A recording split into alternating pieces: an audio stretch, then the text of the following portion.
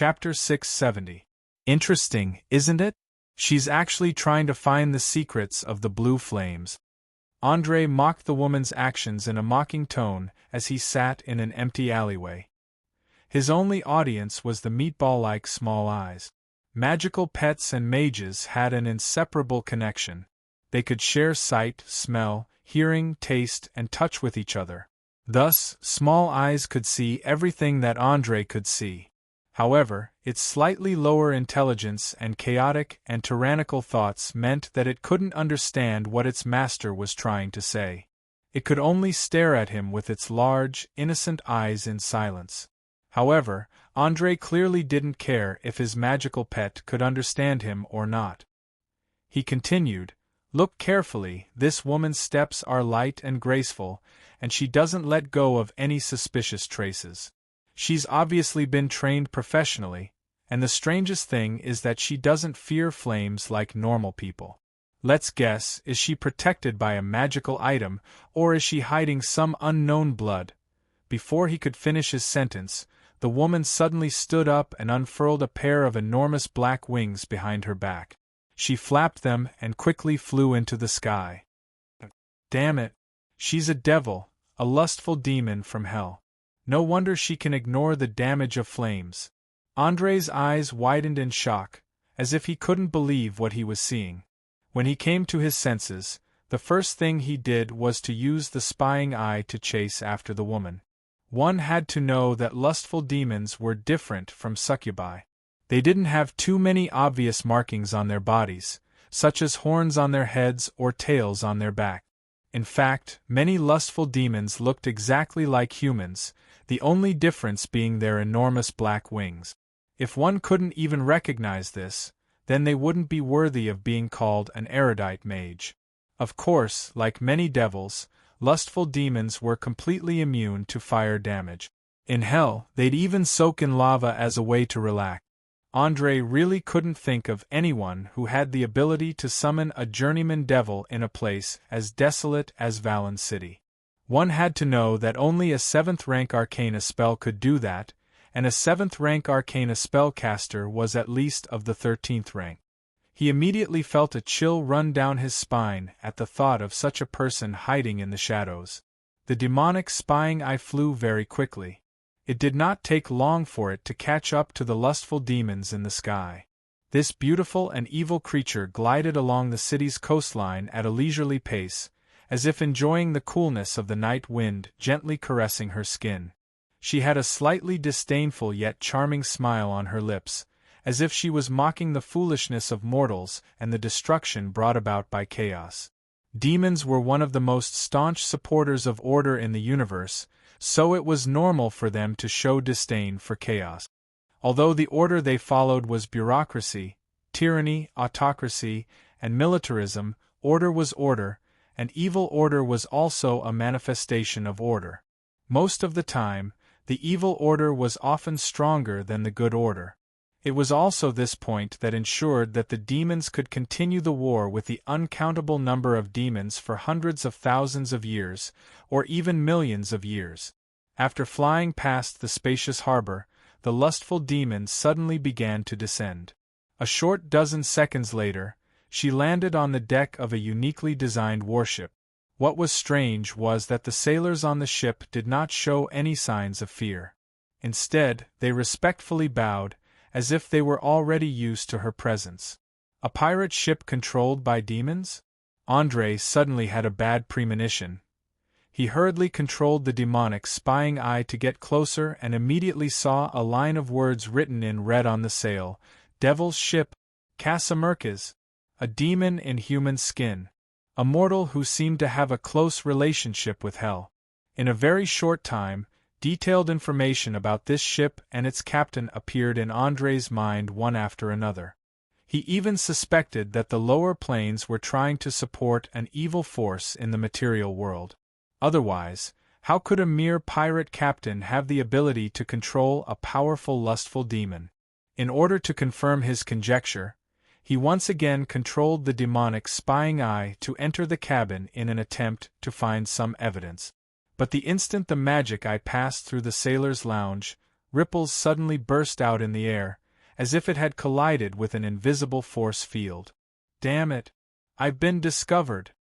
As a mage, André immediately understood that he had encountered some kind of defensive barrier.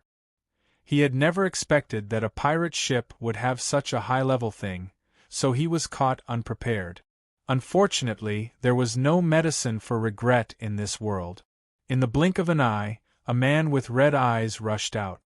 He waved the sharp blade in his hand and quickly destroyed all the demonic spying eyes, leaving no room for future trouble.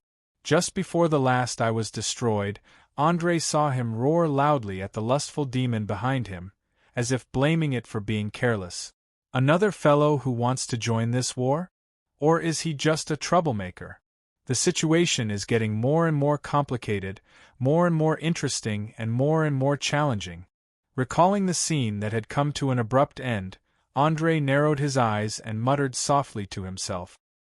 He only had a rough impression of the captain of the devil's ship, Casamercas. He could not think of any motive for him to choose to join the fray at this chaotic moment. After all, even if he had the support of Hell's demons, he only had a little over 100 pirates in the material world. He was not strong enough to ignore numbers, so he had no right to join this dangerous game. Everything seemed so strange, and there was a smell of conspiracy everywhere.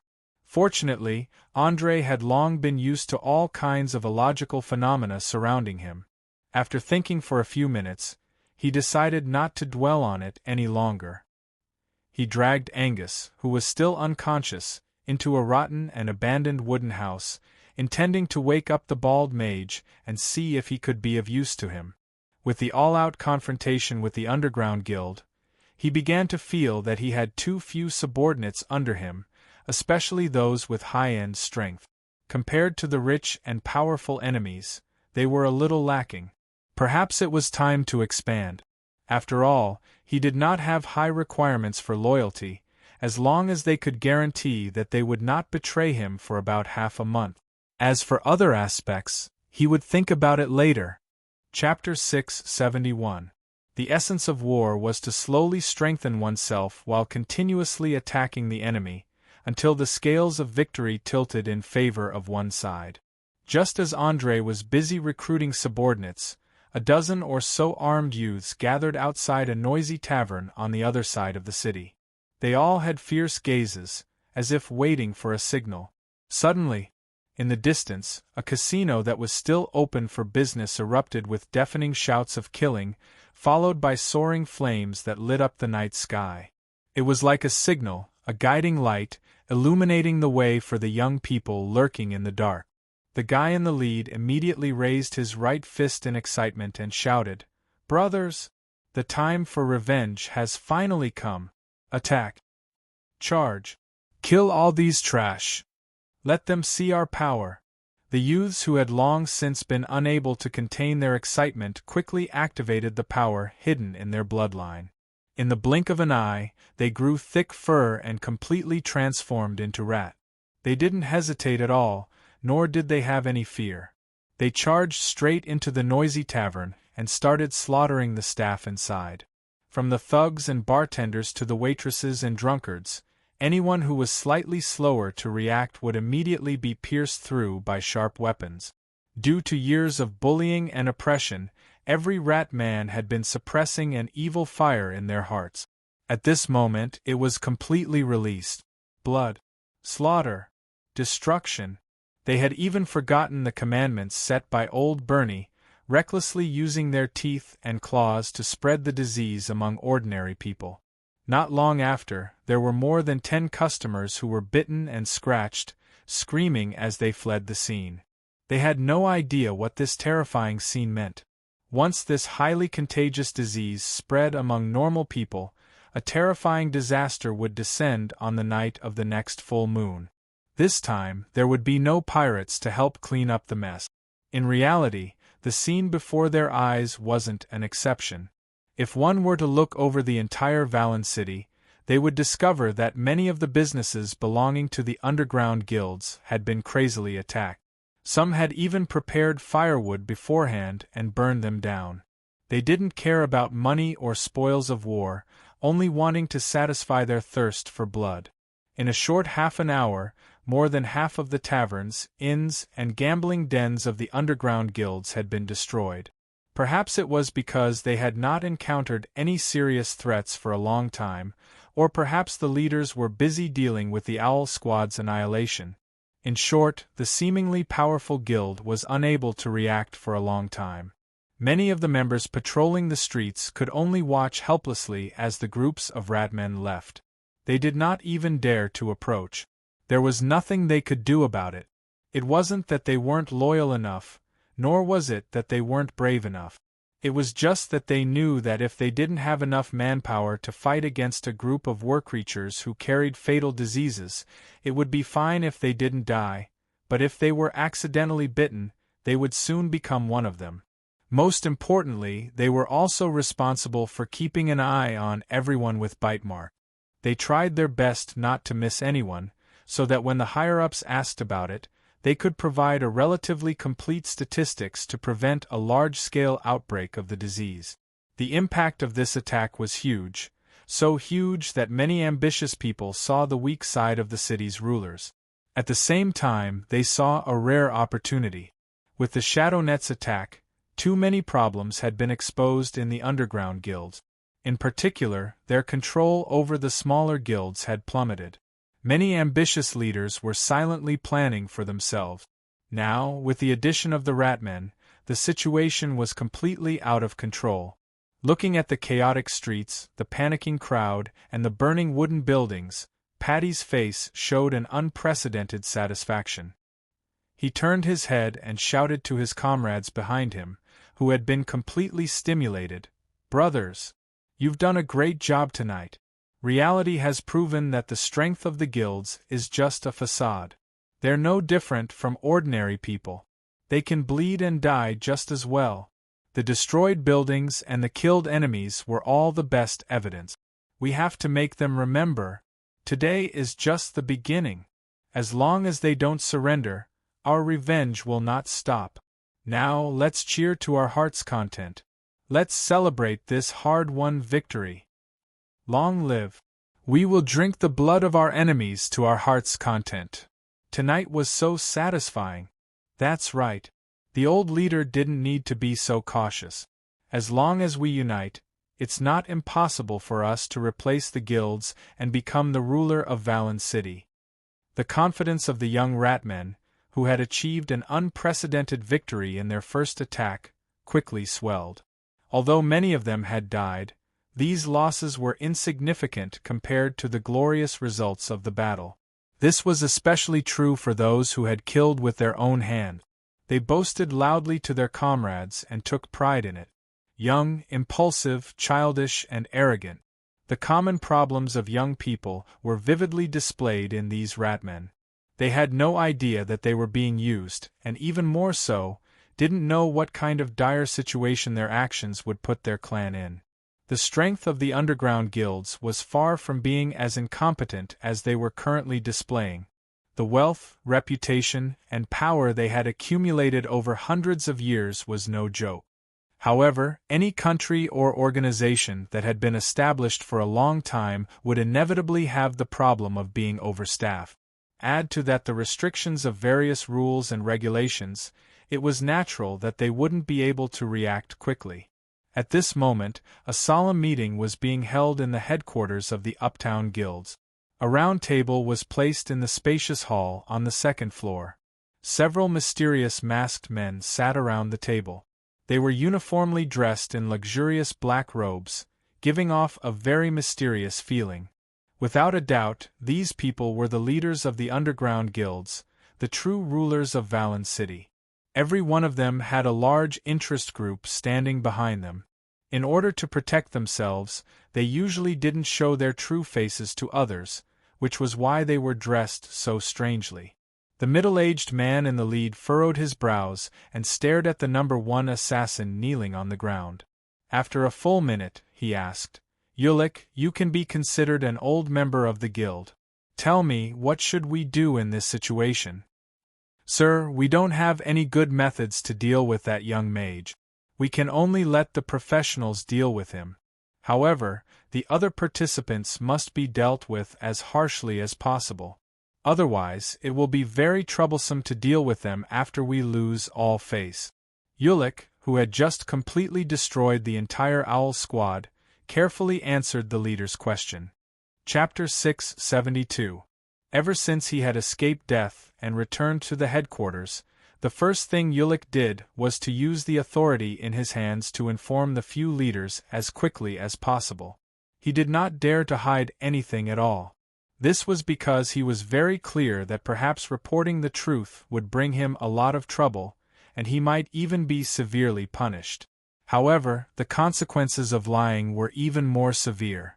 If the leaders did not understand the true strength of the enemy, then the entire guild would face a severe test. If the rule of the underground guild was overthrown, as an executioner whose hands were stained with blood and enemies everywhere, he would definitely be the first unlucky one. After weighing the pros and cons, this assassin who was not too stupid confessed everything. This included how he had obtained information from Casimir, how he had mobilized the night owls to launch an attack without authorization, and how he had been crushed by the powerful magical power in the end, and how he had seen Isidore and Angus descend from the sky when he was escaping. After a short conversation, the meeting room once again fell into a deathly silence. Even though everything below the eyes was covered by masks and did not reveal much of their expressions, it could be seen from the eyes of every leader and the heavy atmosphere around them that their hearts were quite heavy at the moment. Mage, the master of the arcane power. He could release a powerful supernatural power that ordinary people could not understand at all with just a raise of his hand. Although they did not believe that a mere mage could go against a huge guild, they could not help but feel nervous when they thought of the terrifying means that the other party had used to kill all the members of the Night Owls in an instant. After all, no matter how many resources a guild controlled, it still needed to rely on people to operate. It needed to rely on force to deter the subordinate guilds and maintain basic order on the surface. Once the massacre of the direct elites happened a few more times, they would immediately face the danger of having no one to rely on. When that time came, there would be no need for outsiders to launch an attack. A huge internal conflict would erupt, and it would fall apart.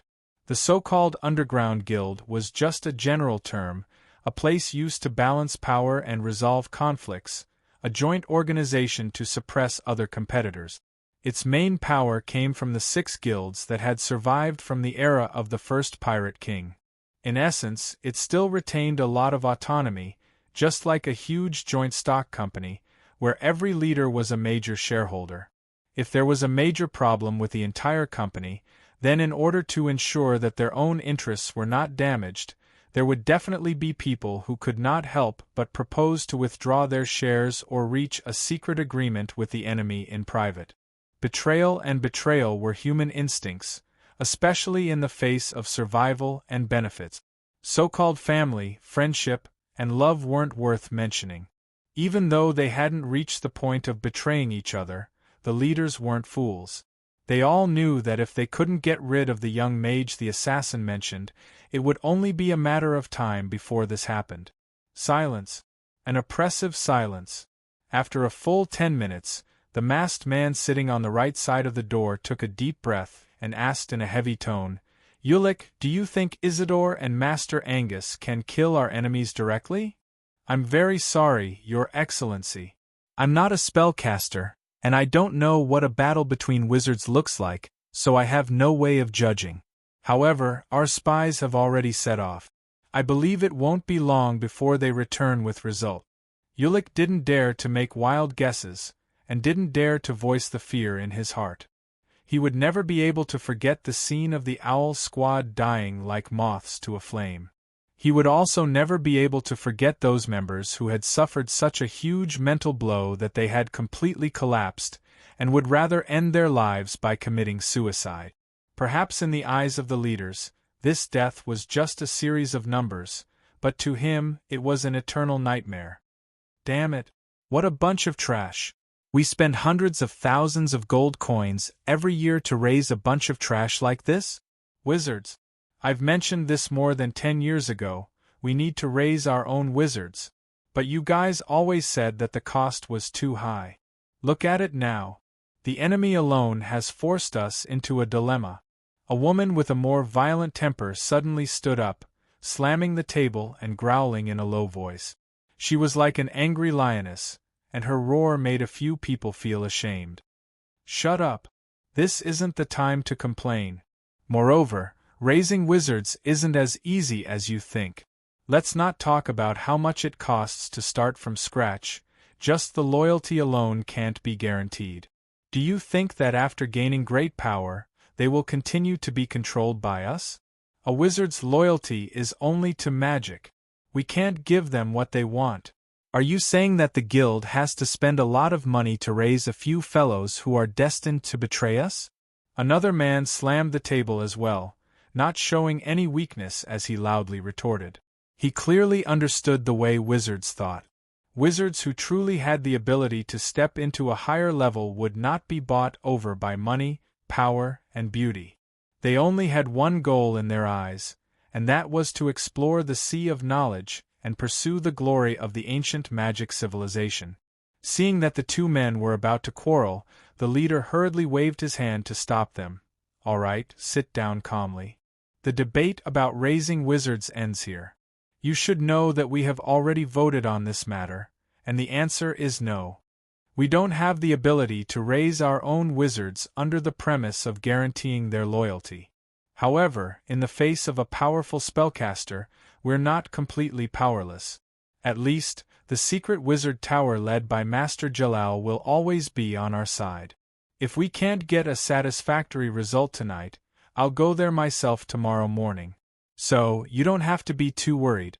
Before he could finish speaking, there was a sudden rush of footsteps in the corridor outside, followed by a knock on the thick door, and a panting voice could be heard. Phew. Phew. Phew. Respected leaders, something bad has happened. Our scout just returned and reported that he found a corpse at the scene of the incident. Judging from the appearance, it should be Master Isidore. What? That's impossible. Ulick, who was kneeling on the ground, suddenly stood up, his eyes revealing a look of disbelief. He had seen the old wizard's mysterious methods with his own eyes, and could not believe that he would die at the hands of a young man. The masked leaders were not much better. Although they were still forcing themselves to be calm, the panic in their eyes could not fool anyone. The messenger standing outside the door swallowed his saliva and explained with a bitter smile. I didn't quite believe it at first, but our people brought the corpse back, and we can check it at any time. Also, I have bad news. More than half an hour ago, the most profitable inns, taverns, and casinos of the guild were attacked by the ratmen. All of them have been lost, and they are even unscrupulously biting ordinary people with their teeth. I believe you know what this means. Chapter 673. Damn it. He's spreading the beastification disease. Has old Bernie gone mad? He's declaring war on us? After hearing the grievous news brought by her subordinates, the woman who had been suppressing her anger for a long time could no longer suppress her emotions. She started to curse while gnashing her teeth. As someone who had personally experienced the rat plague, she felt her entire body tremble when she recalled what had happened that year. Especially the night of the outbreak, the horror was indescribable with words. Even the most determined person would have nightmares for an entire year after seeing it. The beastification disease was a taboo in the entire southern region. Although the beastified people were also a type of human and had the same intelligence and habits as humans, even looking exactly the same when they didn't transform, apart from mages who were full of curiosity, most normal people simply couldn't accept living with them. This complicated relationship was equivalent to a person with AIDS and a healthy person. Although everyone knew that they wouldn't be infected as long as they didn't have any blood contact or sexual activity, once someone was infected with AIDS, the people around them would instantly keep their distance. The beastified people were even more severely ostracized, especially the rat men who had once brought great harm to Valen City. Apart from them, everyone else saw them as a natural disaster. The man in the lead clenched his fists nervously and stared at the others. He said in a low voice, "Looks like we have to make preparations for an all-out war. But before that, send someone to ask old Bernie if he has any explanation. I remember that not long ago, he promised us that the rat men would never initiate an attack. Things have already reached this stage, is there still a need to ask? That old fox must have thrown in his lot with that young mage. Otherwise, with his cautious personality, how could he make such a bold move?" Agreed. This is already an act of war. There's no need to speak any more nonsense. We should retaliate as quickly as possible. That's right. I agree. I agree as well. All right, since you've all said so, I now officially announce that from this moment on, we have officially entered a state of war with old Bernie, effective immediately. As he spoke, the man in the lead fiercely slammed the table. He knew very well that the guild might not have any good methods to deal with a powerful mage, but they had at least 2 backup plans to deal with the ratmen. After all, the ratmen had been a huge threat to the guild for a long time. In order to prevent the terrible disaster from happening again, they had prepared many emergency measures. Now they could finally use them. Of course, the most important thing was that before the enemy mages were taken care of, the guild needed a common enemy that they could unite against, so that everyone could vent the anger and fear in their hearts. Otherwise, it would quickly become a huge hidden danger. Most of the time, waiting was the most terrifying thing. You didn't know where the enemy would come from, what methods they would use, whether you would die, how you would die, or if it would be painful. The guild leaders were well aware of this, so they decided to launch a war against the ratmen to divert the attention of their subordinates. At the very least, they wouldn't have time to think too much. This way, they could temporarily ensure that there wouldn't be any internal chaos. With the official declaration of war, the huge and bloated organization of the Underground Guild began to quickly operate. More than 10 spies quickly shuttled through the streets and alleys of the city, and hundreds of fully armed thugs gathered in a short 2 hours. They went straight to the border of the harbor and surrounded the territory of the ratmen. Their actions caused the originally chaotic city to completely lose control.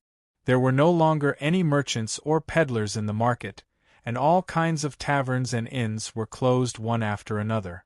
The residents used wooden planks to completely seal the doors and windows of their houses, carefully observing the movements outside through the cracks of their doors.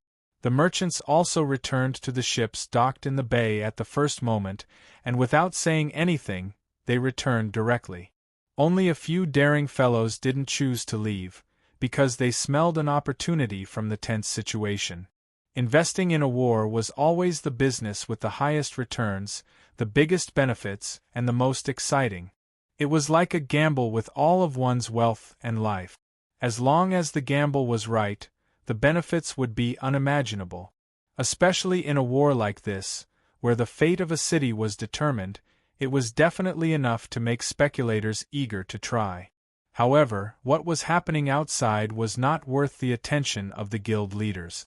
Since the orders were issued, they handed over the command to their subordinates, and sat in the meeting room, staring blankly at the corpse that had just been carried in.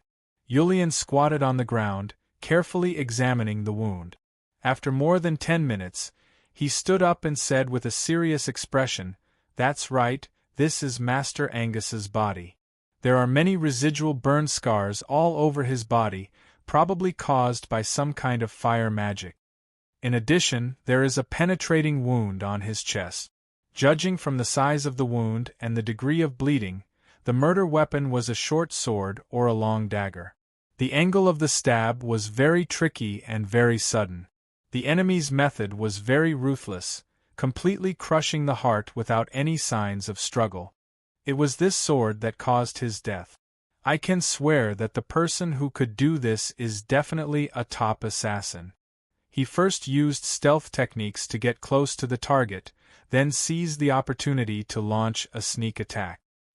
You mean to say, Master Angus died from a physical attack? After hearing the assassin's judgment, a slightly shorter leader stood up and asked loudly in shock. He could not believe that a 9th-level mage could be killed by a short sword. Why were high-level mages revered by ordinary people? It was not because they could create fireballs, lightning, and strong acid out of thin air, and it was also not because they could easily kill people. It was because you never knew what the mage's next attack or defense would be. The unknown was the root of all fear. However, from Julian's description, this leader felt that Angus's actions were all seen through by the enemy, and even predicted his next move. It was like a murder script that had been written, forcing this powerful old mage into a dead end step by step.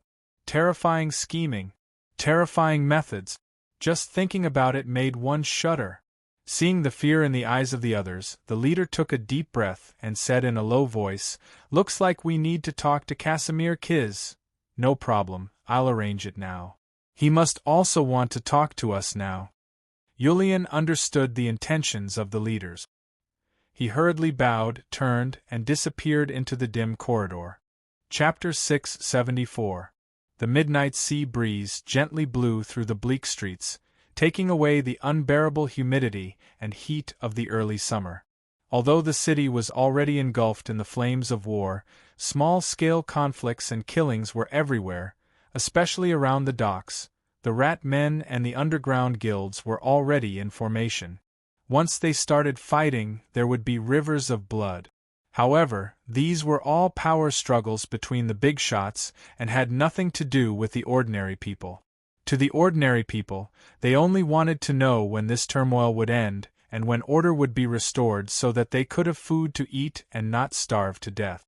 Unfortunately, even such a humble wish couldn't be realized. They could only hide in their homes and carefully calculate their remaining food and water. Once they ran out, they would have to take the risk of going out on the streets to rob others. If they weren't careful, they would die. This wasn't the first time something like this had happened in Valen City, so most of the residents knew what they had to do. They all obediently stayed indoors and patiently waited for the result. After all, no matter if the underground guilds successfully suppressed the riots or the rat men won, they would all try to restore order and prosperity to the city. When the time came, there would definitely be people going door to inform the residents. In a desolate alley, a tabby cat was lying on a roof beam with a raw fish that it had stolen from God knows where in its mouth, peacefully enjoying its midnight snack. Its appearance was comfortable and leisurely, as if the conflict between humans didn't affect its appetite at all. Suddenly, the cat seemed to have discovered something. Its ears pricked up in alertness, and its 2 green eyes stared at a dilapidated and abandoned wooden house not far away. After a short 2 seconds, 2 young men of the same height and appearance walked out from inside. One of them was topless and had a cloak around his waist. His face was filled with a faint smile, and he seemed to be in a very good mood. The other was the exact opposite. Although he was dressed appropriately, his face was very pale, and he couldn't hide the sense of defeat in his eyes. After the topless young man walked onto the street, he smiled and said to his other self behind him, "Ha ha, be happy, Angus, my dear friend. You have to know that you just made a very good choice. I promise that after this matter is completed, you will receive a generous reward." Happy? I'm sorry, but I'm not happy at all. At least, before you deal with Gerald Jenkinson, we can't even guarantee our own safety, not to mention the reward. Another young man curled his lips, his tone full of helplessness. "Don't worry. Give me a few days. Gerald Jenkinson doesn't have a specific position, and it won't be difficult to persuade him. Besides, if he doesn't want to accept my kindness, I'll have to ask him to go to another world." As he spoke, a cold light flashed in the eyes of the topless young man. He was none other than Andre himself.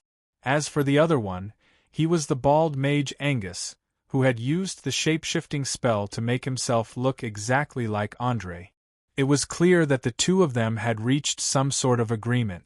Angus had chosen to betray the Magus Tower regardless of whether he had taken the initiative or not, so he appeared to be rather nervous and uneasy. Andre's mood was just the opposite. After obtaining the loyalty of a 9th-level mage, the power he had grasped had expanded to the point that it was enough to contend with the underground guilds. However, considering the strange behavior of Casimir Kiz, Andre didn't do so. Instead, he let the bald mage change into his appearance and continue to attract the enemy's attention. He planned to use Uhtred's identity to sneak into the Magus Tower and take advantage of the fact that everyone's attention was focused on the chaotic situation in the city to get rid of the biggest hidden danger in one fell swoop. After all, that was the Magus Tower. Even the worst Magus Tower had very powerful power.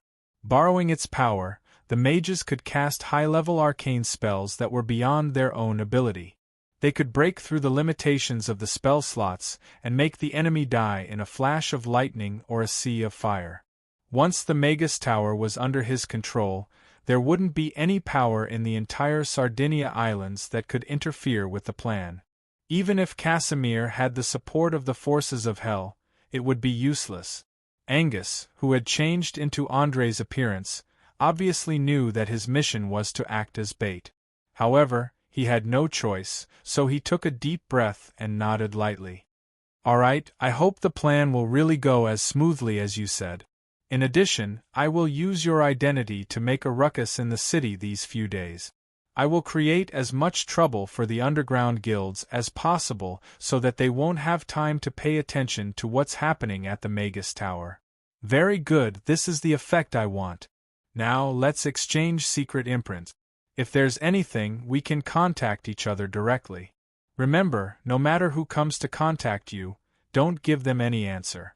It's best if you don't even say a word."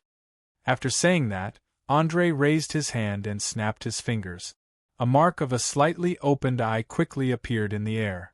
Angus also snapped his fingers and a badger-shaped mark appeared in front of him. The two didn't say any more nonsense. They each opened their own spellbooks and copied the other's secret imprint. Then, they turned around and left without saying a word. Andre wasn't the least bit worried that Angus would betray him, nor was he worried that he would secretly play any tricks. This was because this bald mage had already been forced to sign a harsh magic agreement when his life was in danger. The duration of the agreement was 10 years.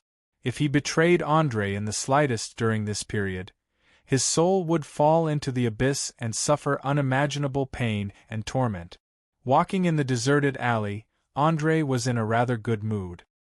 He even softly hummed an unknown tune. Although tonight's unexpected situation was out of his expectations, the result was very beneficial to the whole plan. Not only did he obtain a large amount of information, but he also subdued a powerful mage. The spoils of war were especially generous, especially the level 4 spell that Angus had just handed over, Transfiguration. It solved a lot of problems with his identity. The effect of this Transfiguration arcane spell was to allow the target to completely transform into another person. This included height, weight, appearance, the length of each strand of hair, the color of the pupils, and so on. It could be said that apart from genes, even the fingerprints would be exactly the same.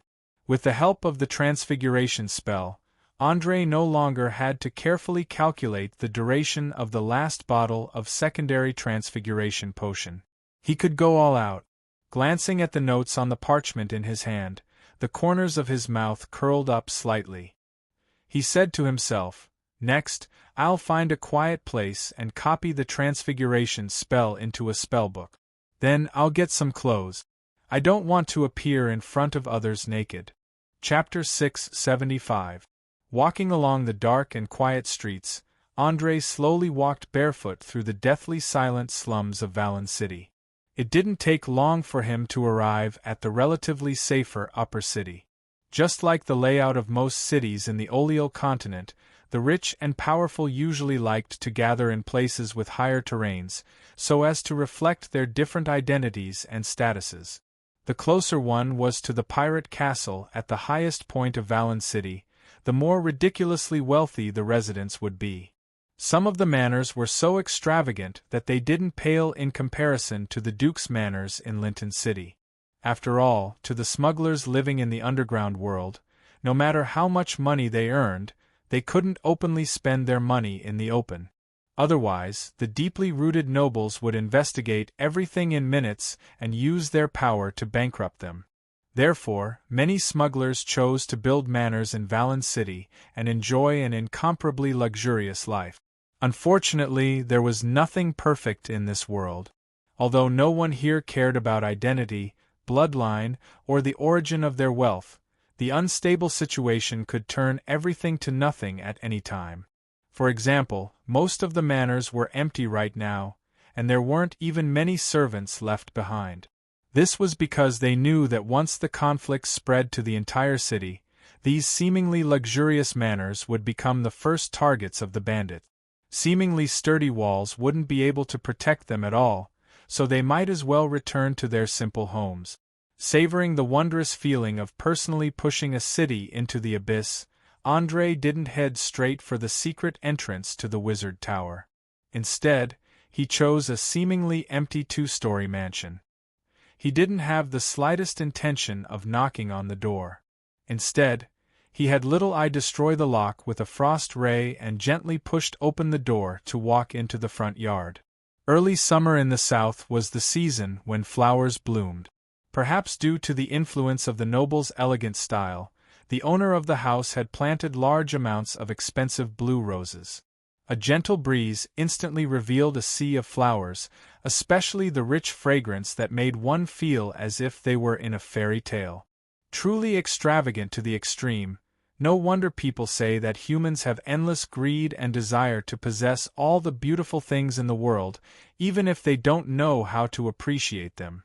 André sighed at the beautiful scenery in front of him as he continued to walk towards the front door of the house. He had once heard Chloe mention that the blue rose was the most expensive type of rose. It was cultivated by a baroness hundreds of years ago and symbolized unique love. Each rose was worth more than 1 silver coin. It was the first choice of wealthy nobles to give to their lovers. There were at least tens of thousands of blue roses in the garden. Just the seeds alone cost thousands of gold coins. It proved how profitable the smuggling industry was. Otherwise, where would the smugglers get so much money to pursue sensual and spiritual enjoyment, although this pursuit was as ridiculous as the nouveau riche? However, André did not intend to laugh at the owner of the house. He only wanted to enter the house to find some clothes, socks, and boots that fit him.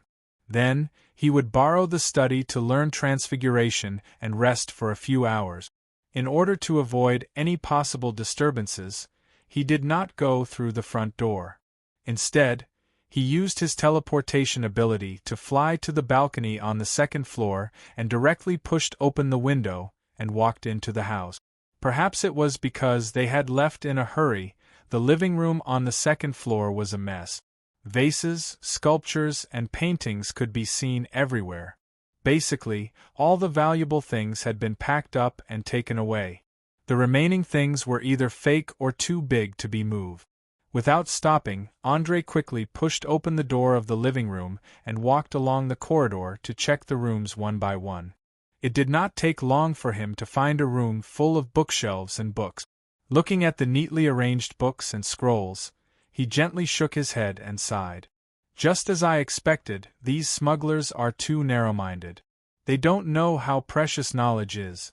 If a noble family was fleeing, the first thing they would protect would be the books in the study, not the gold and silver. Having said that, André casually picked up a few simple books and flipped through a few pages before putting them back in their original places.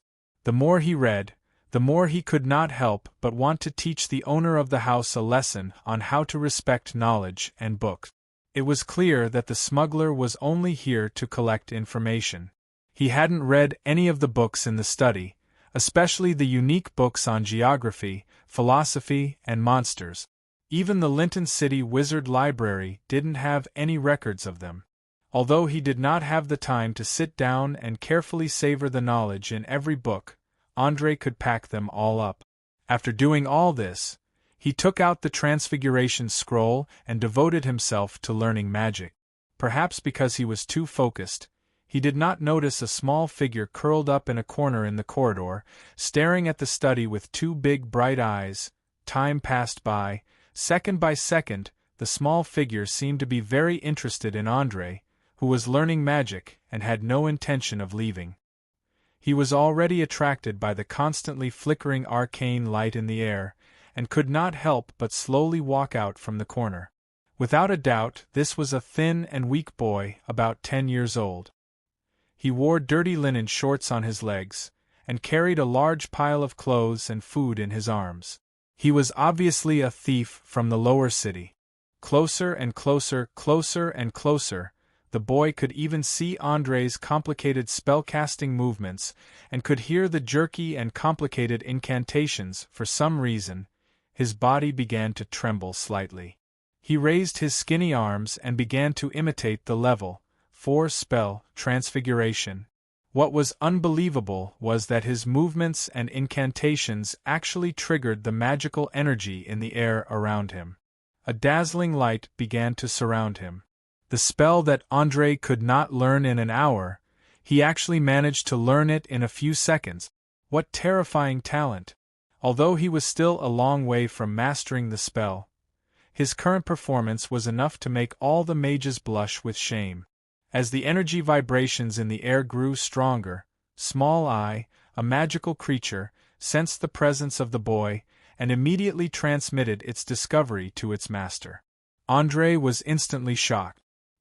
He hurriedly stopped his spellcasting movements, and looked at the boy behind the bookshelf, who had entered a spellcasting state with an incredulous expression. The violent power of the arcane art was rapidly gathering in his body, just like a huge magnet, a black hole that could never be filled. Chapter 676. Everyone on the Olio continent knew that it was very dangerous to interrupt a spell that was in the middle of casting. The higher the level of the spell, the more energy would be gathered and controlled. Once the spell went out of control, it could cause serious injuries or even death to the caster. In the worst case, it could cause a disaster like a landslide or a tsunami. Although the magic energy gathered by the boy was not enough to threaten Andrei's safety, he still did not disturb him in any way. Instead, he carefully prepared for the danger and waited for the boy to complete the spell or fail to cast it. No one wanted to be affected by the loss of control of Arcana, because you never knew what the consequences would be. Sometimes, even if nothing happened, strange things would happen after a while. For example, a man would suddenly turn into a woman, or some organs would disappear or lose their functions. In short, according to the description in the book Arcana Principles and Composition, all magic in the world was made up of primitive energy, and these energy particles contained countless possibilities. They could be shaped into any shape in nature. When the spell went out of control, it was not surprising that accidents would happen. This was also why many mages believed that they had to be careful when using their own power. Most of the time, they would rather use more complicated strategies than use powerful spells to crush their enemies. Although Andrei did not agree with this conservative idea, he was not an extremist like Ulysses the necromancer who believed in using magic to solve all problems. Feeling the vibration of the energy in the air getting more and more intense, he quickly realized that the spell model was about to be completed. So he immediately kicked the table over and used it as a shield. Reality proved that this action was absolutely necessary. In just a second, a visible energy shockwave spread rapidly from the boy to the surroundings. Everything that was touched by the energy changed strangely, especially the bookshelves around. They twisted into a terrible spiral shape, and the floor cracked into uneven and irregular slopes. The walls and the ceiling merged together in an unbelievable way, like an arched bridge. As for the table that Andrei used as a shield in front of him, well, it could not be called a table anymore. The energy of the transmutation arcana had turned it into a four-legged wooden horse. What was even more unbelievable was that the drawers and the things inside the drawers were not damaged at all. The door of the room changed from a rectangular shape with a height of 2 meters and a width of 60 centimeters to an oval shape of the same area, and it was even upside down. André narrowed his eyes and muttered to himself as he looked at the strange and wonderful scene before him. Unbelievable! A child can actually release such a powerful force. Could it be that there's some secret hidden in his body? The boy was clearly shocked by the damage he had caused. He stared at his hands with his eyes wide open. He stood there in a daze, unable to recover for a long time. There was no doubt that there was a problem with the spell model he constructed, which was why the transformation was not complete in the end. However, the uncontrollable energy was released in a different form, resulting in the current result. André looked at the boy's confused face and sighed. He said, "Kid, come here. I have a few questions for you." What's the problem?" The boy cautiously took 2 steps back and kept looking back at the door behind him, as if he could run away at any time. "Relax, child. I mean you no harm. Perhaps you don't even know what you just did, but I can tell you clearly that you almost completed a 4th-tier spell. Do you know what that means? That's something that only a 7th-tier mage can do, but you did it just by feeling and imitation." André tried to explain the situation as concisely and easily as possible because he now understood why the boy could do such a thing. It was because he was a natural-born warlock. Unlike mages who relied on their wisdom and research to obtain arcane power, warlocks obtained arcane power either through their innate instincts or by relying on the special blood flowing in their veins. Obviously, the boy was attracted by the transformation spell and activated the power that had been dormant in his body for many years. This power was so powerful that it was far beyond his control. Perhaps because he realized that André did not mean any harm, the boy calmed down a little. He licked his dry lips and asked carefully, You mean I have the talent to become a mage?" André smiled and shook his head. "No, child. You will never become a mage because you are a natural-born warlock. Can you tell me about your family situation? For example, who are your parents?" "Warlock? What's that?" As a poor person who struggled on the verge of death, the boy did not know much about the power system of Audiobook. He had never even heard of the word warlock. Warlocks are also known as natural-born spellcasters. They are born with powerful magic power, but this power is hidden in the depths of their body, heart, or soul, waiting for the day when it can be released. Of course, warlocks and mages are very similar to each other to some extent, but there is a saying that distinguishes them very well. Mages choose magic on their own initiative, while warlocks are the opposite. It is magic that chooses them. Judging from your performance just now, if I'm not wrong, this should be the first time in your life that you have shown your power, right? It's very interesting, isn't it? I can feel that you must be very confused, but also very excited. But remember, the power of arcane magic is not that easy to control. It is far more dangerous than you can imagine. Maybe you were lucky this time and did not suffer any harm, but the goddess of luck will not always favor a mortal. Without systematic learning, the consequences of imitating a high-level spell will definitely be enough to kill you 10 times over. André had never thought that he would meet a newly awakened warlock in such a situation. He was full of curiosity, wanting to know where the boy's power came from. Was it the supernatural blood flowing in his body? Or was it, as some scholars speculated, from the magic nodes, or from the influence of another world? The boy clearly felt the excitement in André's eyes. He took 2 steps back in fear, but for some reason, he did not turn around and run away. Instead, he mustered up his courage and asked, "Why are you telling me this?" "Why? Haha." André smiled and spread out his hands. "It's very simple. Because warlocks are very rare. To be exact, they are very rare. I am very interested in them, that's all." Chapter 677. No one knew where the first warlock of Audiobook came from, and no one knew the reason for the birth of these individuals, who were born with a strong affinity for magic. The only thing that was known was that the offspring of a supernatural being, an immortal, had a certain chance of becoming a warlock. In ancient times, humans made use of this to create a large number of warlock families. Some of the more famous families even continued to this day through close relationship. However, with the erosion of time, more and more warlock families completely died out and eventually became ordinary people. However, there was not only one way to create a warlock. After the research of many scholars and mages, they found that there were other ways for ordinary people to become a warlock.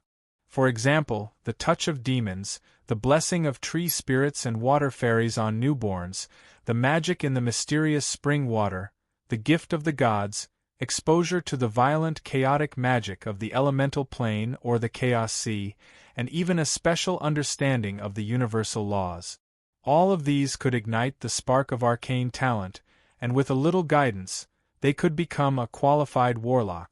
André did not know which type the boy in front of him belonged to, but from his performance just now, his talent was undoubtedly very strong, and his body did not show any obvious abnormalities.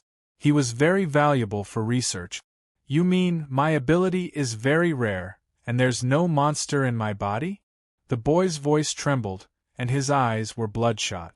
Tears were swirling in his eyes, and he looked especially agitated, as if he could cry at any time. Yes, although I still don't know where your ability comes from, it is undoubtedly very rare, even rarer than mages. If the number of mages in the whole continent is compared to 50, then the number of warlocks is 1.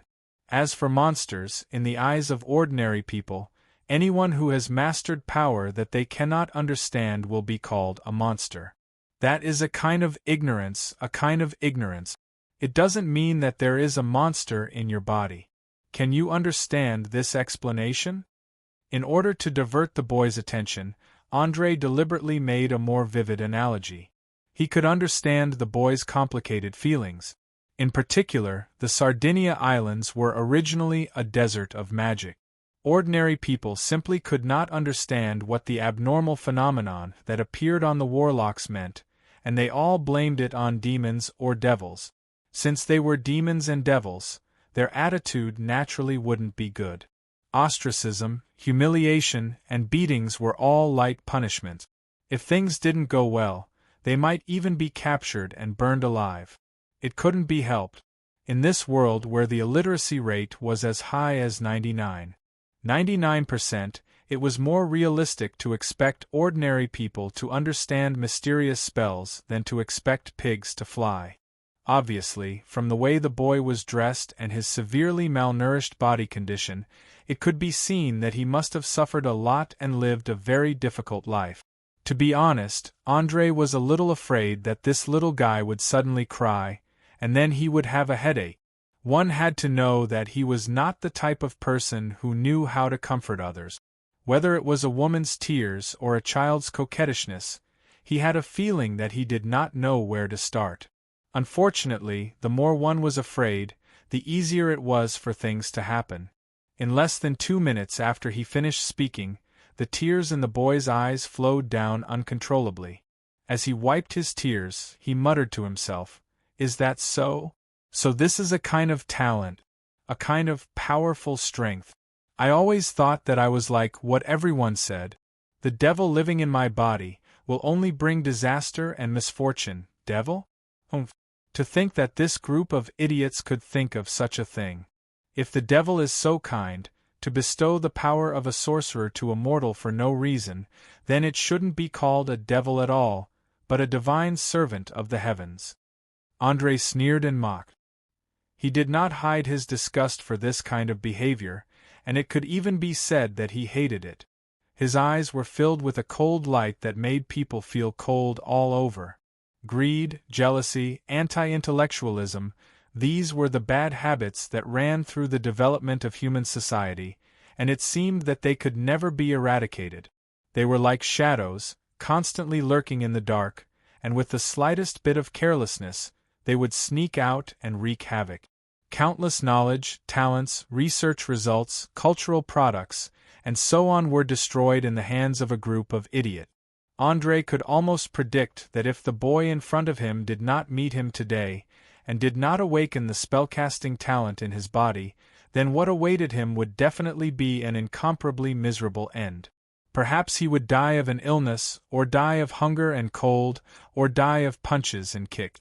In any case, the probability of him living to adulthood was definitely less than 5%. It doesn't matter. Anyway, no matter what others say, I'm already used to it. Thank you, respected Mr. Mage. You let me understand that I'm not a devil, that's enough. The boy wiped away his tears and bowed deeply. Enough? No, child, although forgiveness is a virtue, not everyone deserves it. Now tell me, do you want to take revenge on those bastards who bullied and humiliated you? Don't worry, as long as you nod your head, I can take care of everything for you.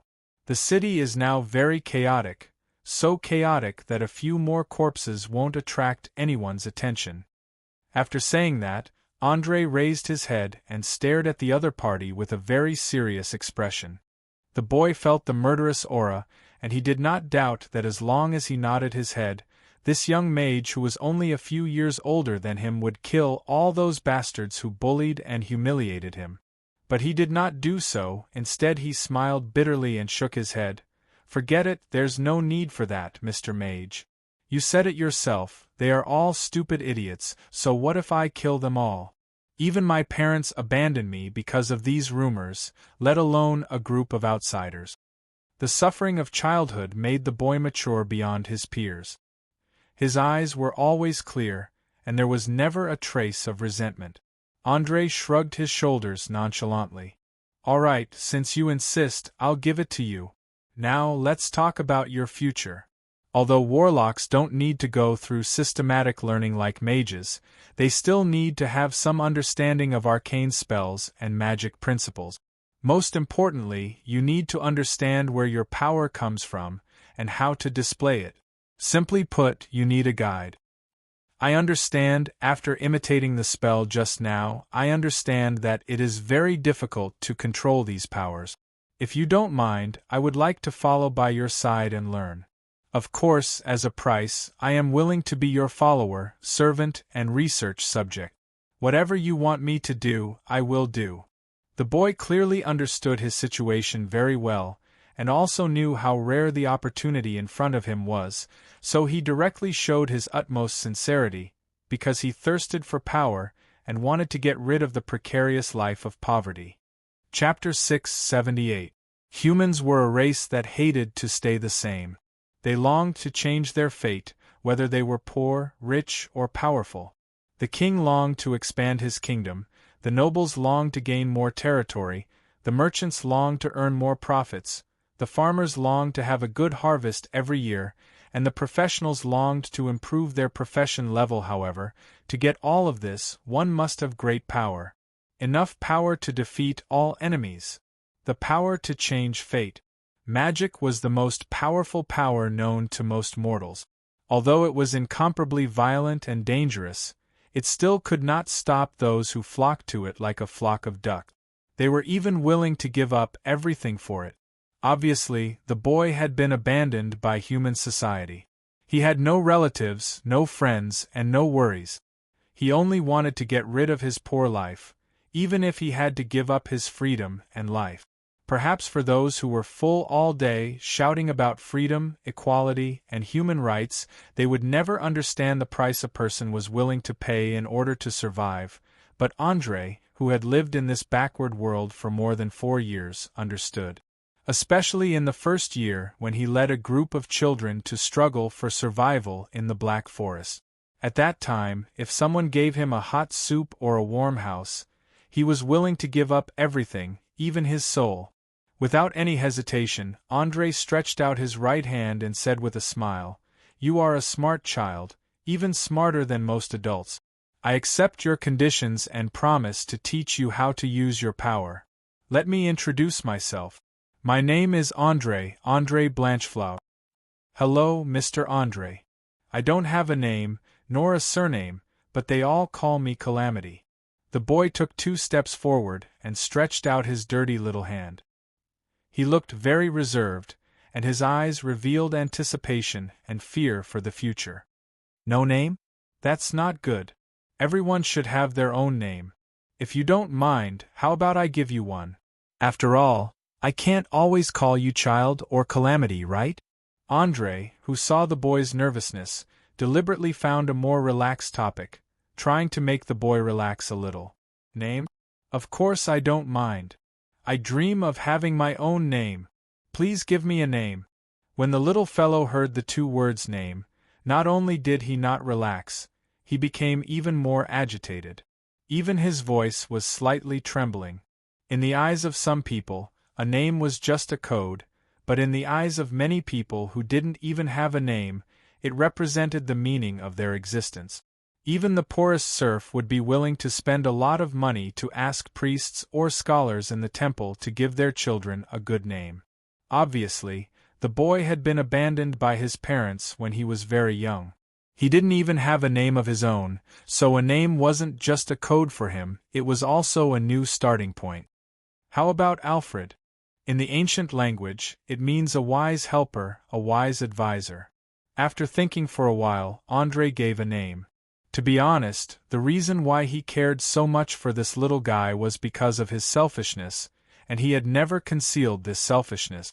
Now, he was even using the convenience of naming to express his intentions.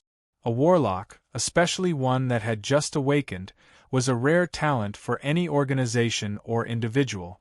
With a little training, he could become a qualified assistant. Moreover, during the training process, he could observe and study the source of the warlock's magic power at a close distance. It was killing two birds with one stone. In the original plan, Andre had intended to take in the warlock of Shadowweb, Elf, under his command. But now that there was a better one, that fatty was no longer in his hunting range. Even a fool would know the price to pay to obtain the loyalty of an adult, but to obtain the loyalty of a child, the price was less than 1/100th of the former. Alfred? I have a name. Ha ha ha ha. I finally have a name. The boy's eyes became brighter and brighter, and finally he laughed happily. There was a trace of bitterness in his laughter, as if he was bidding farewell to the suffering of the past. Andre smiled and nodded and said meaningfully, "Yes, you have a name. From now on, you will no longer be that abandoned child who is bullied by others. You will master the power of arcane magic, and become a high and mighty spellcaster in the eyes of ordinary people. Remember this moment well, it will leave a rich and colorful mark in your life. At the same time, don't forget your original goal. If there was any profession in this world that could be compared to a dragon that could become strong just by sleeping, then the warlock would definitely be at the top of the list. This profession did not need to study as hard as a mage to gain power through the understanding of objective things and the laws of the universe, nor did it need to undergo arduous training day after day like a warrior. They only needed to activate the mana in their bodies and find a way to release this mana. Then, they would naturally be able to release magic spells.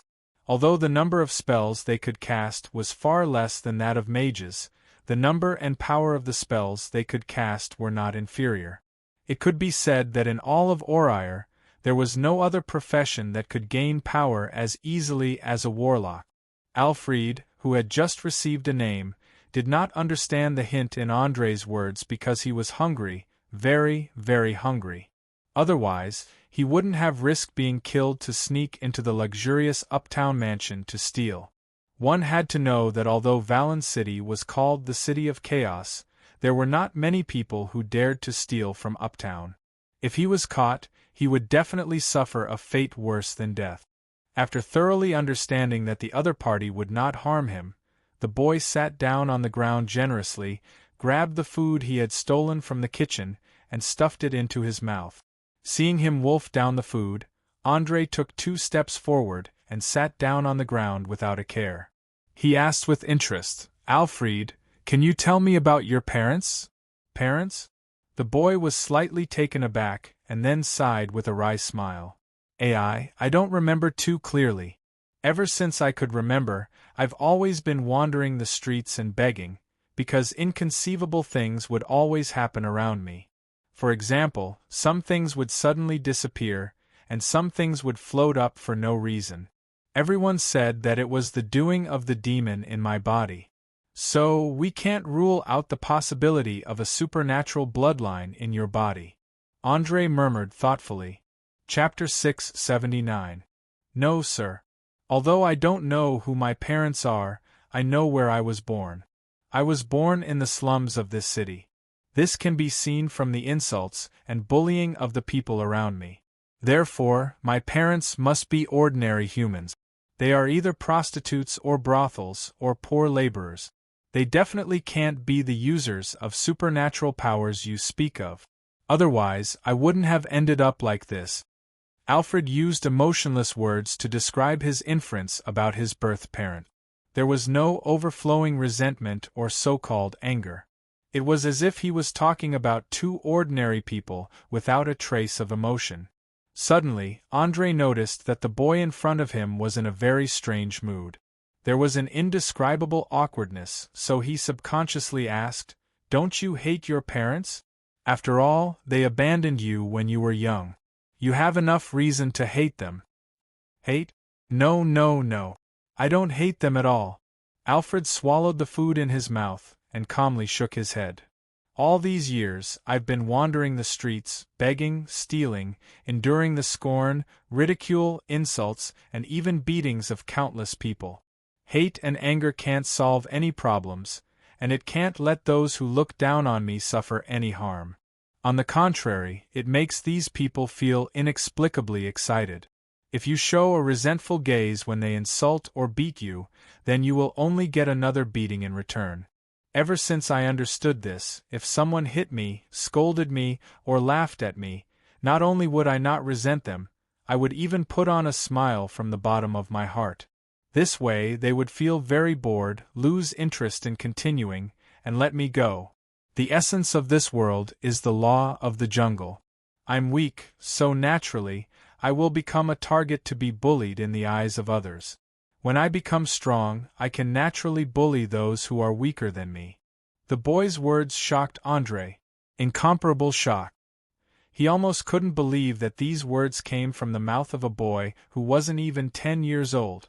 However, after giving it some thought, he felt that under the cruel living conditions, it wasn't strange for an immature child to have such thoughts.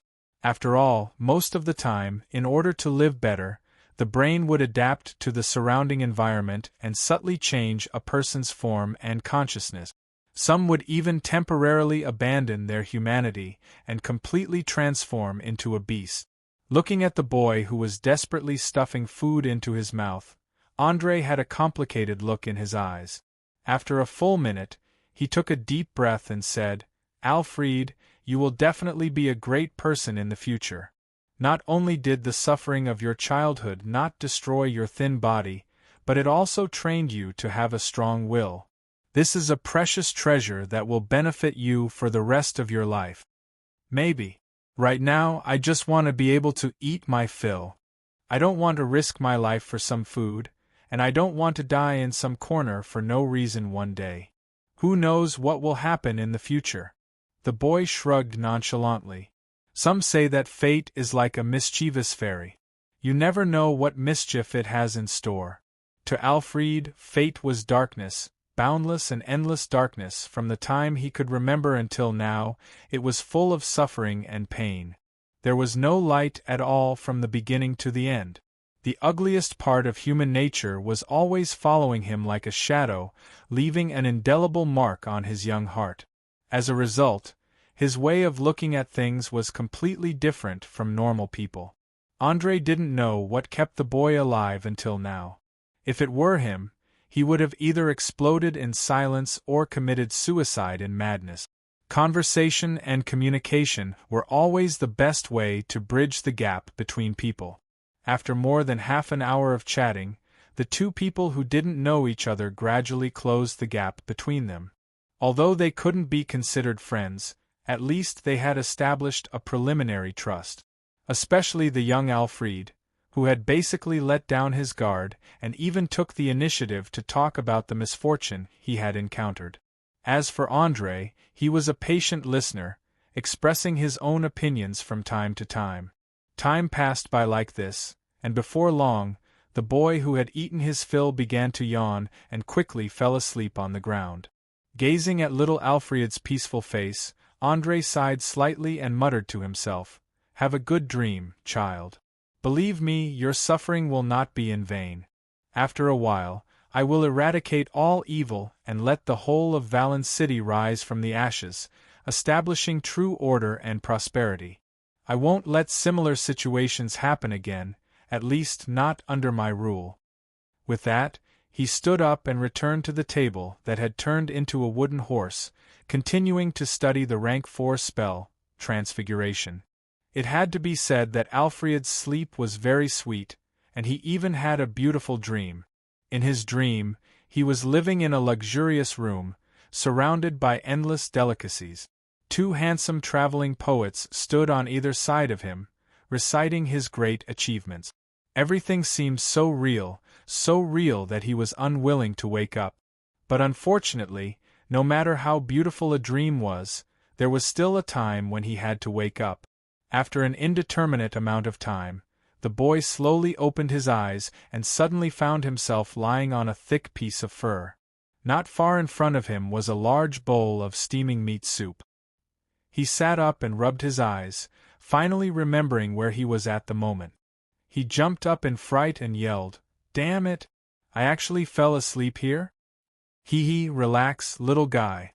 If you're worried that the owner of this house will suddenly return, then I can tell you that it won't happen within a few days.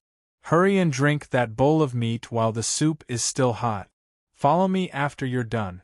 Remember, no matter who you meet, don't speak, and you're not allowed to call out my name, understand?"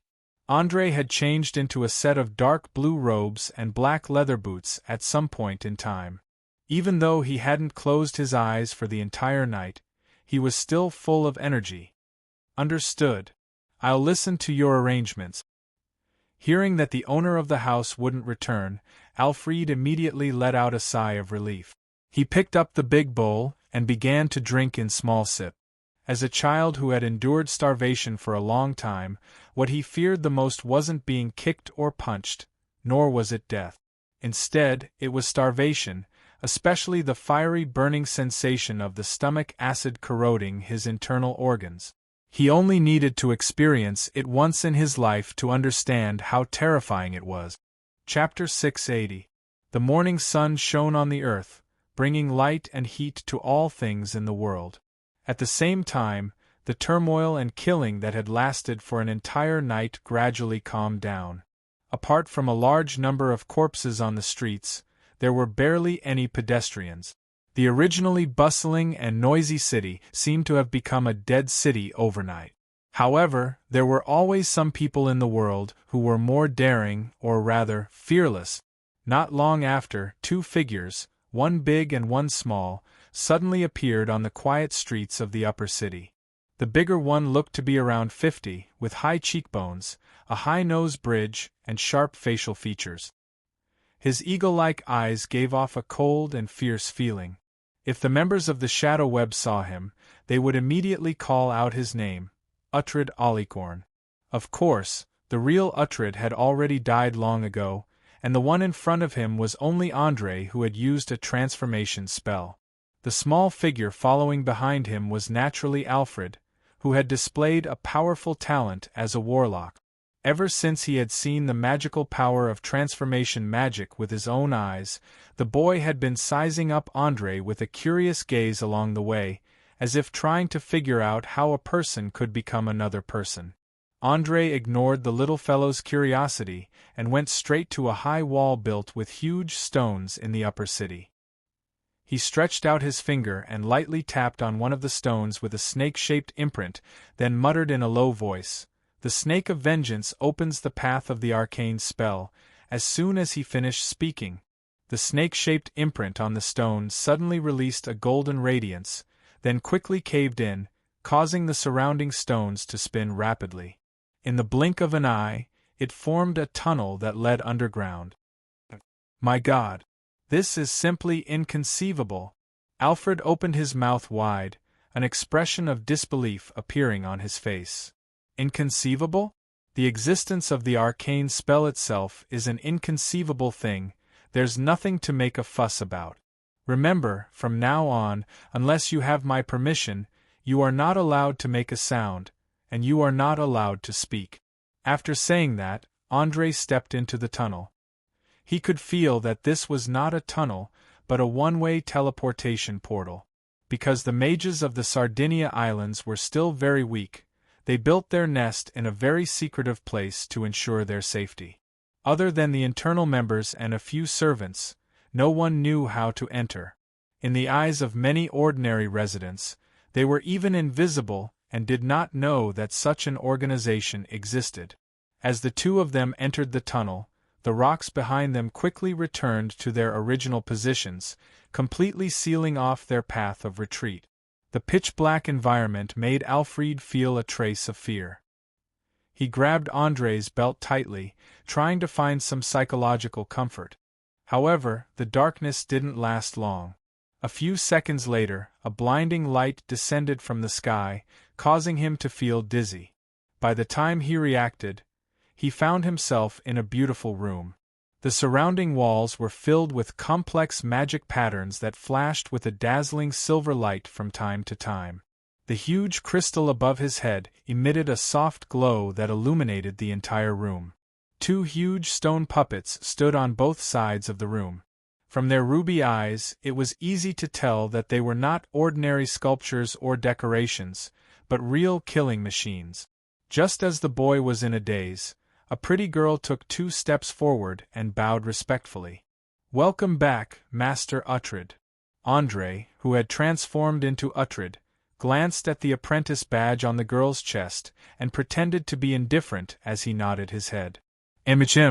Did anything happen in the tower during the few days I was away?" "I'm very sorry, Master.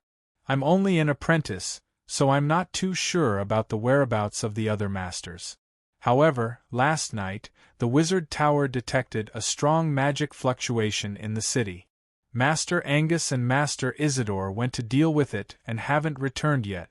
Earlier today, Master Gerald Jenkinson received a message from the Underground Guild and also left." The female apprentice appeared to be very careful. Even when answering questions, she tried not to be subjective, for fear of accidentally getting involved in the fight between the masters.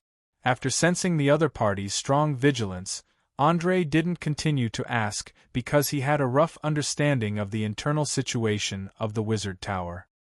He directly pointed at the boy behind him and ordered, "Take him to take a bath and change into an apprentice's robe. Then send him to my room." The female apprentice glanced at Alfred with pity and hurriedly bowed, "As you wish, master." In her opinion, the boy in front of her was dead for sure. Moreover, he would die very miserably. There was no possibility of him surviving.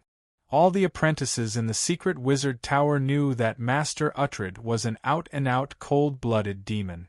Once one became his experimental subject, the death rate was 100%. However, the girl didn't know that the real Uhtred had died long ago, and the one in front of her was a fake. Ignoring the thoughts of the female apprentice, André gave Alfred a reassuring look before turning around and walking inside. After hearing the news of Gerald Jenkinson's departure, he couldn't wait to ransack the place. To be more precise, he wanted to take over Uhtred and Isidore's inheritance. These two fellows were not low-ranked mages. In their rooms and laboratories, there must be many precious magical items, materials, potions, formulas, books, and so on. If he didn't properly ransack them, he would be letting himself down. When Angus betrayed, he had clearly explained that in the Valen City Mage organization, including himself, there were only 4 people who could be called masters. 2 of them were already dead. This also meant that after Gerald Jenkinson left, André, who was disguised as Uhtred, could do whatever he wanted. Apart from the central control room, there was no place he couldn't go. Under the gaze of many apprentices and low-ranked mages, André quickly passed through the corridor of the public area and arrived in front of a door with a skull engraved on it. Without hesitation, he took out Isidore's spellbook and slipped it into the groove in the middle of the door. In an instant, 2 rays of lethal red light shot out from the skull's eyes. André was obviously prepared for this. With a sidestep, he easily dodged the attack and wasn't hit. Without a doubt, this was a trap that Isidore had set up in front of his room. As the trap was triggered, the stone door began to slowly rise. Not long after, a large circular space was revealed. Chapter 681. Oh, damn it. It would be great if I could call a moving company right now. Looking at the dazzling array of materials in the room, the never-before-seen apparatuses and tools, as well as the hundreds of books related to magic, André could not help but want to transform into the most ferocious bandit and rob everything in the room, even though he had seen many big scenes. But unfortunately, Aurier did not have a moving company, nor did it have a telephone or communication satellite. It was impossible for him to move so many things by himself. This feeling was like a person standing in a warehouse full of gold, but helplessly realizing that he could not take much away. Pain. Conflict. The saddest thing in life was this. Sigh. Life is not as you wish. Follow the basic principle of robbery, try to pick small, light, and valuable things to take. André muttered to himself softly and walked into the house, closing the stone door behind him. He began to act like a real bandit, quickly identifying the value of all the items. It had to be said that after becoming a mage, he had accumulated a huge amount of professional knowledge, allowing him to become one of the most professional robbers in the world in a very short period of time. In less than 10 minutes, he was able to pick out the items that he urgently needed from the thousands of strange and bizarre items. For example, there was a core of elemental energy. It could provide an endless supply of energy, and was a necessary item to make golems or other puppets. Another example was a small bottle of viscous green liquid. It was the essence of the blood of a cave troll. Just a little bit of it would allow the cells to have a terrifying self-healing effect. Even if there was only a finger left, it could be restored to its original state by swallowing other creatures. The only drawback was that this thing would destroy one's rationality, and anyone who used it would become as stupid as a troll. There were many other similar precious materials. Under André's careful selection, the materials that Isidore had saved up over the past few decades quickly filled up a snakeskin bag that was 2 feet long and half a foot wide. Of course, this pocket was also a magic item found in the corner of the room.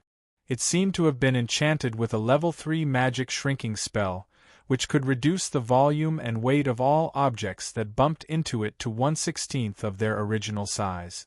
With this, the looting operation became much easier. Many of the larger experimental equipment were stuffed into it. After doing all this, André was slightly relieved. Taking advantage of the fact that no one was paying attention, he picked up the bag and quickly left the room. At the same time, he took out the magic book embedded in the door and turned to walk towards the room that belonged to Uhtred. Last night, he had already received a simple structural diagram of this secret mage tower from Angus, as well as various things to take note of. Therefore, he was not nervous at all. He skillfully removed the secret code hidden in the pattern on the door, and then quietly entered a room with a huge water tank. There was no doubt that this was Uhtred's lair. Unfinished research was placed everywhere, especially the black and red liquid in the water tank that emitted a foul stench. At first glance, it was obvious that it was related to demons. Even without using a detection spell, one could guess that this was where he summoned the succubus. Just when André was about to flip through the notes placed on the experiment bench, the door behind him was suddenly knocked, followed by the voice of the female apprentice not long ago. "Master Uhtred, I have already cleaned this boy according to your request." André hurriedly threw the snakeskin bag in his hand behind the nearest cabinet, and deliberately put on a serious look as he replied, "The door is not locked, come in. In that case, I won't be polite and disturb you." After saying that, the young female apprentice carefully pushed open the door, but she didn't have any intention of coming in. Instead, she lightly pushed the boy beside her.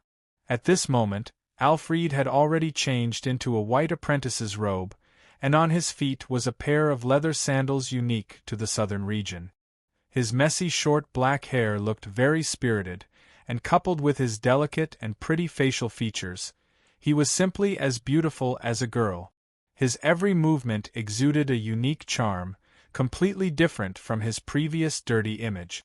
The young female apprentice didn't even conceal the infatuation in her eyes, as if she wanted to swallow him whole. Extraordinary charm. As a knowledgeable mage, André almost immediately thought of this word. This was a kind of innate talent, and just like the literal meaning, it would allow a person to have an indescribable affinity, making it easier to obtain the love and loyalty of others. It belonged to a natural leader, organizer, and coordinator. However, it wasn't too strange for a sorcerer to have extraordinary charm, because a sorcerer originally belonged to a profession with high charm. No matter what method he used to become a sorcerer, he would inevitably have a different temperament from ordinary people. Perhaps he might not necessarily be very beautiful, but you definitely wouldn't be able to ignore his existence. Even among thousands of people, he would be easily recognized. To put it simply, charm was almost equivalent to the power of existence. It covered a very wide range, from the influence on people and things around, to the affinity with magical elements, to whether it was easy to obtain the favor of gods or powerful creatures. Perhaps before awakening his talent as a sorcerer, the boy was still a little beggar who was ostracized by human society. However, after awakening his talent, his charm had greatly increased, and he was no longer a small person who could be easily ignored. Cough. If there's anything else, you can leave now. Noticing that the female apprentice's eyes were getting more and more heated, André frowned and deliberately coughed, rudely ordering her to leave. I'm very sorry. The female apprentice was frightened by the cold gaze, and hurriedly bowed, hurriedly turned around and disappeared at the end of the corridor. Although she was very unwilling to leave Alfred with a demon, she still didn't have the courage to disobey the orders of a master. After watching the female apprentice leave, André didn't say anything else and directly used the incantation recorded in Uhtred's spellbook to seal the whole room. Following that, he said to the bewildered boy, "I'm a little busy now, you go over there and sit for a while. Whether you sleep or sit and watch, in short, don't make a sound, and don't casually walk around or touch anything. I ask you to maintain absolute silence, understand?" "Understood. Please don't worry, I won't cause any trouble." Alfred had a more mature mind than his peers, so he obediently nodded and agreed. In fact, as a sorcerer, he could sense that more than half of the objects in this room were emitting faint energy waves. Even if no one reminded him, he wouldn't easily touch them. Chapter 682. As a person who kept his promises, André would never forget that he had promised a succubus a few days ago to summon her back to the material world from the bottomless abyss. Now that he already had the necessary things to carry out the summoning ritual, he naturally wouldn't waste them, especially the binding magic circle that Uhtred had drawn. It could be said to be completely flawless, saving him at least a week of preparation time. Of course, the most important thing was that before meeting Gerald Jenkinson, he needed to make all the necessary preparations. A succubus who had a deep understanding of human desires could provide a lot of useful suggestions, and could even act as a qualified helper in battle. Ever since the God of Gods used his supreme power to isolate powerful entities, including the gods, from entering the material world, interplanar teleportation and summoning had become very difficult. In the past, only level 5 magic was needed to open a portal to another world, but now it required level 7 magic at least. Normally, level 9 mages would be unable to complete such a summoning. However, with the help of the Wizard Tower, everything would instantly become a lot easier. At least in terms of energy supply, even the most crude Wizard Tower wouldn't be inferior to a legendary mage. Analysis. Arcane geometry construction is perfect. Analysis. Magic energy flow speed is normal. Analysis. Binding magic circle has no flaws. Analysis. Concentration of demon blood in the pool is low. Analysis. Space structure is stable. Andre's eyes were like electronic scanners. Wherever they passed, detailed information would be immediately reflected in his retina. Normal mages would need several days to complete the inspection work, but he only needed a few minutes to completely complete it. Of course, this was only a preliminary inspection. The next thing to do was to carry out the repair. It must be known that no matter what kind of magic ritual it was far more complicated than simple arcane magic, and at the same time, more dangerous. Andre didn't dare to be careless at all. He didn't want a little mistake to cause the summoning to fail, or directly open a permanent passage to the abyss. After more than an hour of hard work, all the preparations needed for the ritual were ready. Andre almost didn't hesitate at all, immediately starting to chant the incantation according to the records in Uhtred's spellbook, continuously pouring the energy of the wizard tower into the magic circle.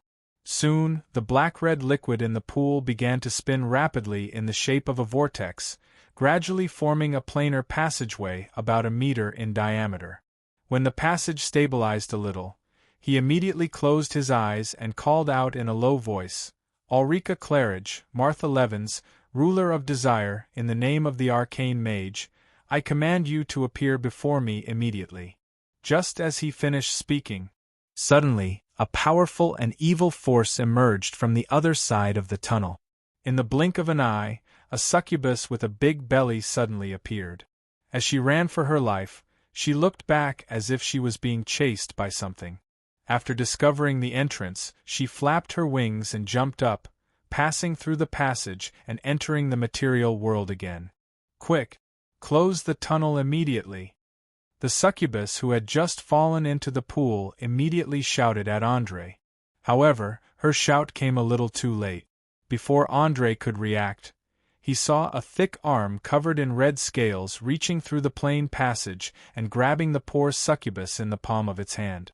It was followed by a burst of unbridled laughter. "Ha ha ha ha ha! Ulrika Claridge, Martha Levens! You pitiful little worm, you actually want to escape from my control! Unforgivable! I will cut off your limbs, peel off the skin on your face, make a specimen out of the little brat in your belly. No. Save me. I am willing to pay any price. Any price." Realizing that she had been caught, the succubus screamed in terror.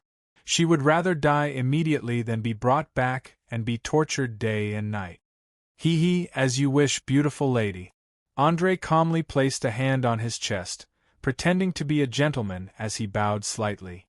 He immediately cut off the energy supply to the wizard tower. In an instant, the planar passage that had lost its energy supply began to shrink rapidly. The vortex entrance was like a tightened noose, firmly holding the thick arm in place. It could neither come out nor retract. The owner of the arm had obviously noticed this as well. He gritted his teeth and roared loudly, "Bastard! Who is helping this damned little worm? Lowly mortal! I order you to open the planar passage immediately. Or else..." "Humph! Or else what? Idiot whose brain is stuffed with muscles." Before he could finish his words, he was interrupted by Andre's cold laughter. As if deliberately provoking the other party's anger, Andre mocked in a condescending tone, "The place I am in is the material world. With your level of strength, I'm afraid you won't be able to squeeze your way over in your lifetime. At best, you can only bark like a defeated dog. Do you think I care about a mad dog locked in a cage? Scram! Scram far, far away! I will take this arm as interest first." After saying that, he raised his hand and snapped his fingers.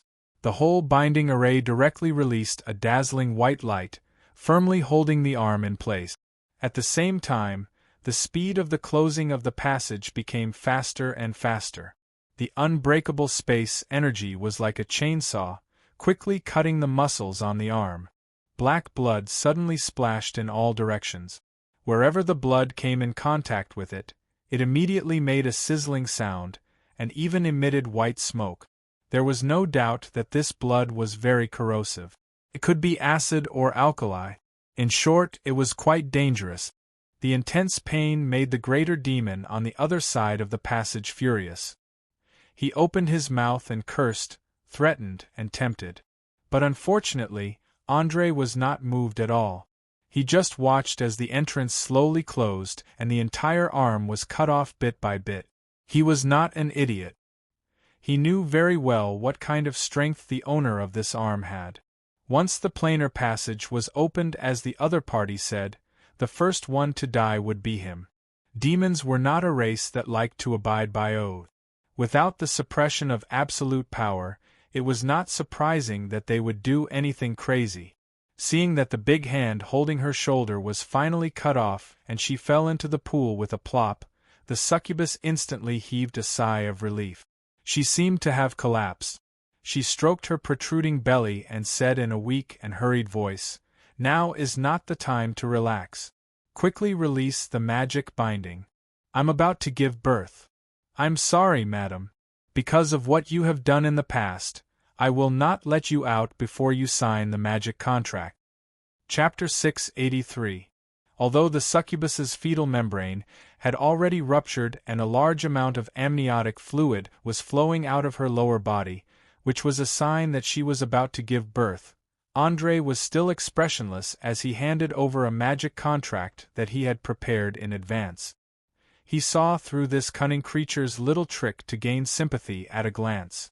Before the magic contract was signed, the succubus could not be released no matter what. Otherwise, the moment he released the contract, the succubus would disappear without a trace in the next second. "Damn it! You're such a heartless bastard!" Knowing that it was impossible to deceive him, the succubus cursed in a low voice as she obediently bit her finger and used her blood to sign her name at the bottom right corner of the parchment. Due to the bursts of pain before giving birth, she did not even have the energy to read the terms carefully. As the saying went, since it was impossible to resist, she might as well lie down and enjoy it. Unsympathetic? No, madam, you seem to have forgotten who saved your little life from the hands of a great demon just now. Tell me, who is he? Why did he chase you? Seeing that the magic contract had taken effect, André was in a good mood. Not only did he immediately remove the restraints of the magic formation, but he also smiled and asked what had happened. "Sorry, I need to give birth now. I don't have time to answer your question." The succubus rolled her eyes in annoyance and jumped out of the pool directly. She lay on the bed that Uhtred used to sleep, spread her legs, and used all her strength to give birth. In just half a minute, the little succubus's head squeezed out of the mother's body, followed by her body, wings, tail, legs. The entire birth process was unusually smooth. With the guarantee of her strong physical fitness, she did not need anyone's help at all and directly gave birth to a healthy baby girl. Then, she used her sharp claws to tear off the umbilical cord and threw the little succubus, who had just been born, to André like she was throwing trash. "Catch! She belongs to you now. That damned little bastard almost got me killed." André had long expected this. He grabbed a white shirt from the chair and gently wrapped the chubby little guy up. At the same time, he waved at the stunned boy sitting at the side. "Alfred, take her to the pool over there to wash up." The boy hurriedly jumped up from the chair and ran forward. He carefully took the baby girl, who had horns on her head and a tail behind her. Moreover, she had just been born and opened her eyes. His eyes were filled with curiosity. Demons were not humans. The cruel living environment of the abyss did not allow them to have a growth period of more than 10 years. Usually, a newborn demon would develop rapidly in a very short period of time. Within a few weeks, they would be able to get rid of their dependence on their parents, and within 1 to 2 months, they could hunt in the wild independently. Therefore, although the little succubus had only been born for less than 10 minutes, it was still very dangerous. The triangular bone at the end of her tail was both sharp and sturdy. Piercing a person's throat was not a problem at all. Noticing the boy's confused expression, Andre smiled and shook his head. Remember, she's a demon, so you have to be careful, especially not to let her feel danger or hostility. Otherwise, this little thing will tear your throat apart in a few seconds, understand? Understood. I'll be careful. Alfred shuddered subconsciously. He immediately adjusted the position of his hands to make the little succubus more comfortable. However, he was obviously overthinking. As a warlock with extraordinary charm, he was born to easily gain the affection of others. A little succubus who had not yet developed her mind could not resist this charm at all. Soon, she completely fell for it and cried out excitedly. After watching the boy put the baby girl into the pool and began to scrub, Andre turned his head and stared at the succubus lying on the bed with a meaningful look. After a full minute, he said, "Explain. I need you to give me an explanation. According to the terms of the contract, I have the right to know who the owner of that arm is and what happened. Also, should I continue to call you Carmen, or should I call you Ulrika Clary Martha Levens?" "Just call me Carmen. I like this name. As for the other name, I will only use it when facing my own kind." After the successful birth, the succubus immediately returned to her original charming appearance and answered evasively. She crossed her legs in an extremely seductive posture, and did not mind showing her perfect lower body. There was a faint smile on the corner of her mouth. Her whole person was like a ball of fire, burning with the fire of desire. "Okay, Carmen, please don't try to escape. Answer my question directly. You should know best that those little tricks are useless against me." Andre narrowed his eyes and warned. Seeing that there was no way to fool him, the succubus pretended to be innocent and spread out her hands. "I'm doing this for your own good. You should know that some things are more dangerous the more you know.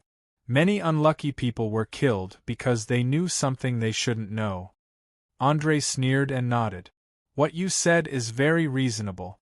However, I'm not afraid of danger, and I'm not afraid of challenges. The only thing I'm afraid of is being kept in the dark. Either answer my question immediately, or be prepared to accept the punishment of the contract. Tell me, what is your choice?" Okay, it's okay to say it. He was my previous master, and also the father of that little guy. He was a powerful, fierce, cruel, and cunning Glabrizu. The reason he chased after me was very simple. During a battle for territory, I sold some information to his enemy. As a result, he was ambushed by the enemy.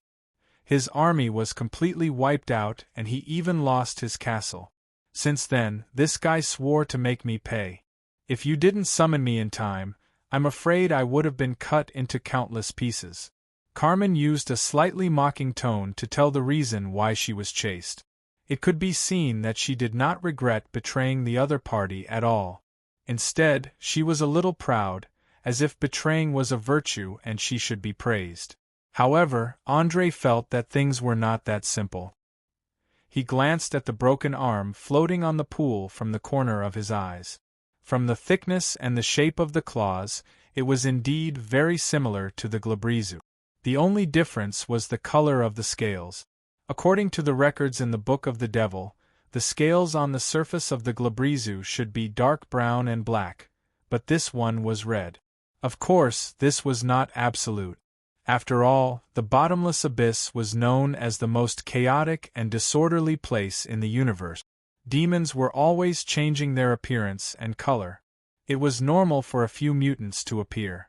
However, Andre always had a hunch that the succubus in front of him did not tell the whole story. There must be some secret or conspiracy behind it. Chapter 684. Getting to the bottom of things was never the first choice of a smart person, because if the other party didn't want to tell the truth, then they would only get more lies and deceit in the end, getting further and further away from the truth.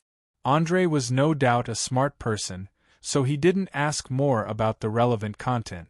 Instead, he took the initiative to change the topic to other aspects, such as how to kill a 12th-level defensive magician. "Carmen, I'm in a bit of trouble now, and I need your help and advice." Hee, I can see that, or else you wouldn't have turned yourself into Uhtred's appearance. Tell me, who's the one that gave a handsome and wise magician such a headache? Saying this, the succubus got up from the bed and stretched out her arm to gently stroke Andre's cheek. Her seductive red lips curled up slightly, as if she was teasing him. Andre obviously wasn't in the mood to play this kind of ambiguous little game with her. He directly pushed away the palm on his face and frowned. Gerald Jenkinson, he's the trouble I'm in.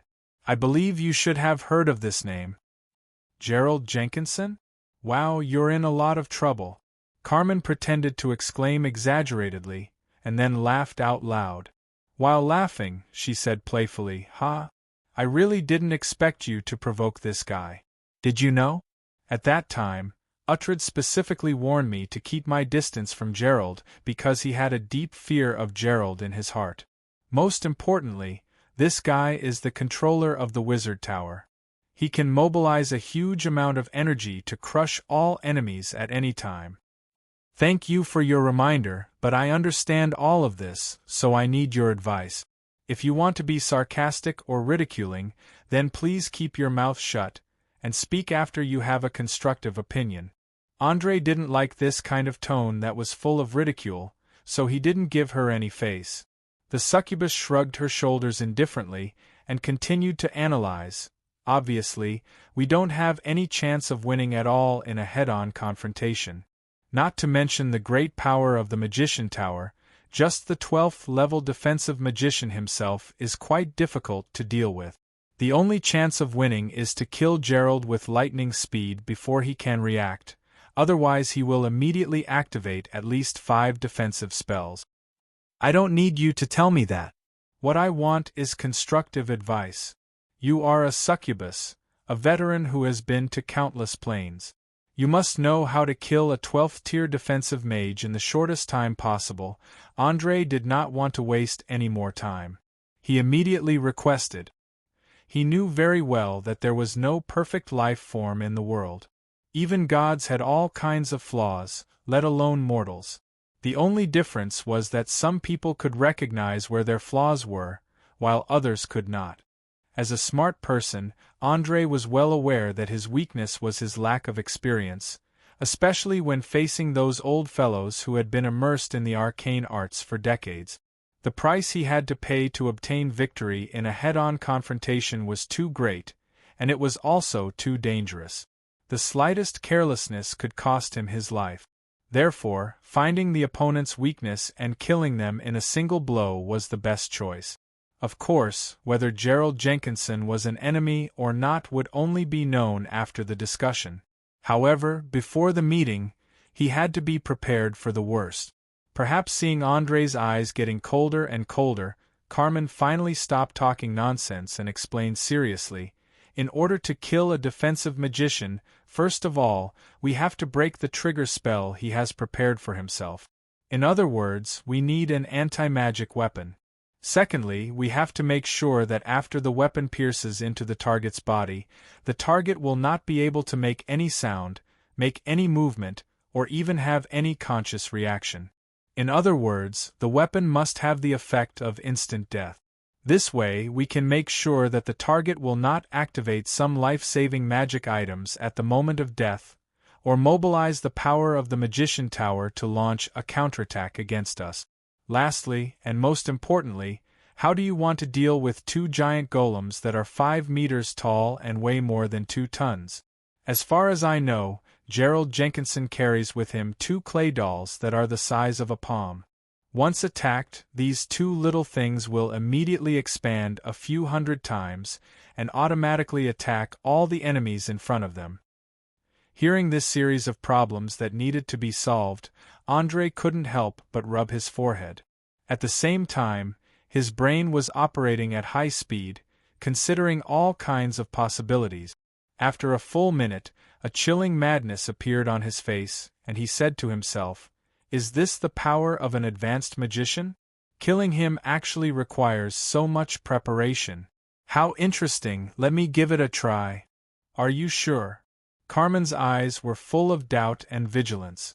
It wasn't the first time she saw a magician showing such an expression, and she knew how terrifying a magician would become after showing such an expression. Yes, I'm very sure. It's not difficult to make an anti-magic weapon. I just happen to have a mithril scimitar here. As long as it is melted and mixed with a small amount of magic repellent metal, it can be made into any anti-magic weapon. The death effect isn't difficult either. I have a piece of the purest negative energy left behind after the death of the Spirit King. Add it to the weapon through enchantment, and the weapon will immediately have the effect of instant death. As for the last 2 clay golems, it's even easier. A piece of elemental energy condensed core, a bottle of cave troll's blood essence, and a Glabrizu's arm. I think these 3 can be combined to create an unkillable, unbreakable flesh and blood puppet. Unless it's damaged by fire or strong acid, it won't have a problem killing everyone in a city. It's more than enough to block the clay golems. As André spoke, he placed the required materials one by one on the table. He didn't know when it started, but whenever he encountered danger or was extremely nervous, his brain would not feel fear like a normal person. Instead, there was an inexplicable excitement. It was as if there was a voice in his heart that kept urging him to move forward, move forward, move forward. No one or power in this world can stop you. Not even a god. Looking at the rare materials neatly arranged on the table, Carmen suddenly realized that André wasn't just saying. He really planned to kill the rank 12 defense magician, Gerald Jenkinson, in the other party's magician tower. That was a powerhouse that even Uhtred was incomparably afraid of.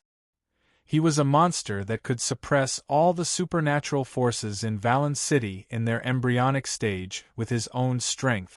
Chapter 685. Damn it. You're crazy. Killing the master of a mage tower in the middle of a mage tower. I'm afraid the only thing crazier than this is killing a god. After discovering that André had begun to throw the mithril scimitar into the magic furnace, Carmen could not help but cover her face and scream. She had just escaped from the pursuit of her former master, but now she had to risk her life with her current master. If there was even the slightest mistake in the entire plan, she would definitely die. She did everything she could to stay in the material world, not to find excitement, but to enjoy life better and enjoy the pleasure of teasing mortals. However, André obviously did not think so. The reason he summoned the succubus back from the bottomless abyss was to have an experienced advisor and adjutant who could answer his questions and provide useful suggestions at any time. There was a fundamental difference between the two. Coupled with the selfish nature of demons, they were bound to have huge differences for a long time. Unless a balance could be found, similar situations would continue to occur in the future. However, André obviously did not have the time to find this balance. As more and more complaints and curses came out of the succubus' mouth, he threatened without turning his head, "What you're doing is not helpful to the plan at all. If I were you, I would shut up and help to minimize the mistakes instead of venting your dissatisfaction. Remember, according to the content of the contract, you must obey my orders unconditionally. If you forget this, then I don't mind reminding you in a slightly violent way. Since this is the first time, I'll give you a verbal warning. It won't be so simple next time." After saying that, André carefully adjusted the temperature of the magic flame to the limit of the forceps pot. He then stared at the weapon turning red, soft, and slowly melted into a golden metal solution. The advantage of the fire elemental lineage was once again vividly displayed at this moment. After all, mithril was not ordinary steel. It required an extremely high melting point, almost as high as the graphite forceps pot. Without the dwarven alchemy solution, it was basically a pipe dream to melt a piece of mithril. If the temperature was slightly higher, it would cause the pincers to shatter. If the temperature was slightly lower, the mithril would not be able to melt into a liquid state. Apart from the fire element, which was the most sensitive to temperature, no other life form could achieve this. Feeling Andre's unshakable determination, Carmen suppressed the anger in his heart. He grabbed a small piece of light yellow ore on the table and threw it into the pincer. He then used a dagger to cut open his wrist and let his acidic blood fuse with the mithril. In an instant, the melted mithril gave off a pungent smell, accompanied by thick black smoke. In just a few seconds, the originally dazzling golden liquid was covered with a layer of visible magical energy, slowly turning into a grayish silver-white color. It looked so evil that even the high-temperature flames could not purify it. After doing all this, the succubus took a deep breath. She stared with her 2 red eyes and said, "Mithril, magic-repelling metal ore, and demon's blood. When these 3 things are combined, it is enough to create a weapon that can pierce through magical defenses below grade 5. Remember, no matter what you plan to create, you must follow one principle: small, sharp, and easy to hide. Otherwise, once Gerald finds out, we won't even have a chance to make a move." "Why? Are you planning to assassinate Gerald yourself?" Andre asked expressionlessly while fiddling with the metallic liquid that was emitting a gray light. In fact, he had not yet thought about what kind of anti-magic weapon to create. A short sword? A dagger? A dart? An arrow? Anyway, in terms of length, it must not be more than 1.5 feet, and the width must be at most 2 fingers. Moreover, it must be formed in one go. Otherwise, it would be too late to modify it after the mithril was transformed into a solid state. As one of the hardest metals in the world, mithril was much harder and more resistant to wear than stainless steel. Therefore, it must be carefully considered before making a move. "If not me, then you?" Carmen curled her lips in disdain, showing undisguised contempt in her eyes. Of course, as a succubus, she was qualified to despise the close combat ability of a sorcerer, even if this sorcerer was also a level 1 rogue swordsman. "If so, then tell me what weapon you're best at. In 5 minutes, the metallic liquid in the pincer will be perfect. I need a template." Andre was not angry because of Carmen's mockery, because he knew it was the truth. His sword skills might be able to bully low-level close combat professions, but they were nothing in front of a real master. Carmen glanced at the amount of liquid and thought for a few seconds. Then she immediately replied, "Spear. According to the principle of arcane geometry, its shape is the easiest way to destroy the stability of the defensive spell model. So I need a spear. Considering the material, you only need to make the tip of the spear." Hearing the request of the succubus, Andre's face flashed with a trace of surprise. Then he nodded slightly. "No problem. I promise to make you a unique spear." Aurère's spear was not a traditional long spear. It was a conical weapon that completely gave up on cutting damage and pursued the ultimate penetration. Usually, it was a weapon specially equipped for feudal knights. The tip of the spear was made of sharp metal, and the body of the spear was made of fragile apple wood. With the huge force brought by the charge of a warhorse, even a giant dragon would have its vital organs pierced by the tip of the spear. Ordinary soldiers would be killed in one strike. There was absolutely no need for a second strike. As for the apple wood, it ensured that the wrist would not be damaged during the process of transferring the force. When the spear tip collided with the body's reaction force, the fragile wood would immediately break. It played a perfect role in dissipating the force. After all, the joints were one of the most fragile parts of the human body. Even with the strong body of a knight, they would not be able to withstand such a huge impact. Only those legendary close combat professions who had broken through the limit of their physical fitness could use a spear made of pure metal to launch a charge without damaging their wrist. The scene of using a metal spear to kill the enemy in the movies would never appear in reality. Because the moment of impact was enough to break the hardest bone in the human body into 2 pieces, not to mention how to pull the spear out of the enemy's flesh. The spear was a one-time consumable used to tear the enemy's dense formation. It was the first time Andre heard that a spear could be used as a weapon to assassinate a mage. Chapter 686. Although he didn't quite understand why the succubus would choose such an earth-shattering weapon, André still used a magic trick to make a mold for the spear. When the solution reached the perfect state, he poured the metal solution in the pot into it. Chi, chi. Accompanied by an ear-piercing sound, large amounts of black smoke kept coming out. In just a few seconds, a weak anti-magic field was formed in the air. Feeling the faint repulsion around his body, André knew that the magic-piercing spear had been successfully forged. The next step was to wait for the mithril mixed with the demon's blood to cool down before carrying out the last step of enchantment. Of course, time was precious, and he naturally wouldn't just sit there and wait. Instead, he got up and took the thick demon's arm out of the pool, threw it on the empty test bench next to him, and carefully injected the troll's blood into it.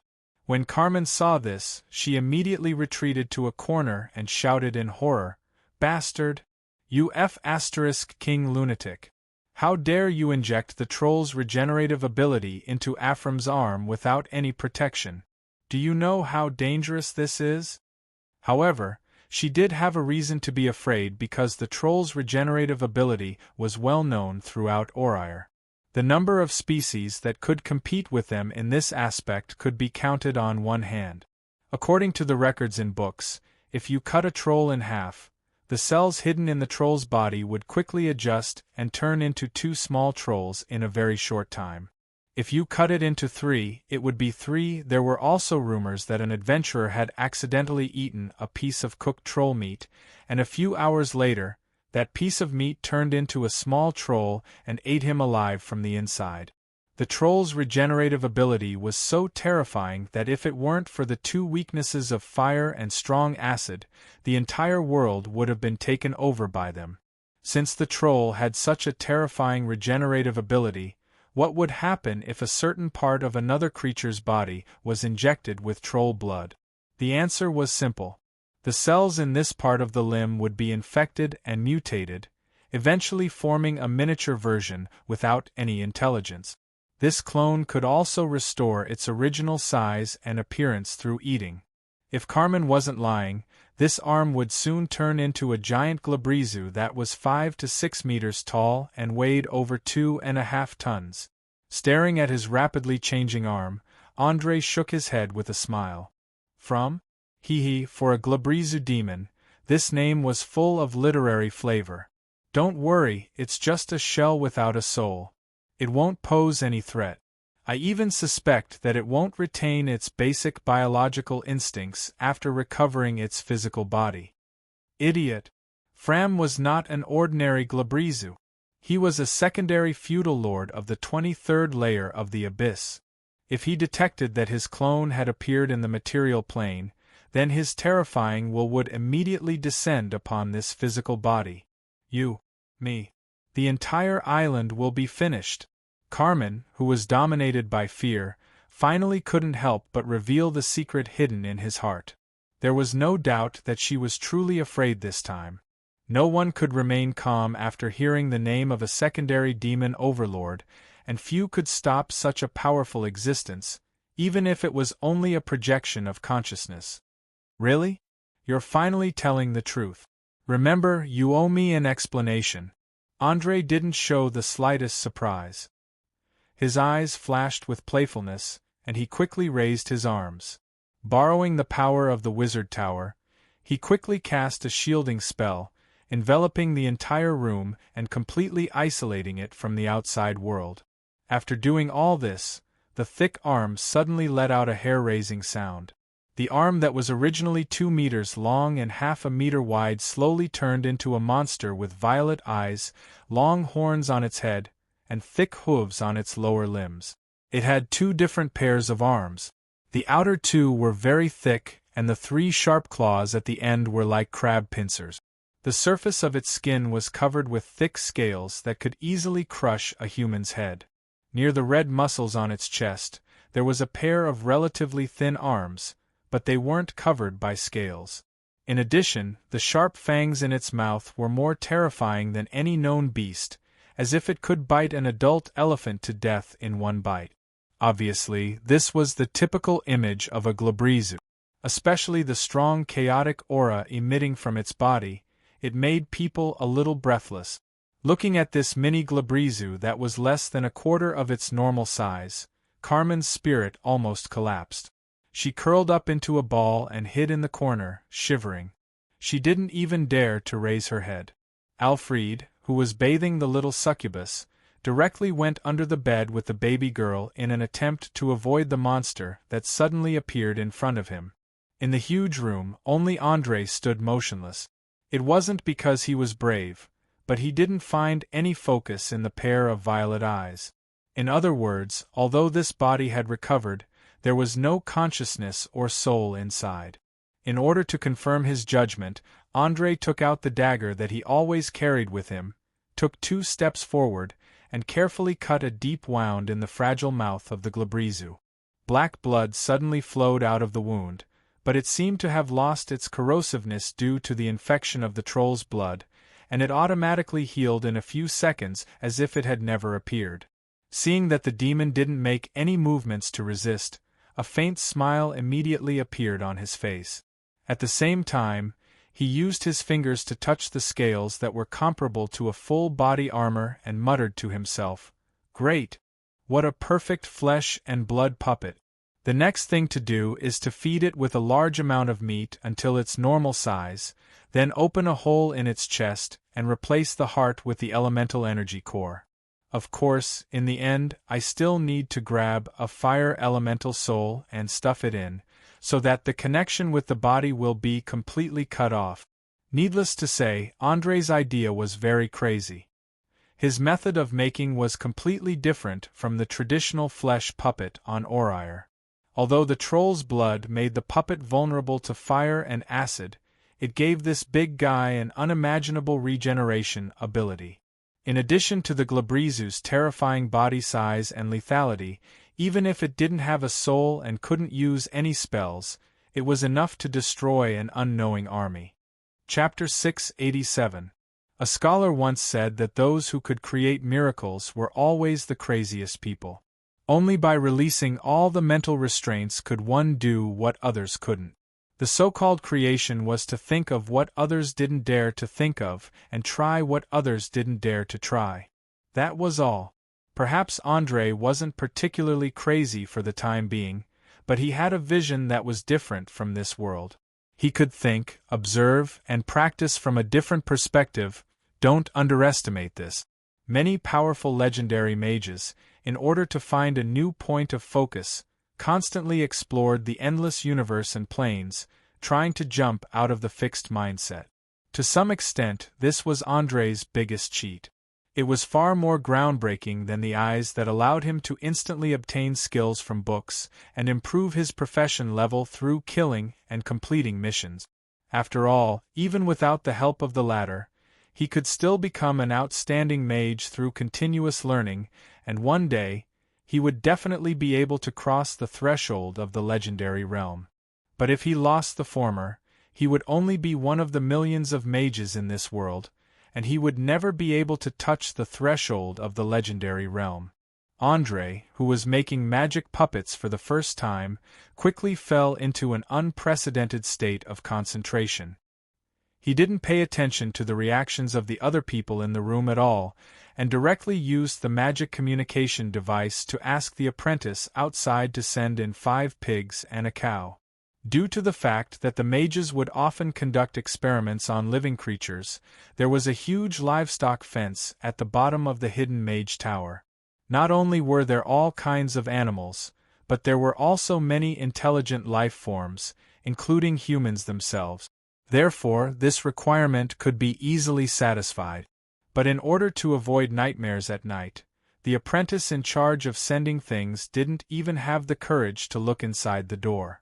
After sending things to the door, he hurriedly fled back to his job. There was no doubt that he made the right choice. These pigs and cows were just driven into the room and were brutally slaughtered. Their bodies were cut into countless small pieces and directly forced into the mouth of the Glabrezu. Although it didn't have any intelligence, the normal digestive system still digested the flesh and blood cleanly. Even the bones were decomposed by the terrible stomach acid and became nutrients to strengthen itself. After all the flesh and blood had entered its stomach, the Glabrezu, which was only a quarter of its original size, finally returned to a huge monster with a height of 6 meters and a weight of more than 3 tons. Fortunately, Uhtred's room was quite spacious, or else it wouldn't be able to accommodate it. Looking up at the ferocious monster in front of him, Andrei's lips curled up slightly, revealing a chilling smile. Hee. That's right, this is the size I want. Big enough, thick enough, ugly enough. Even if it's chopped into meat, it can still recover. Next, I'll install an inexhaustible core, and then inject a violent soul, and I believe that everyone who sees you will have a deep impression. Damn it, damn it, damn it. Lunatic. You're a lunatic through and through. I really regret signing a magic contract with you. Sooner or later, you'll get us all killed. The huge flesh and blood puppet seemed to have evoked the fear hidden in the depths of Carmen's memories. She didn't stop cursing, as if she wanted to vent all the remaining emotions in her heart. Regarding this kind of verbal offense, Andrei never really cared, and he even spread out his hands with a smile. No, my dear lady, you shouldn't complain, but should instead thank me.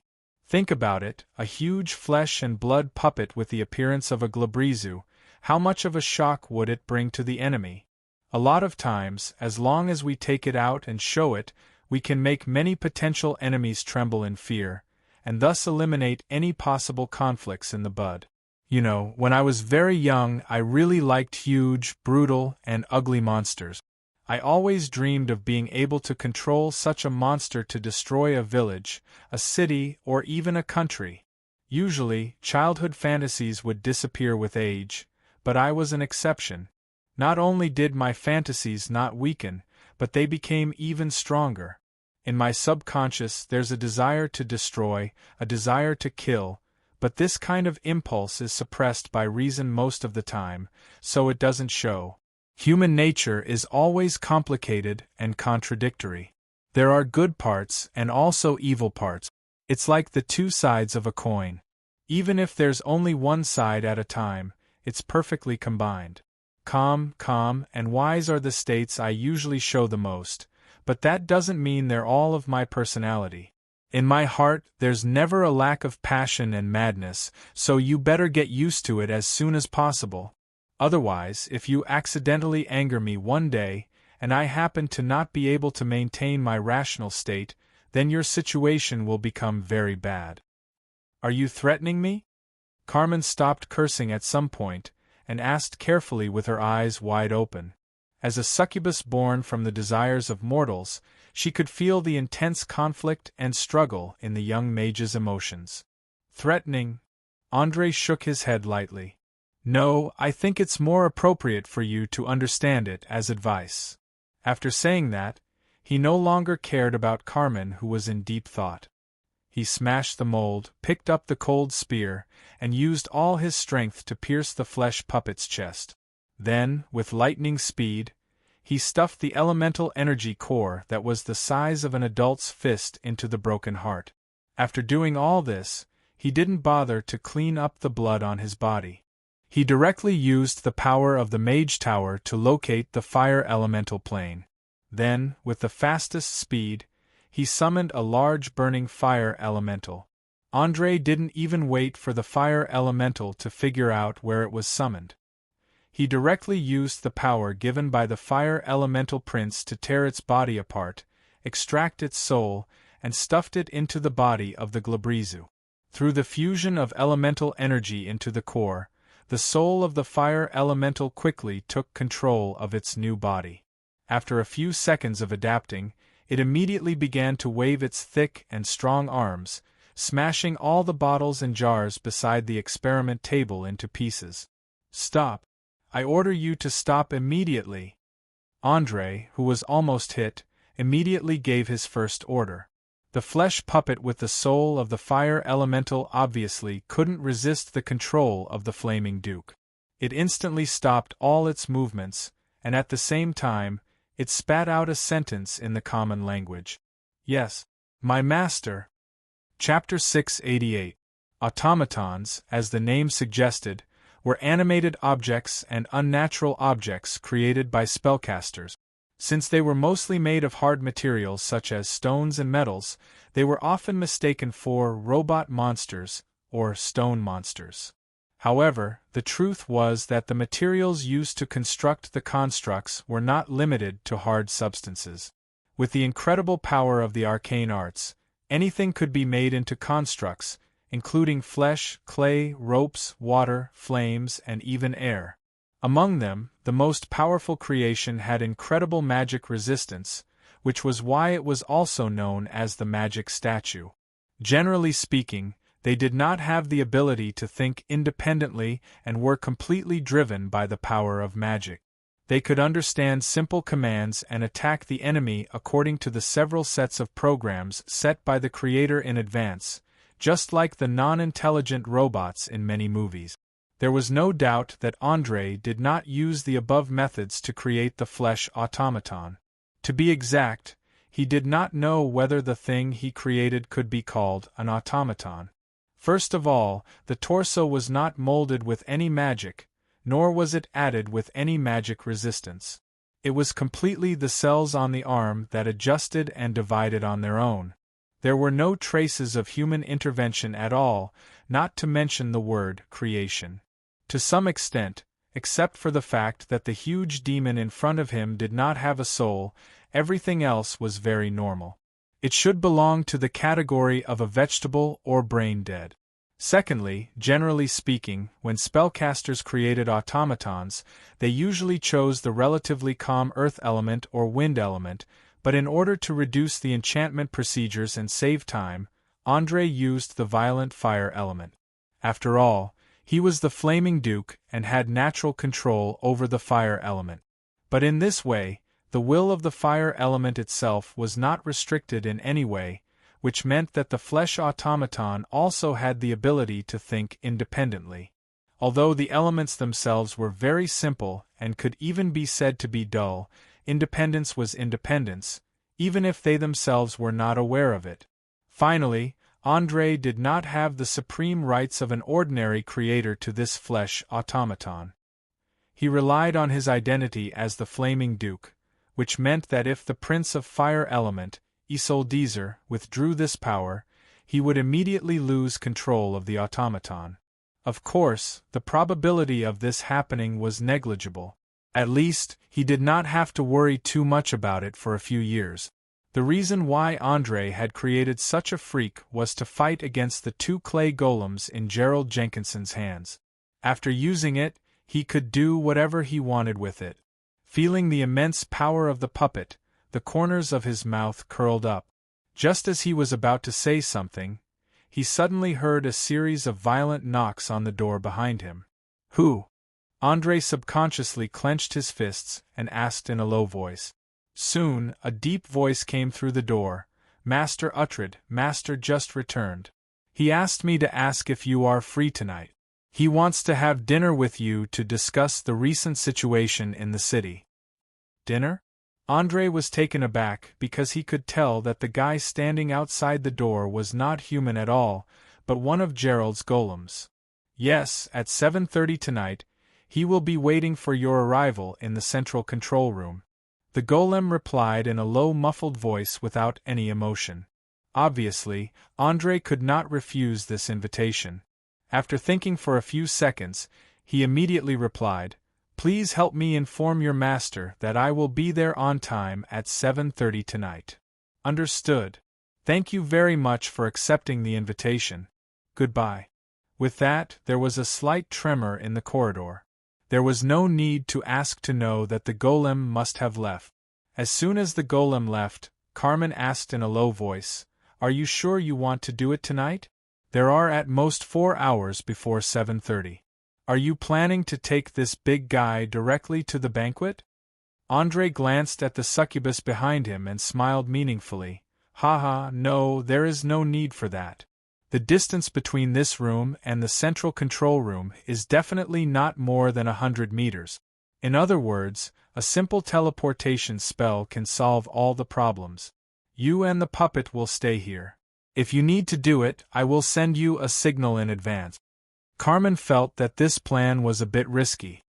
He frowned and reminded, teleportation? Are you sure? You should know that the other party is the master of this mage tower. He can turn off all the teleportation spells in the tower at any time.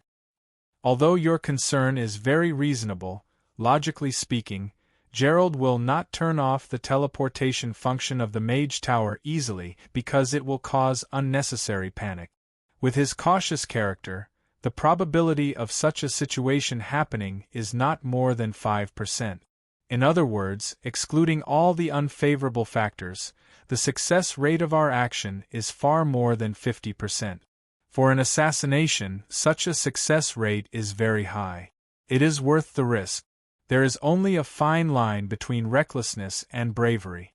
What we need to do is to find a balance between the two. I think 50% is a good balance. What do you think? As a social elite from Earth, Andrei never lacked courage, nor did he lack decisiveness at critical moments. Once he thought that a plan had a high chance of success, he would not hesitate to carry it out. Carmen's character was just the opposite. The nature of a demon made her cunning and changeable. She rarely had the so-called persistence.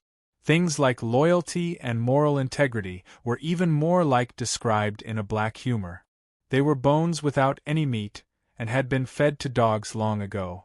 Seeing that she could not stop Andrei's risky behavior, Carmen could only helplessly shrug her shoulders. Well, since you insist, then finish the last step of the spear as soon as possible. I will help you get through this difficult time. But there is one condition. After it is done, Gerald's soul must belong to me. Deal. I wish us a pleasant cooperation. Andrei agreed to the succubus's condition without hesitation. Anyway, he was not one of those paladins who pursued justice and kindness, nor was he a follower of any god. As long as he could achieve his goal, he did not care what would happen to the enemy's soul. It would not be a problem even if it was made into one of the currencies of the lower plane. The soul crystal pillar. Haha, pleasant cooperation. Carmen smiled and licked her seductive red lips. Her eyes were shining with a terrifying evil light as if she could not wait to taste the soul of a level 12 mage. Chapter 689. The human brain's perception of time was irrational. Usually, the more information one received per unit of time, the slower time would pass. The less information one received per unit of time, the faster time would pass. That was why people often said that busy time always passed quickly. During the busy time, people would always repeat one or several things and would not receive any new information at all.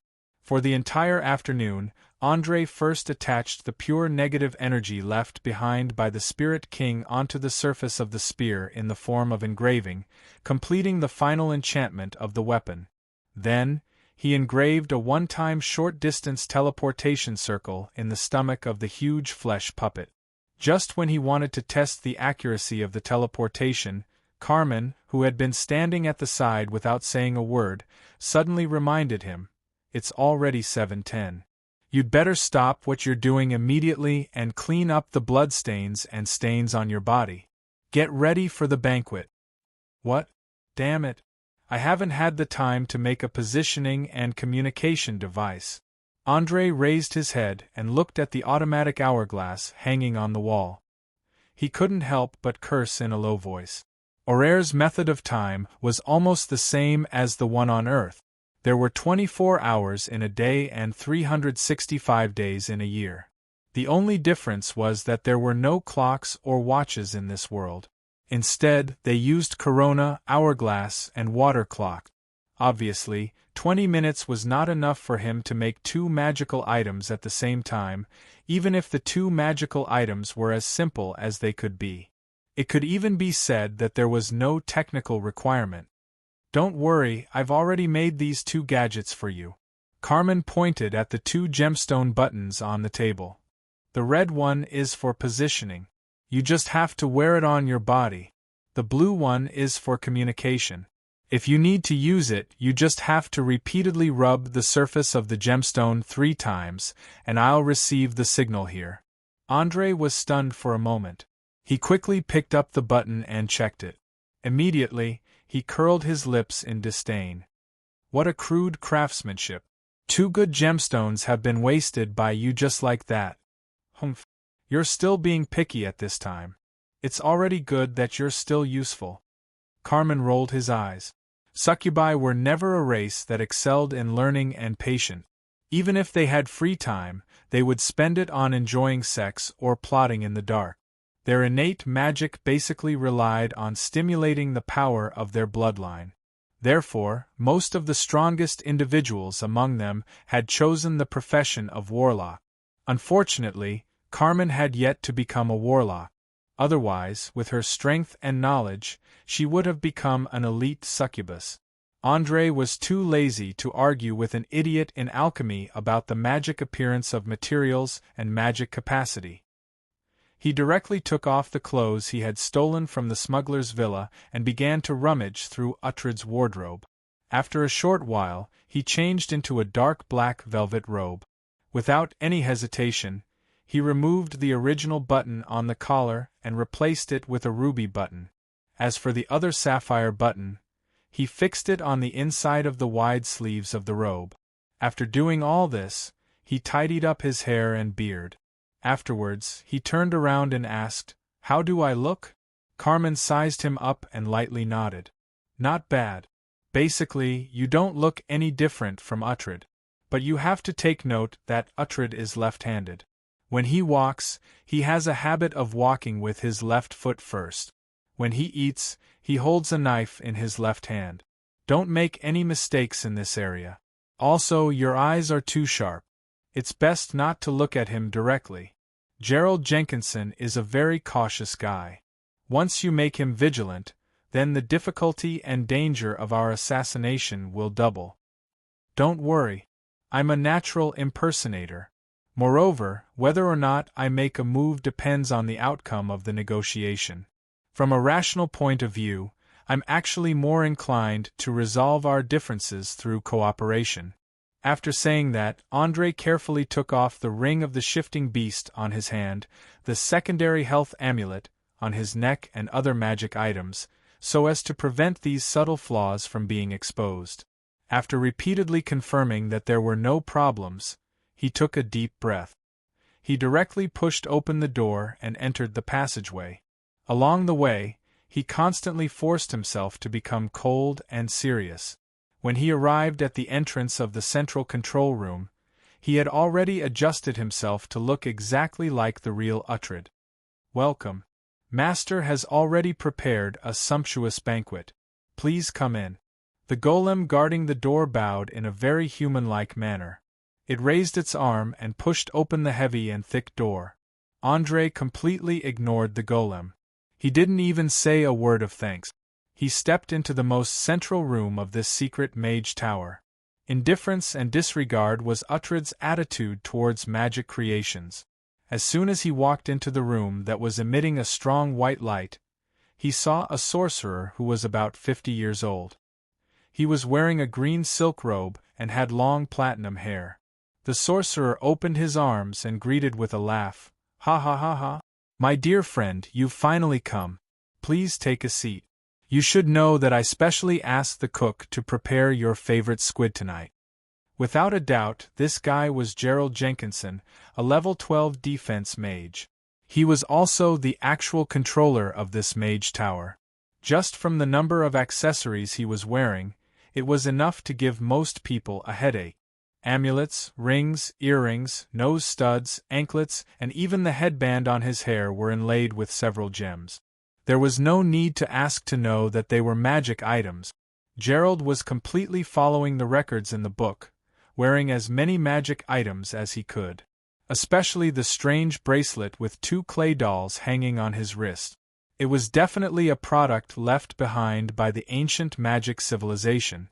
Otherwise, it would be impossible for him to shrink 2 huge clay golems and carry them around. A strong opponent, Andre silently defined in his heart. At the same time, He squeezed out a smile on his face. He put one hand on his chest and bowed. "Thank you for your hospitality. Then I won't be polite. Of course, please treat it like you're in your own room. Let us fill our stomachs first, and then we can talk about other issues. You should know that tasting delicious food is a very enjoyable thing. I won't talk about those annoying things when I'm enjoying it." After saying that, Gerald immediately clapped his hands. Soon, 6 young girls dressed in light gauze walked out of a mirror with food that emitted a tempting aroma. They respectfully placed the plates on the table that had been prepared in advance. They had obviously been professionally trained. Whether it was their steps, posture, or the smiles on their faces, they were full of beauty. Coupled with the soothing harp playing, it gave people the illusion that they were in a dream. Chapter 690. After taking a seat, André listened to the melodious music while admiring the graceful movements of the girls as they served the dishes. He smiled and said to Gerald, "I didn't expect you to enjoy yourself so much. May I take the liberty to ask where these girls came from? Valence City can't train them to this level." Your eyes are still as sharp as before. That's right, these girls were carefully selected from the crowd that the pirates plundered. Every one of them is a pure virgin from a famous noble family. They were sent to the Pearl of the Desert, Kamla, when they were 12 years old to receive perfect training. It took them a whole 4 years to reach the level where their every movement is full of beauty. But it's a pity that this beauty can only be maintained for a very short time. Once they start to age, even their most graceful movements can't hide the wrinkles on their skin. Perhaps it's just like what the Druids say: there are beautiful things in nature, but the longer they last, the shorter they are. Fortunately, we are all arcane magic users and can remove the parts that are no longer beautiful, isn't that right? Gerald was like an artist, showing off his collection in a low-key manner. At the same time, he raised his cup and took a sip of mint tea. It was obvious that he was a mage who strictly abided by the rule of not drinking alcoholic beverages. He was so cautious that it was almost insane. It was as if he was wrapped in an invisible shell, and anyone who wanted to kill him would have to pry open this shell first. However, André had already prepared a can opener, so he nodded calmly and said, "Yes, just like what a scholar once said, every mage is born to be a noble, but a noble born to be a mage doesn't necessarily have the potential to become a mage.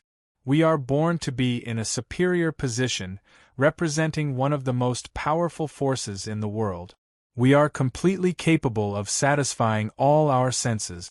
But in my opinion, sensual enjoyment is far from the excitement and anticipation that comes from exploring magic, especially when you are about to step into the ranks of a great mage. How can you still be addicted to this?" Gerald put down the cup in his hand and didn't immediately respond. Instead, he let a young girl tie a white napkin around him and smiled meaningfully. "No, my dear Uhtred, you are too serious, too rigid, and too focused on magic research. You must know that we are first and foremost a human and then a mage. Is there a problem with enjoying life? Of course not. Well, I invited you to dinner today, not to debate with you about the philosophy of dealing with people, and certainly not to discuss my style of living. Let's enjoy the beautiful music together and taste the delicacies that melt the tip of our tongues. We can talk about the rest after dinner." After saying that, he used his fork to pick up a piece of delicious and juicy fish steak, and then began to eat silently. Seeing that Gerald firmly grasped the initiative and refused to give him any chance, André could only sneer inwardly. He picked up the grilled squid in front of him and chewed slowly. In fact, he had only drunk a bowl of meat soup since the morning, and his stomach was already rumbling with hunger. However, for the sake of the upcoming battle, he still resisted the physiological desire and maintained an elegant eating posture to prevent the adverse effects of eating too much. In the process of eating, neither of them said a word, not even making eye contact.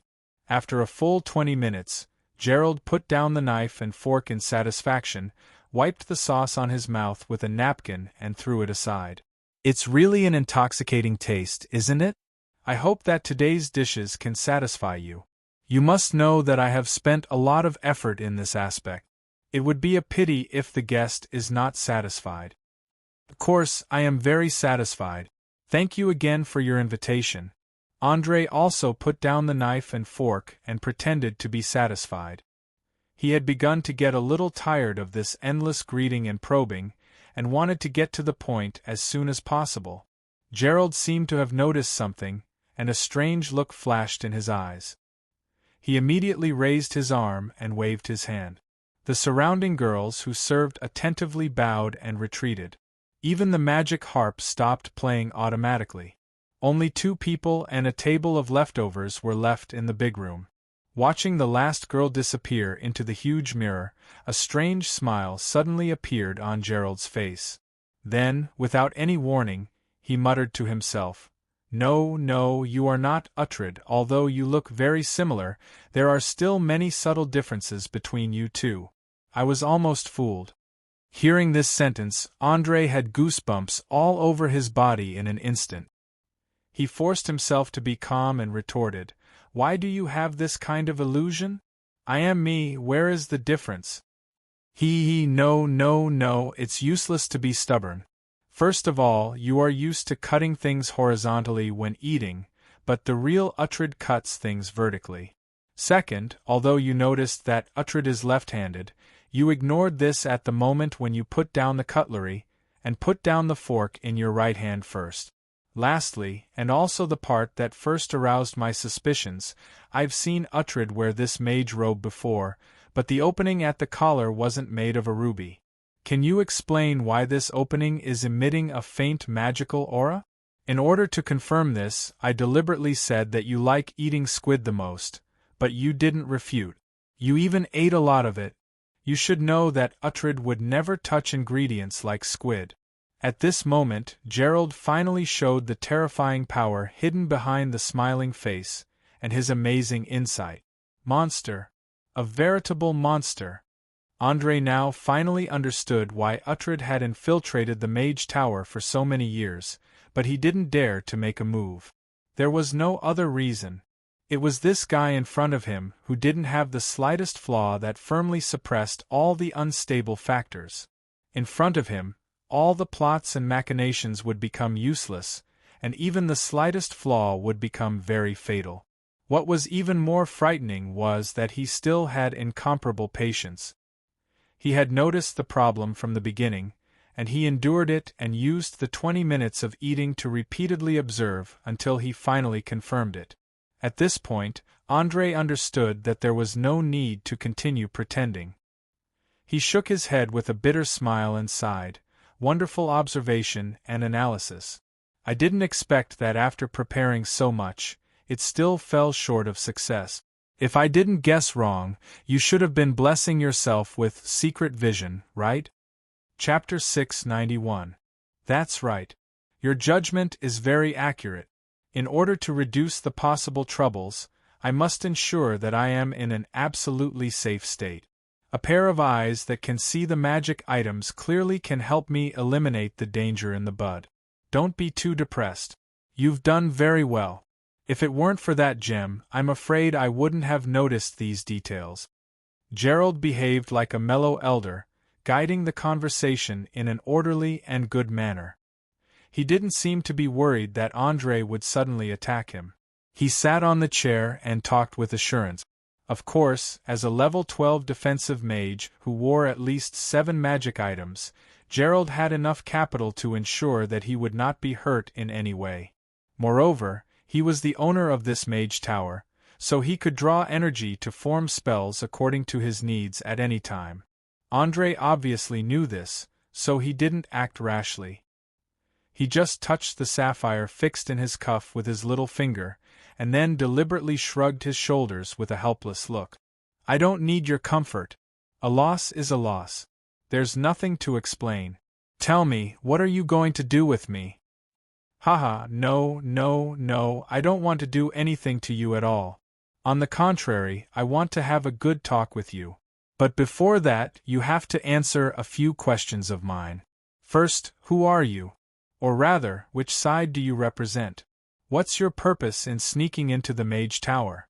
Second, where did Uhtred go? Since you dare to appear here openly, it means that you are certainly not afraid of being discovered. I need to know whether he is alive or dead. Thirdly, were you the one who killed Isidore last night? It had to be said that Gerald's reasoning was very clear, and the three questions were closely linked. If Andre answered according to the requirements, then Gerald would be able to get a lot of useful information from them. At this moment, he finally understood why there was a saying in this world, the only enemy of mages is themselves.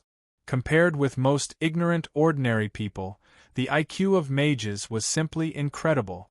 To be exact, they had surpassed the limits of the era and the development of productivity. They had evolved into a group of extremely special individuals. This kind of evolution was illogical.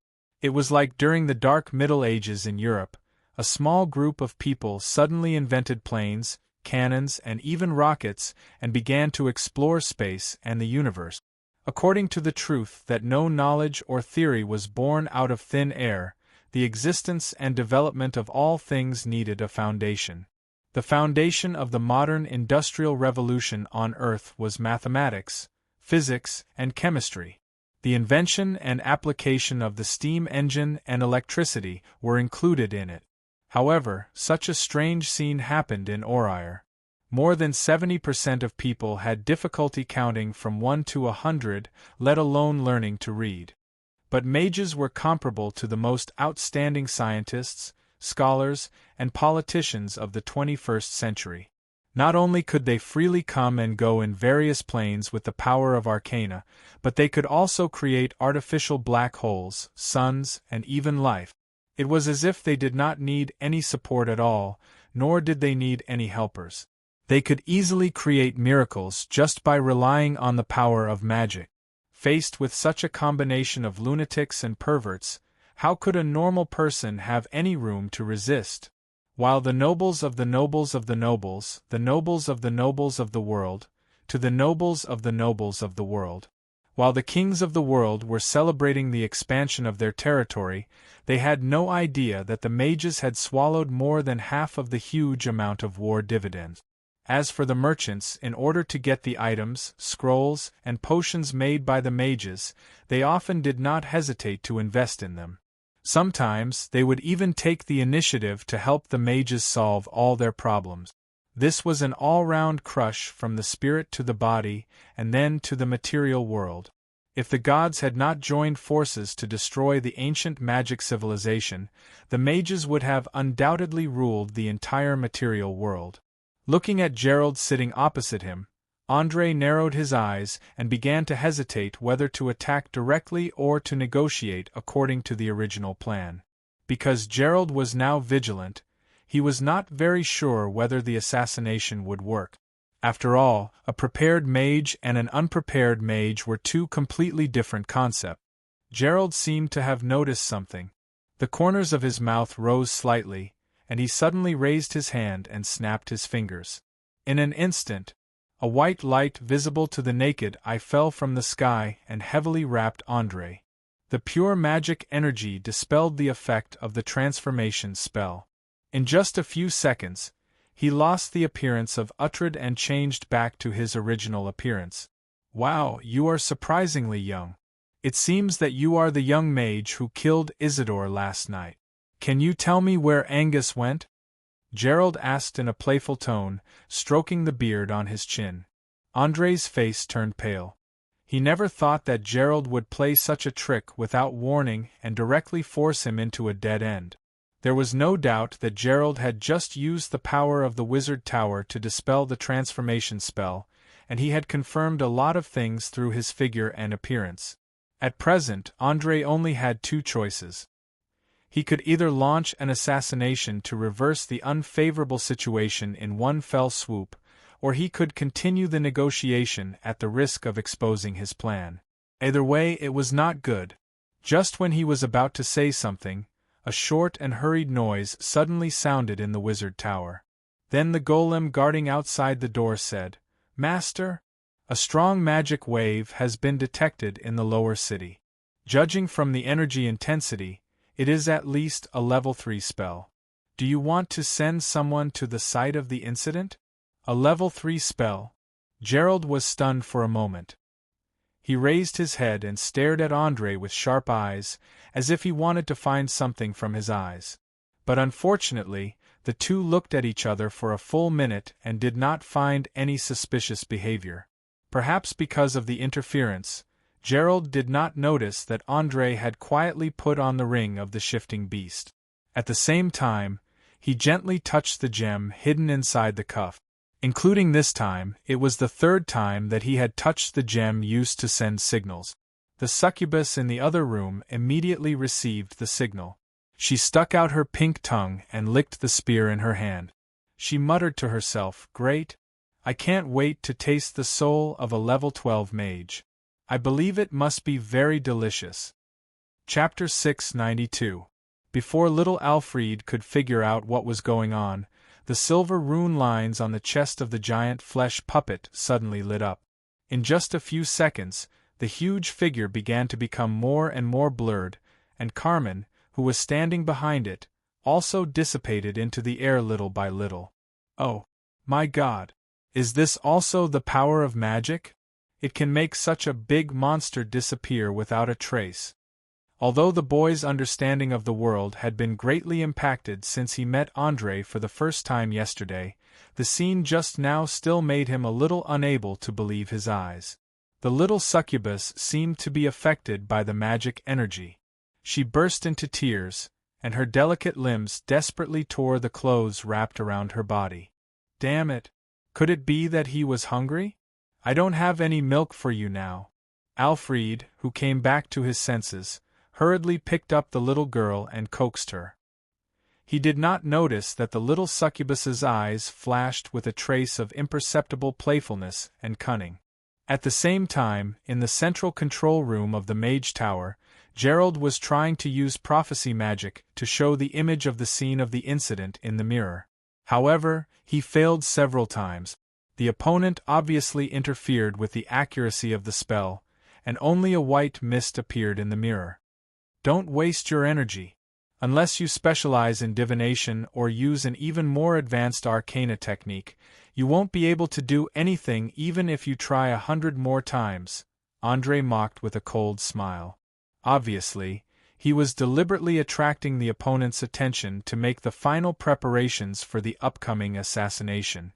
"You're the one behind the whole thing, aren't you?" Gerald narrowed his eyes, and his tone was full of probing and suspicion. He knew very well that this secret mage tower was very simple and did not have any anti-interference ability. If he wanted to know the truth, there was no other way except to go to the scene of the incident. However, going to the scene of the incident required him to bear the corresponding risk. As a cautious mage, he would not take the risk unless he was clear about the situation.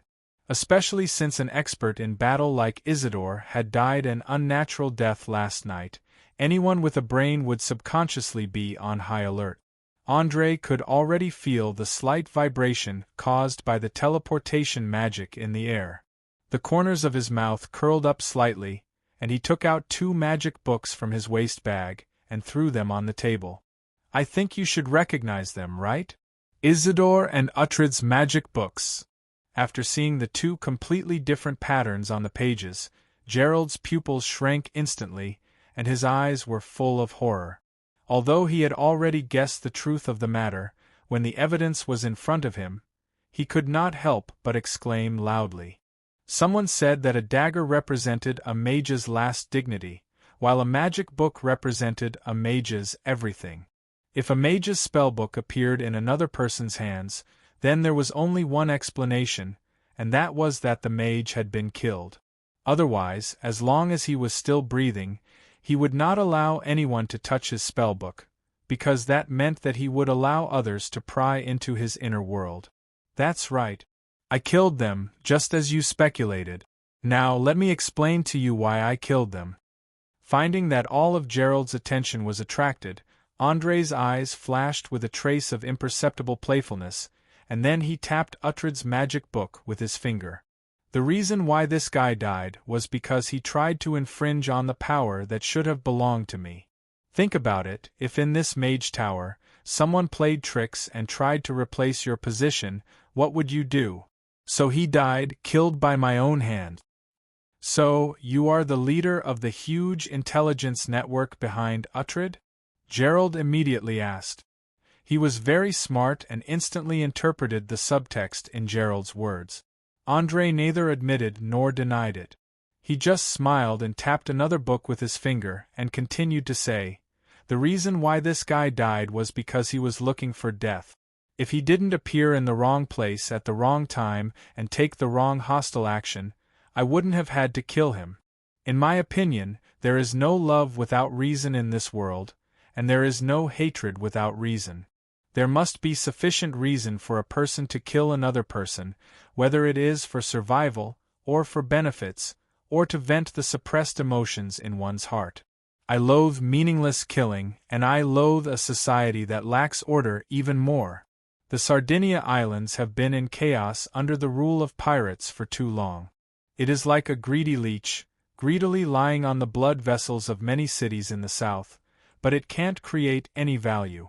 This situation must be changed, and the change must start from purging the original vested interests. So I personally pushed the entire Valence city into the abyss, intending to use blood and fire to cast a new order. To some extent, there is no direct conflict between you and me. I disguised myself as Uhtred this time mainly to ask if you are willing to change partners. After the matter is done, not only will I guarantee all the rights that the Mage Tower currently has, but I will also make it more perfect and reasonable." After hearing these words, Gerald fell into a short silence. He didn't expect that the young man in front of him would actually speak of his plans so openly, and even take the initiative to invite him. Admittedly, as a mage, he didn't have any favorable impression of the pirates, and the cooperation between the two sides was only to make use of each other. But after cooperating for so long, they already had a very strong tacit understanding, and he wasn't very willing to take the risk of changing partners. After all, it was much easier to make a group of idiots act according to their wishes than to make a smart person act according to their wishes. After considering it over and over again, Gerald raised his head, his two deep blue eyes releasing a faint light like gems. After half a minute, he shook his head lightly. "I'm very sorry, I can't give you a definite answer, and I can't let you continue to return to the city and stir up a reign of terror. But out of respect for an outstanding mage, if you are willing to give up resistance, I can guarantee your safety." "Is that so? That's really regrettable. I'm also very sorry, because what's going to happen next can be called a disaster for both you and me." After saying this, Andre slowly stood up, his whole body starting to surge with violent energy. Chapter 693. I sincerely advise you to give up resistance because it's meaningless. The Mage Tower is the home, sanctuary, research center, and fortress of mages. The energy it stores is enough to put any legendary mage to shame. Although I'm not the builder of this Mage Tower, I have the highest authority. You have no chance of winning at all. Gerald didn't care about Andre's hostile behavior. Instead, he began to persuade him to surrender very seriously. In his view, the young man in front of him was a typical example of an ignorant person. If it weren't for the fact that he was a little afraid of the huge power vaguely shown by the shadow net, he would have already taken him down and imprisoned him in the anti-magic dungeon. Andre was laughing, and it was a very strange laugh. That was because he had already seen a huge and blurry image appear behind the Mage Tower. Just as he had expected, the teleportation magic in the Mage Tower was not sealed. In a few seconds at most, the big gift that he had carefully prepared would arrive on time. Just when Gerald was about to take warning measures, he suddenly felt a violent spatial vibration. Before he had time to look back, the whole room began to shake violently. Then, a giant flesh puppet with the appearance of a glyph demon fell from the sky and smashed a big hole in the ground. Horror! As this shocking scene appeared in the central control room of the Mage Tower, Gerald could no longer maintain his original demeanor and calmness. His eyes showed unconcealable fear.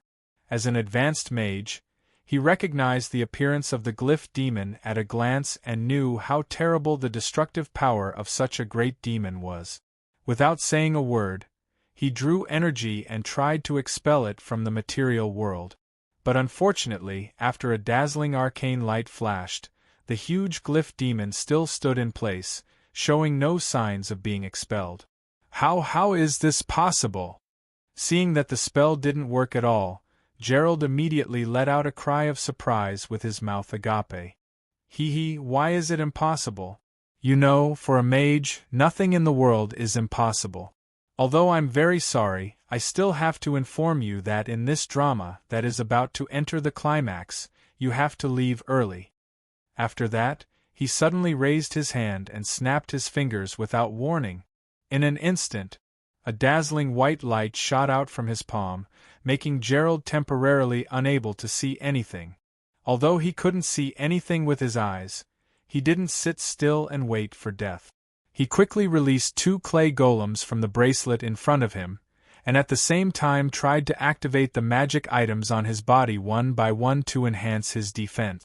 Andre obviously wasn't going to let the enemy have their way. He cast magic missile in the shortest time possible, and the energy bullet that emitted a faint glow drew a beautiful arc in the air. At the same time, he shouted, "Attack!" Obviously, Gerald was very experienced in fighting. He could tell the type of the spell just by the first few words of the spell.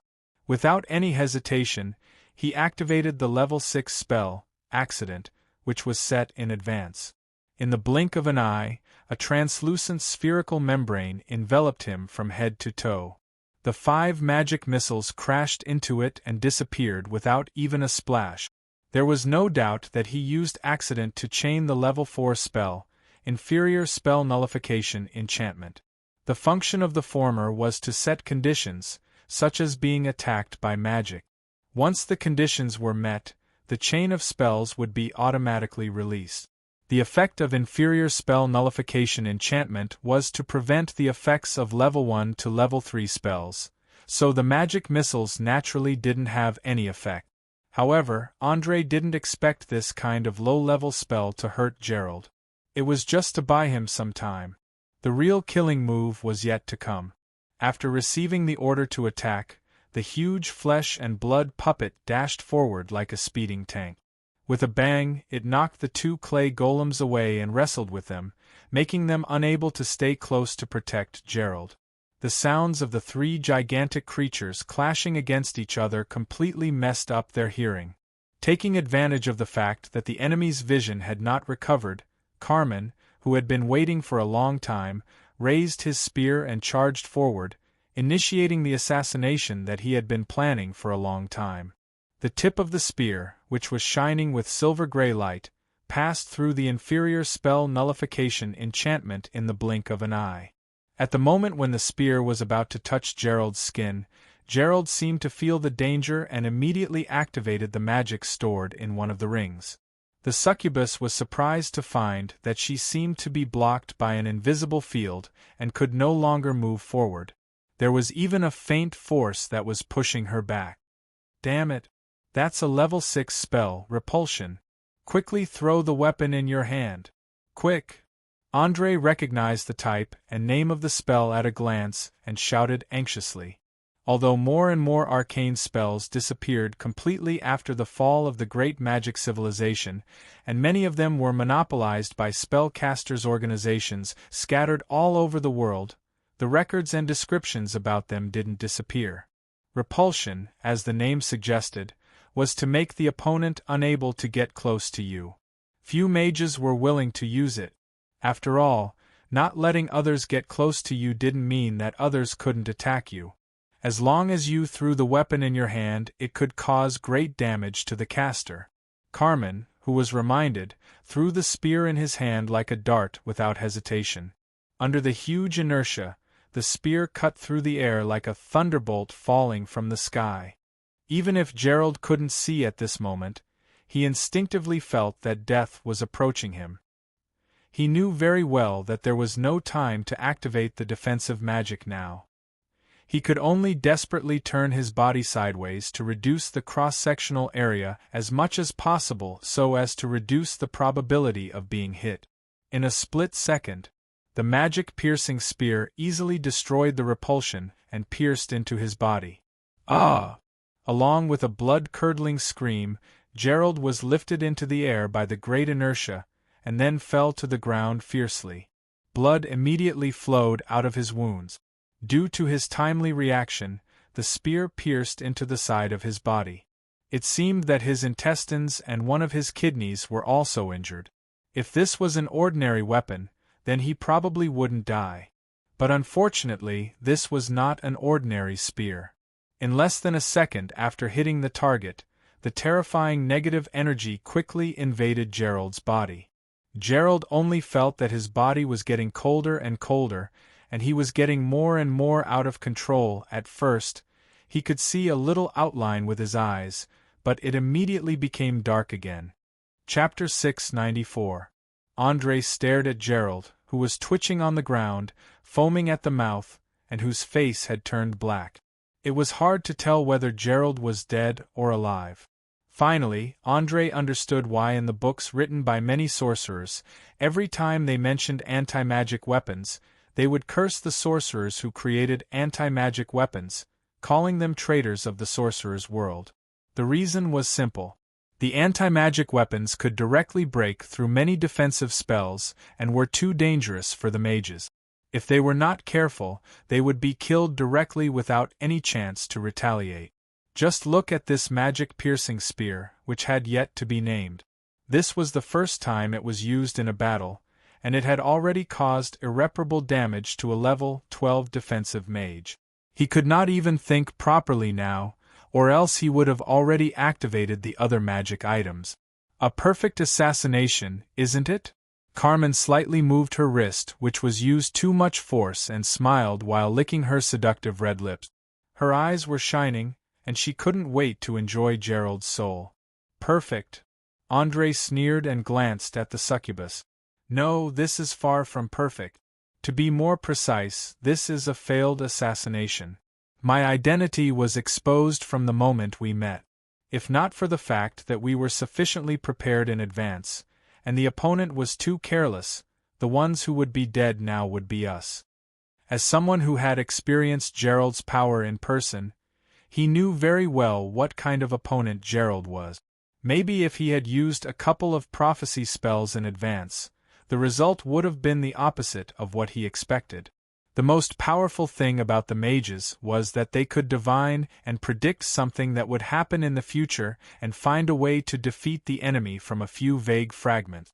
In the eyes of the mages, there was no such thing as perfection.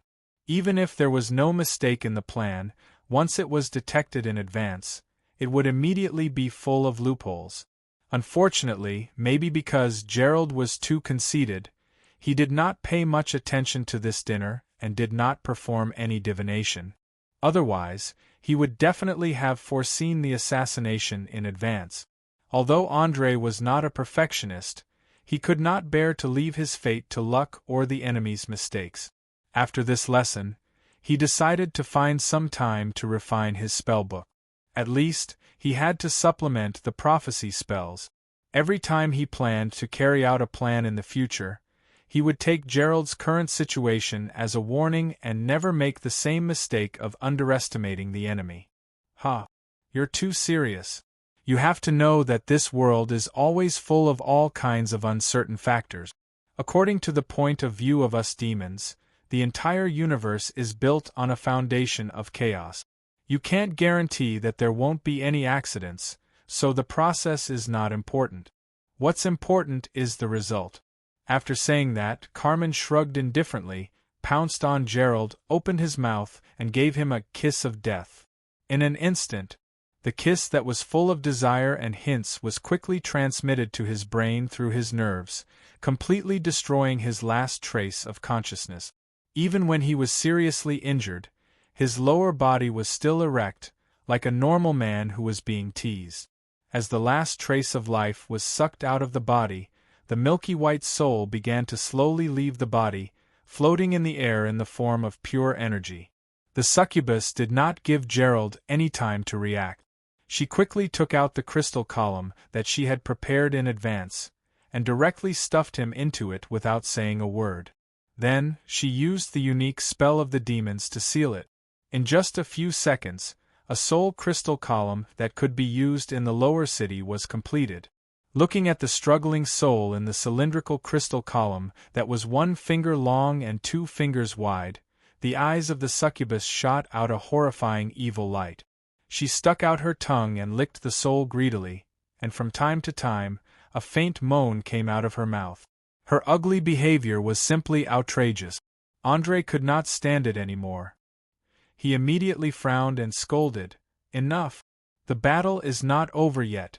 I'll give you 3 minutes to figure out how to seize control of this wizard tower as soon as possible." He was very clear that killing Gerald was only the first half of the plan. The flesh puppet was still fighting with the 2 clay golems. Without a suitable weapon, it could not cause any effective damage to the golems at all. It could only barely stall for time. More importantly, there were at least 3 to 4 golems outside the central control room. If they accidentally discovered what was happening inside, then the defense mechanism of the entire wizard tower would be activated. At that time, they would not be able to escape even if they wanted to. "Haha, no problem. I can give you a satisfactory answer in at most 1 minute." With that, Carmen stretched out his finger and gently tapped on the soul crystal column, followed by a pulling action. A part of Gerald's soul seemed to be pulled by some invisible force and was cruelly torn apart. He opened his mouth and desperately wanted to scream, wail, but he could not make any sound.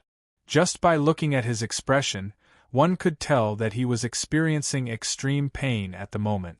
After doing all this, the succubus put the crystal column on her forehead and seemed to be communicating.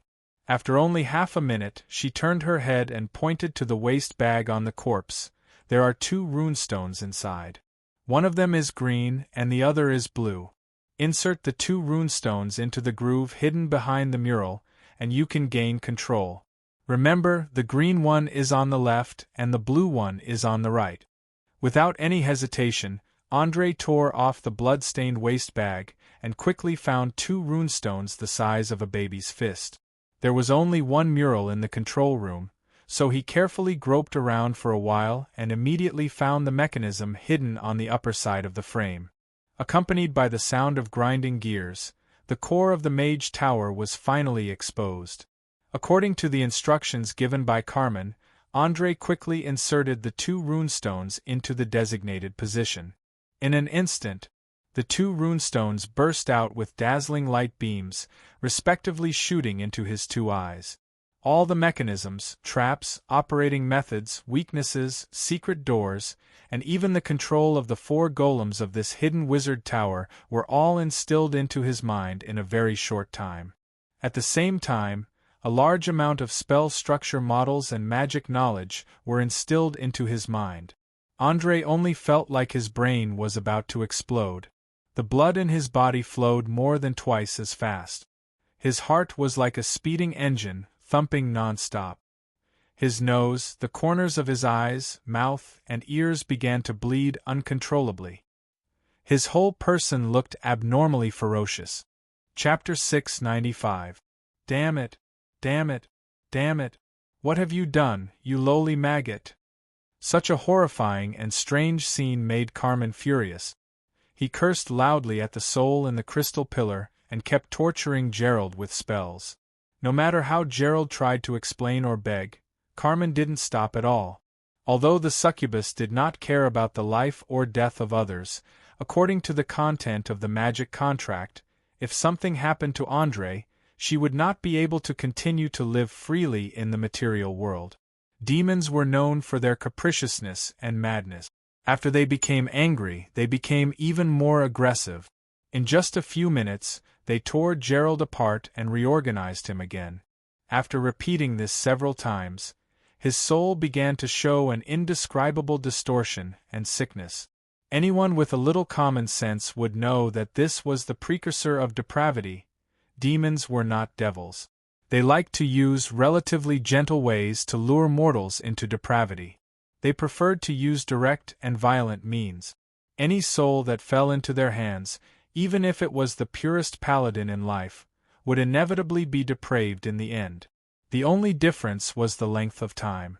Obviously, Gerald was very smart, but he was not strong in terms of willpower. He would rather be depraved and become one of the demons than suffer terrible torture.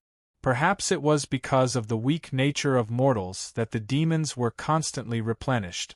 Even if they were constantly killing each other, their numbers were still increasing. Whether it was their mortal enemies, the devils, or the heavenly creatures from the upper planes, they had no good way to deal with them. They could only try their best to trap them in the bottomless abyss. However, all this had nothing to do with André, because he could no longer perceive the existence of the outside world. He was deep in the spiritual world and could not extricate himself.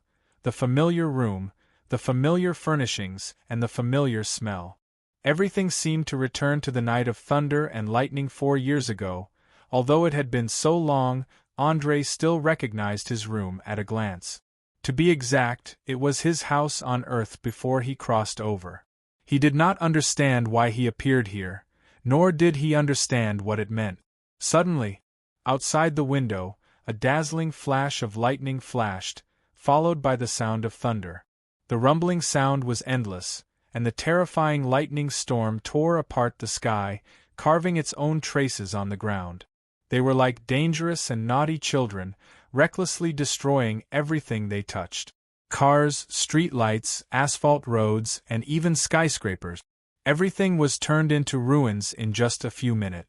The civilization built by human wisdom was so fragile in the face of the supreme power of nature. It was a scene of doomsday. André stood in place, silently admiring the arrival of the catastrophe. He realized that there was no one on the street. Not to mention the streets, even the collapsed buildings didn't have anything alive. It was like a dead city. What the hell is going on? Why am I seeing this in the deepest part of my consciousness? Could it be that when I left Earth, I caused the destruction of an entire city? As he racked his brain to think of various possibilities, he tried to get his consciousness to leave and return to his body. But unfortunately, this room was like the sturdiest cage. No matter what method he used, there was no way to leave. The broken glass would be restored to its original state in just a second. When he opened the door and walked out, he would be back in the room in the blink of an eye. Everything seemed to have fallen into an infinite loop with no end. Just as André began to feel annoyed, a huge eye appeared in the sky outside the window. Before he could even react, the strange voice in the dream echoed in his mind again. Energy has been replenished to the minimum. Call my name. I am your guide, I am your assistant or your eyes. I woke up from a deep sleep. Call my name, I will give you strength, wisdom, and knowledge. Shout it out loud. With the repetition, André's mind slowly became absent-minded. His eyes lost focus, and the memories hidden in the deepest part of his mind began to replay like a movie. Childhood, adolescence, youth, adulthood. The longer he watched, the more he found that his life seemed to be dominated by some unknown force. Every time he encountered danger or major setbacks, someone would immediately stand up to help him. Some of them even didn't consider their own safety at all. It was simply abnormal to the extreme. In the midst of his confusion, André seemed to understand something. He lowered his head to look at the tattoo on the back of his left hand and muttered to himself, "So it was you. You brought me into this world. You have been secretly helping me. Then what are you?" "That's right. To be exact, I used the purest magic energy to give birth to you. As for my name, think about it carefully. I have engraved it in the depths of your memory since you were born." The big eye quickly expressed its thoughts clearly through the power of the mind. It seemed to be a little impatient, and its tone was full of urging. Andre nodded thoughtfully and closed his eyes to continue wandering in the sea of memories. He did not know how long had passed. Perhaps it was a second, perhaps it was a year. Anyway, in the world of the mind, time was meaningless. Finally, he slowly opened his eyes and opened his mouth to say a word, the Eye of Arcane. As the word blurted out, the whole spiritual world began to shake violently, especially the eye-shaped tattoo on his hand that was blooming with dazzling light. The big eye seemed to have heard the most beautiful sound in the world. It laughed and replied, "That's right. The Eye of Arcane. It is my name.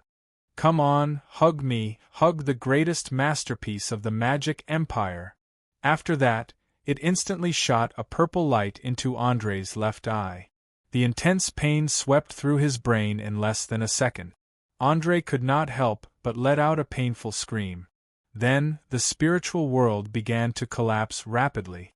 Everything was broken, showing a scene of intertwined emptiness and chaos. The next second, the tattoo on his left hand completely disappeared, and his consciousness was pulled back to his body by a powerful force. At the moment when his consciousness merged with his body, an indescribable force burst out from his left eye. The violent energy swept through the central control room in the form of a shock wave. The two clay golems that faithfully carried out the last order of their creator were directly disintegrated into countless tiny particles that floated quietly in the air, while the flesh golems next to them were unscathed. Chapter 696.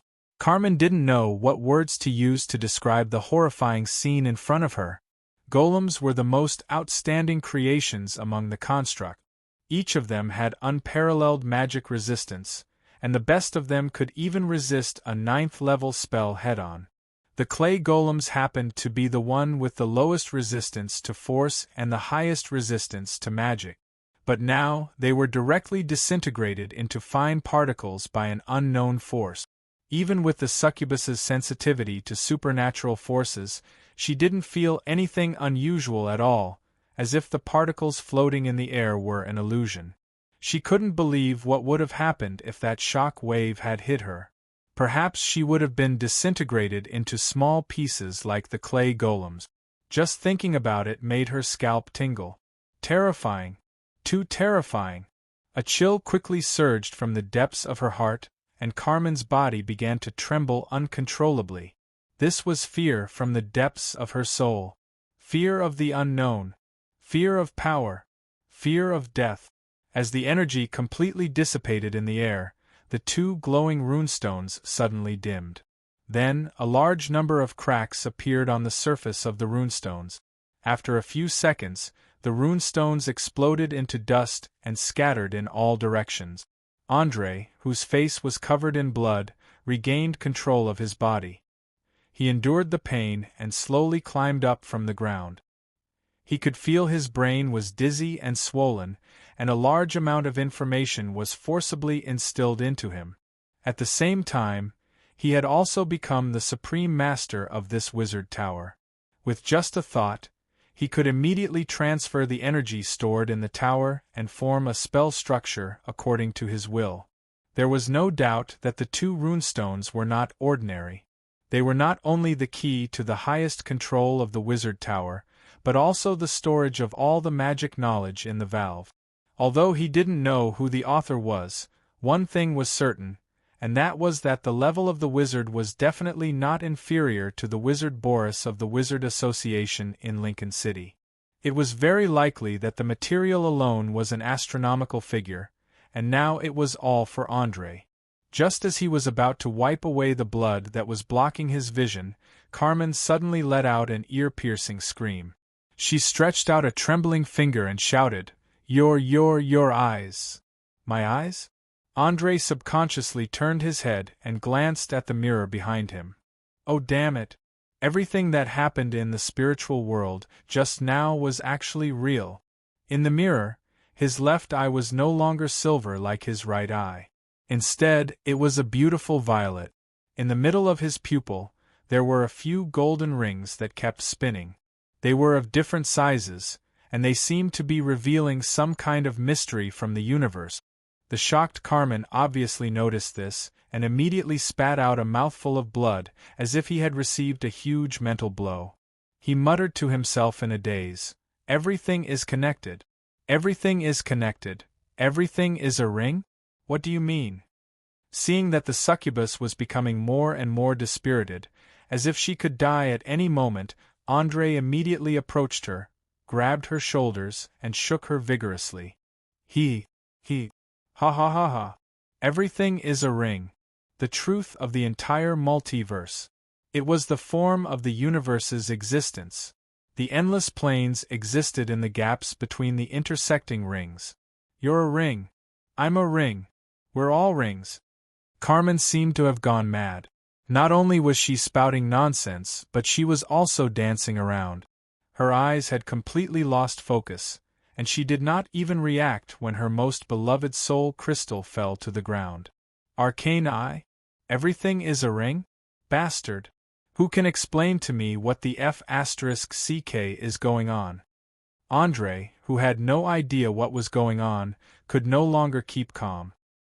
He clenched his teeth and cursed. Everything had happened too quickly and too suddenly. He did not have any time to think. In addition, the forced infusion of knowledge had caused his head to feel dizzy, and he could not concentrate at all. However, before he could finish cursing, a violent energy fluctuation suddenly surged in the room. A few seconds later, a person in a blue cloak appeared in the room. He had a slender and thin body, and a face that was handsome enough to make any woman jealous. His long brown hair covered his pointy ears, and one could vaguely see the outline of his face. Obviously, this was none other than the half-elf mage, Orlando Watts, who had been hiding in the dark all this time to monitor everything. Andre was acutely aware of the astonishing magical energy in the person's body. He immediately took a few steps back, and asked in a cautious tone, "Who are you? What do you want?" "There's no need to be so nervous. Relax, I'm not your enemy. As for my identity, I'm very sorry, it's not convenient for me to reveal it at the moment. I was attracted by that strange eye of yours. The energy it released just now was too shocking. It was like the purest primordial magic, full of infinite possibilities." As Orlando spoke, he carefully observed the spinning golden ring in his left eye. He really didn't dare to approach it rashly, because judging from the intensity of the energy detected just now, even if he was hit by the shockwave, it would be very difficult for him to survive. Although the half-elf did not show any hostility, Andre did not dare to relax. There was no need to say more about the terror of a quasi-legendary mage. Even the protection that was unintentionally formed around him was enough to make him feel suffocated. It was an absolute power that could not be resisted at all. But for some reason, he was not afraid. The two of them looked at each other like this for a full 5 minutes. Suddenly, a thoughtful expression appeared on Orlando's handsome face, and he said, "What an enchanting eye. Although I'm not too sure why it appeared on your body, and I'm not sure what kind of power it contains, it does reveal the truth of the multiverse. Everything is a circle." "Can you explain what everything is a circle means?" Andre asked with a frown. The half-elf mage nodded with a smile. "Haha, of course. Just like the literal meaning, the world we live in, the various planes, and even the entire multiverse exist in the form of a circle. You can understand it as a membrane or a fence. A big ring encircles a small one, and there are smaller rings in the gaps between the rings. It isolates all the planes and does not interfere with each other. The more powerful an individual is, the more difficult it is to cross the fence. If us mages want to travel to other worlds, we have to first flatten ourselves and then cross the cracks in the fence. You'll slowly understand when you start to travel around." Chapter 697. Is this the meaning of "everything is a cycle"? It sounds interesting. Andre was suddenly enlightened, and there was a trace of yearning in his eyes. At the same time, he also understood that the universe in this world was completely different from Earth. To be exact, he had no concept of the so-called multiverse before this, and the descriptions in books were pitifully few.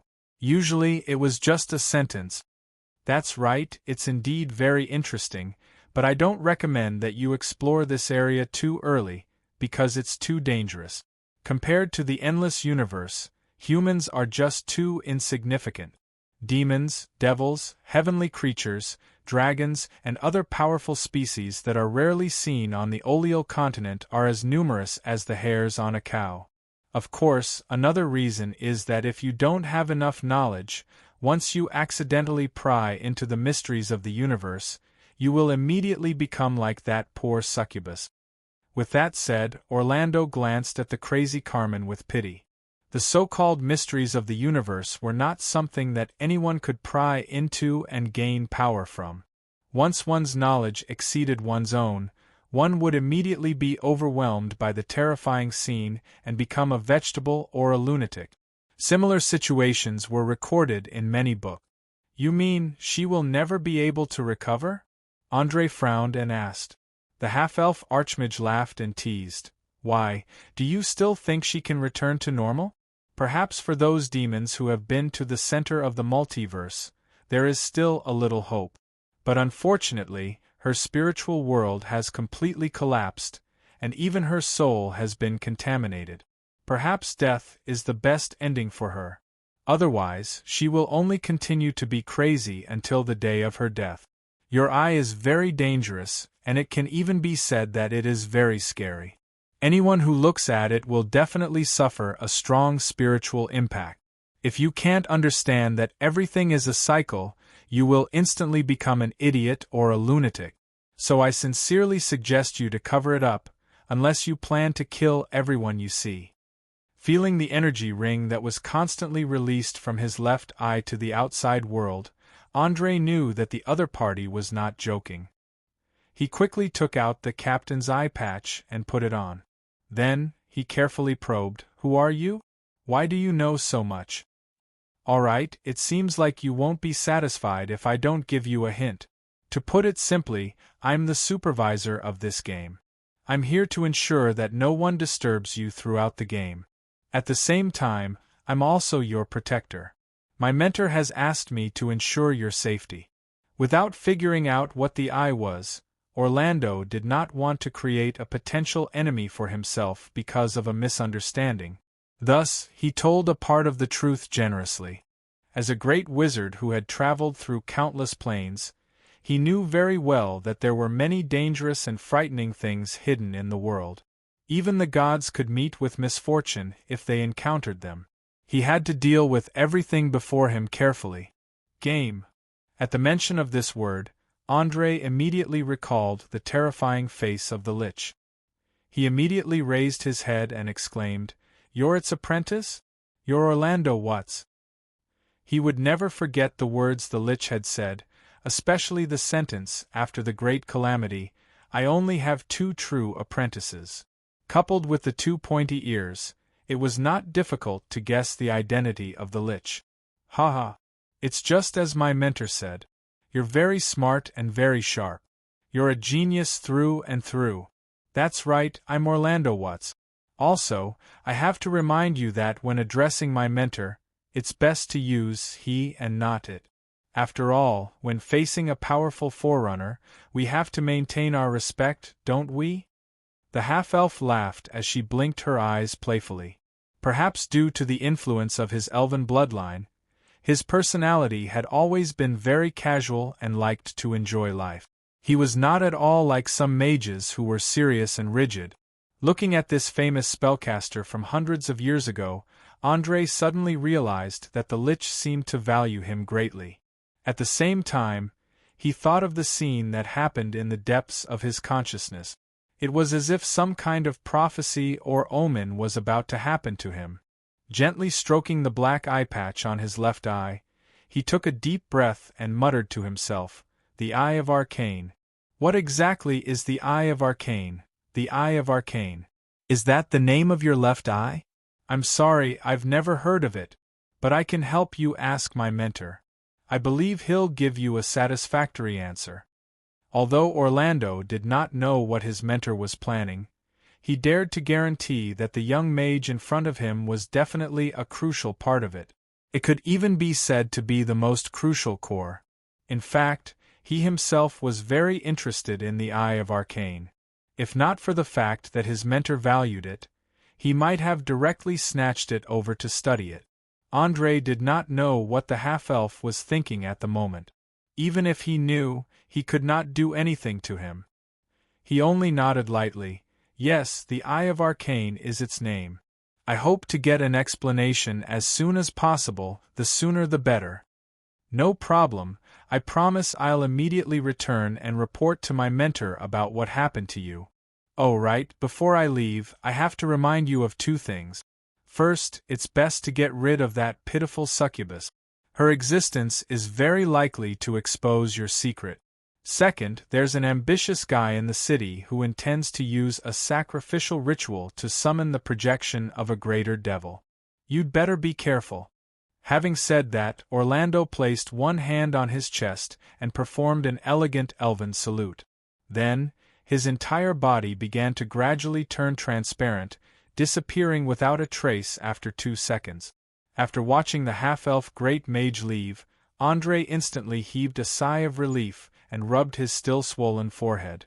All of a sudden, he discovered that the tattoo on the back of his left hand had disappeared, and in its place was a sentence made up of unknown symbols. He did not know why, but he seemed to be able to understand the meaning of these symbols.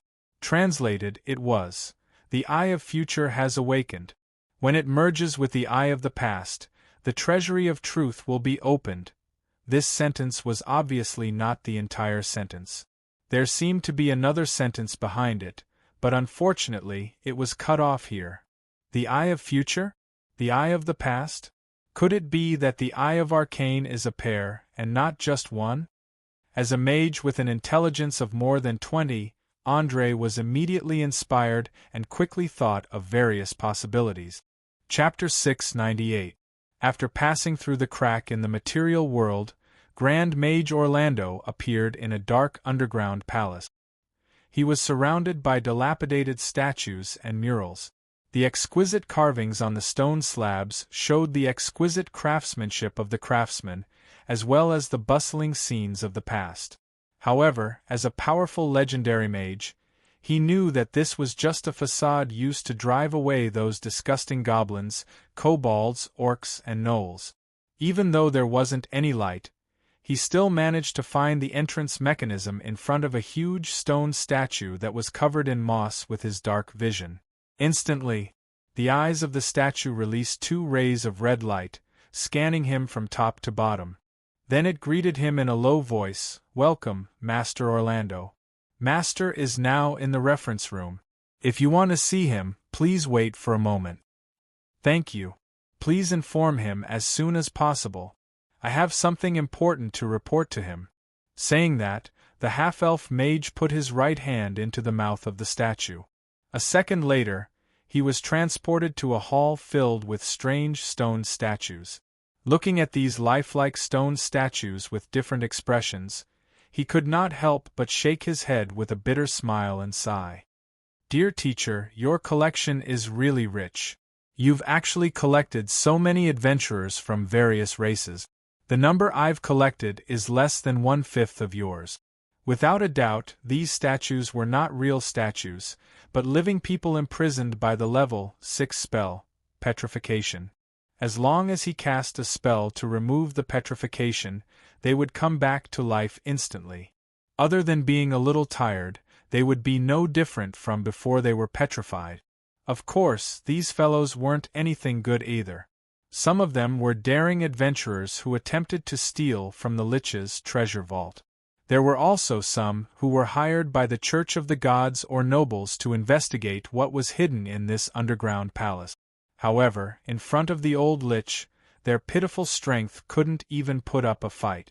They were directly petrified and thrown here to be part of his collection. Perhaps one day the Lich was in a good mood and needed 2 people to run errands. Then they might be released and cast an enchantment spell on them, turning them into loyal servants.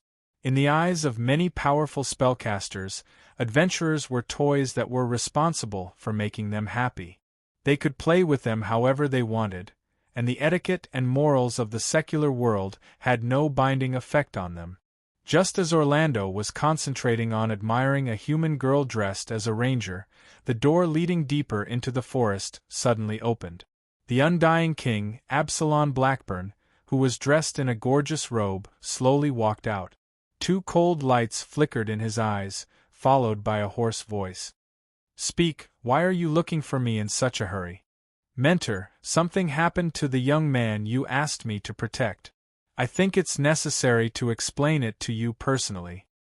Orlando hurriedly bowed slightly and replied, "What accident? Could it be that even you can't handle it?" The Lich's tone revealed a trace of scrutiny and reproach. Needless to say, he definitely thought that the half-elf was slacking off or trying to shirk responsibility. Orlando understood that his image in the eyes of his mentor was not very good, so he immediately shook his head with a bitter smile. "No, esteemed mentor, please listen to my explanation." The young man named Andre's left eye suddenly changed, especially the golden ring that kept spinning in his pupil. With a single glance, one could tell that it was the embodiment of the truth that everything in the universe is a ring. Furthermore, he even called that eye the Arcane eye. "Now I want to know what's going on with that eye.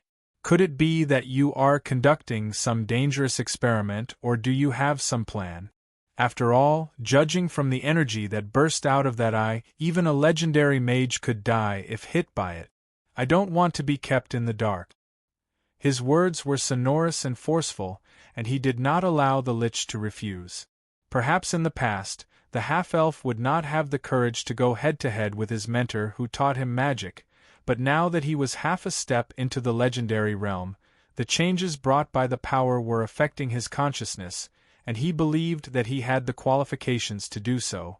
The undying king stared at Orlando expressionlessly. In fact, his skeleton without a trace of muscle could not even make any expression. After a full minute, he let out a creepy laugh. "Hee. It's not easy. I was still wondering when you would have the awareness of a legendary mage. Very good, very good. You've used a full 200 years to finally understand what unyielding dignity and bottom line is, and you dare to stand on the same level as me and talk to me. Remember, as a legendary mage, you don't have to fear anyone. Believe in the power of arcane magic. It can help you resist any form of danger. Since you have everything that a legendary mage should have, then there are some things that I don't have to hide from you. Before the catastrophe, there was a person in the Empire who predicted what would happen 100 years later, and his name was Emmanuel." At this point, the Lich's tone suddenly became full of nostalgia, as if he was recalling the most glorious era of mages. After pausing for a few seconds, he began to speak again.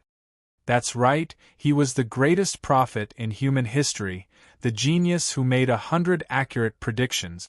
Even at that time when there were countless talented mages, he was still the brightest star in the sky.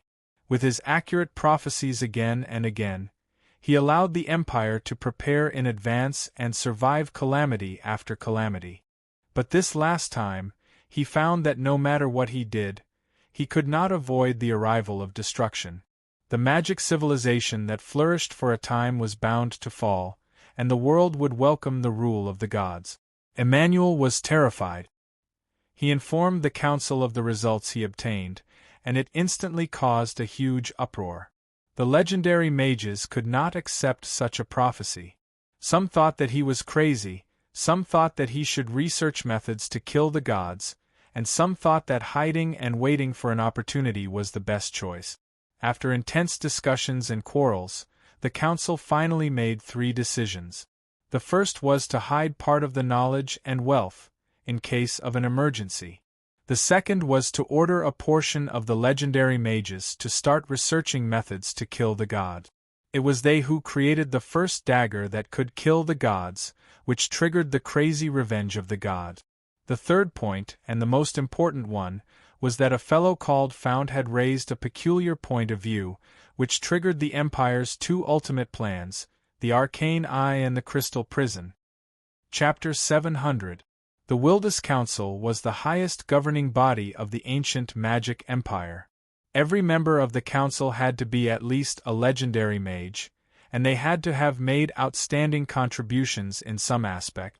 Then, they had to be recommended by at least one of the council members. Only when the voting rate was more than 1/3, one could become a member. It was not only a symbol of identity, honor, and status, but it also controlled a huge amount of power and resources. Of course, since the catastrophe, this organization had been basically destroyed. More than 90% of the council members had died in the war with the gods, and only a few barely survived. According to Orlando's speculation, the reorganized Wildest Council was likely to have less than 10 members, but even so, it still had great value. After all, after the Third Great Magic Recession, there were not many spellcasters in the world who could cross the threshold of legendary, let alone develop legendary spells. As the survivors of the ancient magic empire, these people must have the precious wealth left behind in their hands. Even if a little bit of it was revealed through their fingers, it was enough to make the current mages go crazy, including him. Without any hesitation, the half-elf directly put one hand on his chest and bowed elegantly. "It's my honor to be a member of the council." "Very good. Now tell me, how is the young man's condition? Has that eye of his fully awakened? Under what circumstances did he awaken it?" Seeing the unconcealable desire in his disciple's eyes, the undead king nodded slightly and immediately asked about Andre's recent situation. As one of the few people who knew about the power of the arcane eye, he knew very well how much energy was needed to awaken this thing. With Andre's current mage level, it was impossible for him to control it. He doesn't seem to be in any danger. His physiological functions are all normal, but there's no way to control the energy ring that is emitted from his left eye all the time. The situation at that time was very complicated. According to my speculation, it should be the 2 memory runestones made with the Elijah stone that accidentally triggered the arcane eye, followed by the resonance of the energy pool in the mage tower. In just a few seconds, more than 50% of the stored energy was depleted. I think this should be the reason for the awakening. As for the degree of awakening that you mentioned, I can't judge. I can only say that the energy impact that burst out at the moment of awakening was very terrifying. It directly disintegrated the 2 clay golems with strong magic resistance into tiny particles. But this kind of power is obviously uncontrollable. If he is allowed to wander around freely, it is only a matter of time before the gods discover him. In order to give his mentor a more intuitive impression, Orlando not only used words to describe it, but also pulled out the memory fragments in his mind to create an illusory image, just like a 3-dimensional movie. After looking at it, the undead king seemed to have thought of something. He suddenly muttered to himself, "Elaine Stone? No wonder. Mentor, do you mean that the Elijah stone caused all of this to happen?" Orlando was keenly aware of this, and a surprised expression appeared on his face. The Elaine stone, also known as the Ion stone, was a special gemstone first discovered by the legendary mages in the ancient magic empire. It floated above the wearer's head and could grant the wearer various abilities through enchantment. For example, it could increase strength, intelligence, dexterity, and other basic attributes. It could also allow wounds to heal automatically, form an invisible defensive field, absorb spells cast by enemies, or store spells that one didn't normally use. All in all, it was an epoch-making invention, and it was not subject to any form of restriction, as long as the wearer's own spirit was strong enough to control it. But like most powerful magical minerals, the Elaine stone gradually dried up in the Orier with the crazy mining of mages. Now, it was almost rarely seen, and even if there were, it was a defective product from some ancient ruins. Each stone was worth at least tens of thousands of gold coins. The half-elf completely didn't understand why the Elaine stone could be connected to the arcane eye. The undead king sighed softly and explained, "The arcane eye itself is refined from tens of thousands of the purest Elaine stones. It stores all the known magical knowledge and skills at that time, and is endowed with an independent mind and the power to create objects out of thin air. Any storage-type Elaine stone may have a chain reaction with it when it is activated, and the result is to be absorbed and fused. In addition to absorbing a large amount of energy from the Mage Tower, it is not surprising that it awakens in advance. This is a problem, a big problem that is not in the plan. That young man named Andre obviously doesn't have the ability to control the arcane eye, so we must find a way to shield the energy ring it emits. Sorry, Mentor, I'm afraid I can't do that. Also, I'm curious, why don't you try to invite him to join us?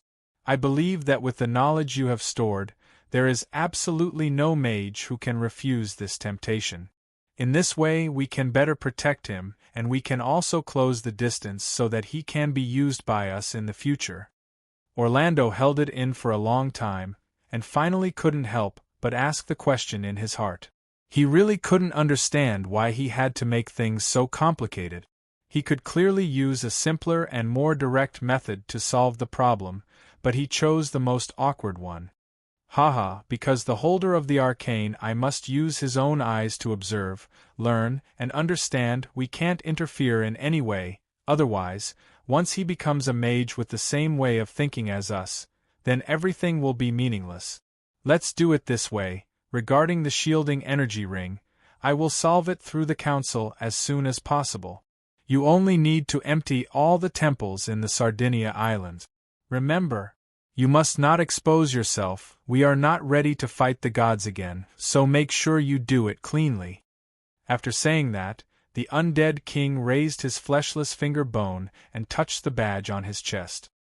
His entire body seemed to be affected by a powerful gravitational force, and was directly squeezed into pieces, slowly drilling into the cracks in the air and quickly disappearing without a trace. Without a doubt, this was an interdimensional teleportation spell. He had already left the material world, and was heading towards the secret location of the Virtus Council. Perhaps it was a hidden half-plane, or perhaps it was another new world that the gods of Oriar could not reach. Feeling the power of the Lich easily tearing through space, the corners of Orlando's mouth curled up slightly, and he muttered to himself, "Don't worry, my dear Mentor, I don't even need to do it myself with those weak priests in Valen City." Chapter 701. In fact, the half-elf Great Mage's words were not exaggerated at all. As soon as he returned to the Sardinia Islands, he personally went around the slave market and used group charm to control more than 20 strong slaves. Among them were monsters like orcs, half-orcs, and earth goblins, as well as human warriors who had undergone strict training. He cast aioli buffs such as bear's endurance, bull's strength, and cat's grace on these guys. Then, he distributed weapons and armors to them. In just a few minutes, the group of thugs were fully armed. In order to prevent accidents, he even attached elemental energy to their weapons. After doing all this, a satisfied smile appeared on Orlando's face. He immediately ordered the slaves to attack the 2 remaining temples on the island. The priests stationed in the temples did not expect that there would be someone so daring. In the blink of an eye, they were chopped into meat paste in their sleep. Even the apprentices and the servants in charge of cleaning were not spared. Everywhere they went, there was no one left. Not only did they kill everyone, but the controlled thugs also set the place on fire, and the blazing flames lit up the night sky. Many believers who lived near the temple rushed out with buckets of water to put out the fire, but what they did not expect was that before they could get close, they were blocked by more than 20 ferocious-looking guys. The other party did not even say a word of nonsense and killed everyone they saw, as if they were completely crazy. One had to know that the temples represented the majesty of the gods they belonged to. It represented the supreme divine right. Killing the priests first, then burning the temples, and finally massacring the believers wantonly, was definitely a blatant blasphemy against the gods. As a member of the evil camp, the goddess of the ocean was the first to send down the divine punishment.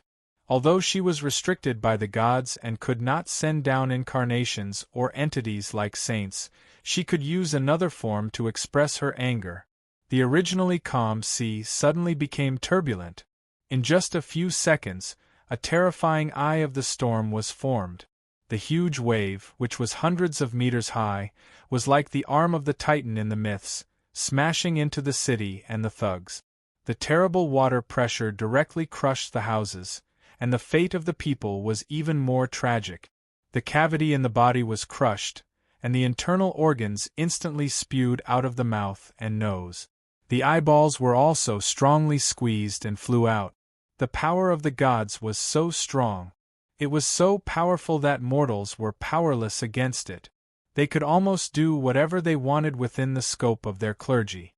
For example, the clergy of the goddess of ocean was coastal waters, so she could set off a storm in the coastal waters at will, overturn a ship she didn't like, and set off a tsunami to destroy an entire coastal city. The half-elf great mage hiding in the dark saw this scene, and not only did he not show a trace of fear, he even sneered and mocked. What a stupid god!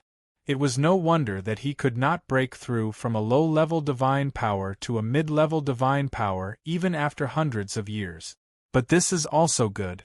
Thank you for cleaning up all the traces for me. Although the power of the gods was terrifying, it was not unattainable in the eyes of the legendary mages. Many powerful legendary spells could seriously injure or even kill the gods. Regarding this point, it had been repeatedly confirmed before the destruction of the ancient magic civilization. At least a dozen gods had died in the hands of the legendary mages, and many others had fallen into a long slumber, showing no signs of waking up even now. Therefore, as a quasi-legendary mage, he did not have much respect for the gods. Instead, he was full of contempt and hatred. The temper of the goddess of ocean was like a thunderstorm, coming and going quickly. After killing a few mortals who had offended his dignity, the terrifying storm quickly dissipated, and the sea slowly regained its calm. Apart from a few ships that had been overturned and smashed to pieces in the harbor, only the collapsed buildings on the streets, as well as the residents who had been accidentally injured, could prove how shocking what had just happened was. On the contrary, the goddess of wealth did not seem to care that her temple was burned at all, and she did not react at all from beginning to end. After successfully completing the task given by the undead king, Orlando immediately hid himself, and at the same time used the power of arcane magic to completely shield all his information, silently waiting for the two goddesses to shift their gazes away from the Sardinia Islands. At the same time, in the central control room of the Mage Tower, André was adapting to the new ability brought about by the awakening of the arcane eye.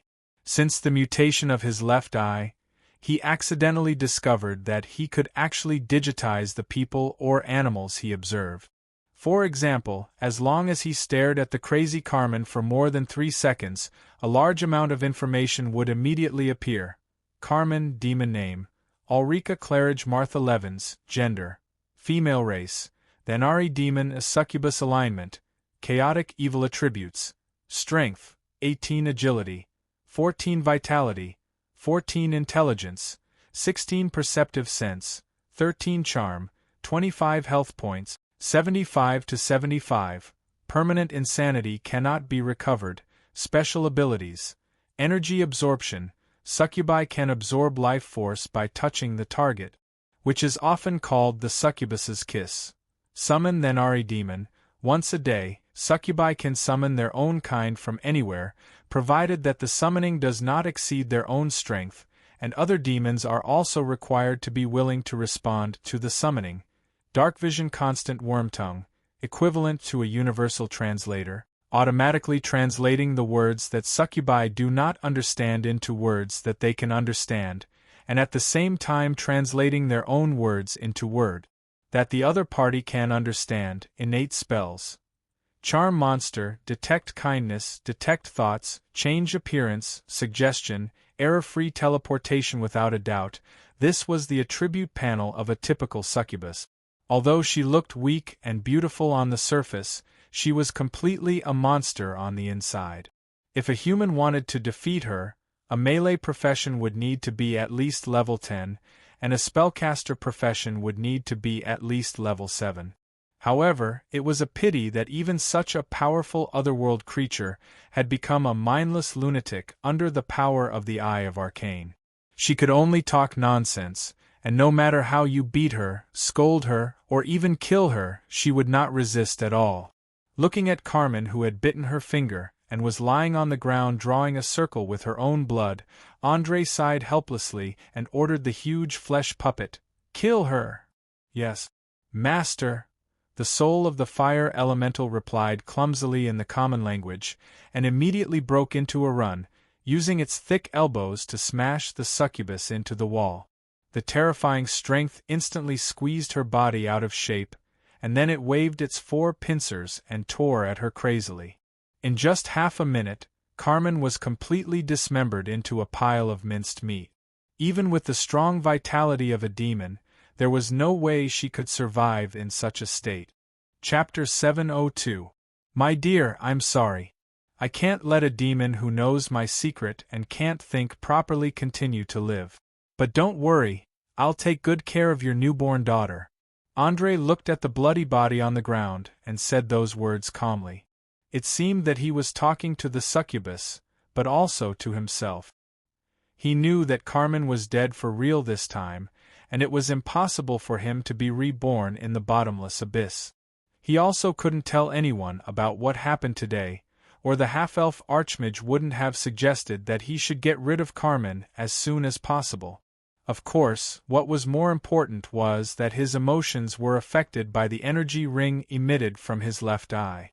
All of his desires, impulses, anger, happiness, sadness, and pain were weakening rapidly. He was under the control of absolute rationality, just like a sophisticated electronic computer. He could only make the most beneficial choice from his own point of view. Andre hated this kind of feeling. Although he always advocated using rationality to suppress impulses, this kind of state was obviously too much. To be exact, he was more like a monster than a human being. But it was a pity that he had no other choice but to accept it silently. Fortunately, the situation wasn't too bad. At the very least, all the knowledge, spells, and construction methods of the Mage Tower were deeply imprinted in his mind, making up for his lack of basic knowledge. Learning and researching magic was never something that could be accomplished overnight. Taking shortcuts would cost a lot, and Andre knew it very well, especially in arcana geometry, arcana engineering, planar knowledge, principle of energy gathering, enchantment and constancy theory. He might not even be as good as an apprentice when it came to arcana geometry and arcana engineering. While digesting the knowledge in his head, he came to Gerald's body and took off all of his rings, earrings, amulets, nose studs, anklets, and jeweled headbands to identify them. It was the 3rd time that he had killed an advanced sorcerer in just a few days. Therefore, he knew very well that the spoils were the most valuable and should be prioritized. After about 10 minutes, Andre finally figured out the function of these magic items. First of all, there were 2 rings. One of them stored 3 stone skin spells, which was the first choice of most sorcerers. The other one stored the repulsion spell, which would push the succubus away and make it impossible for her to get any closer. Next was the amulet, which was a rather ancient treasure that allowed the wearer to maintain their arcane vision. Then there was the nose stud and the anklet. The latter stored haste, while the former provided a very strange property, which was to give the wearer a nose as sensitive as that of a canine. Finally, there was the gemstone headband and earrings. The headband could prevent the wearer from being affected by charm and suggestion spells, but in terms of fancy, it was obviously more feminine. The earrings were the opposite. The workmanship was very rough, and they were typical men's earrings. Their purpose was to increase perception. After figuring out the purpose of everything, Andre put on the anklet and hid it in his boot. At the same time, he replaced the secondary health amulet with a new amulet. After all, it was much more useful to maintain arcane vision than to heal minor injuries 3 times a day. As for the rest that he did not need at the moment, he stuffed them all into his pocket and would deal with them when he returned to Linton City. After doing all this, he calmed down and carefully observed the most valuable bracelet with the most complicated magic patterns. The craftsmanship of this item was so complicated that he had to repeatedly cast a dozen identification spells before he finally identified it. It turned out that it was a spatial device used by ancient mages to carry constructs around with them. It could hold up to 5 giant golems at a time. This is a great harvest. No wonder people say that robbing sorcerers is always the fastest way to make a fortune, provided that you can survive the revenge of the sorcerers. Chuckling to himself, André quickly connected the magic patterns on the bracelet and locked onto the giant flesh puppet. After only 1 second, the flesh puppet was put into the space of the bracelet. At the same time, one of the 5 colorless gems turned red, indicating that a position was filled. Feeling the powerful ability of the bracelet, he could not help but exclaim, "Convenient, fast, instantaneous storage, instantaneous retrieval, no need for incantations, no need for preparation, it could not be more convenient." No wonder everyone said that after the 3rd Great Magic Recession, modern mages have been castrated. Facts speak louder than words. In order to understand all the functions of the bracelet, André immediately began to test it repeatedly. In the end, he found that this thing could only store constructs, and could not be changed to fit other things. Helplessly, he could only comfort himself, one can't be too greedy. It's not bad to be able to store 5 constructs. It just so happens that there are 4 golems in this sorcerer's tower. I'll take them all with me when I leave. This way, even if I encounter an army of monsters in the wild, I can easily kill them all.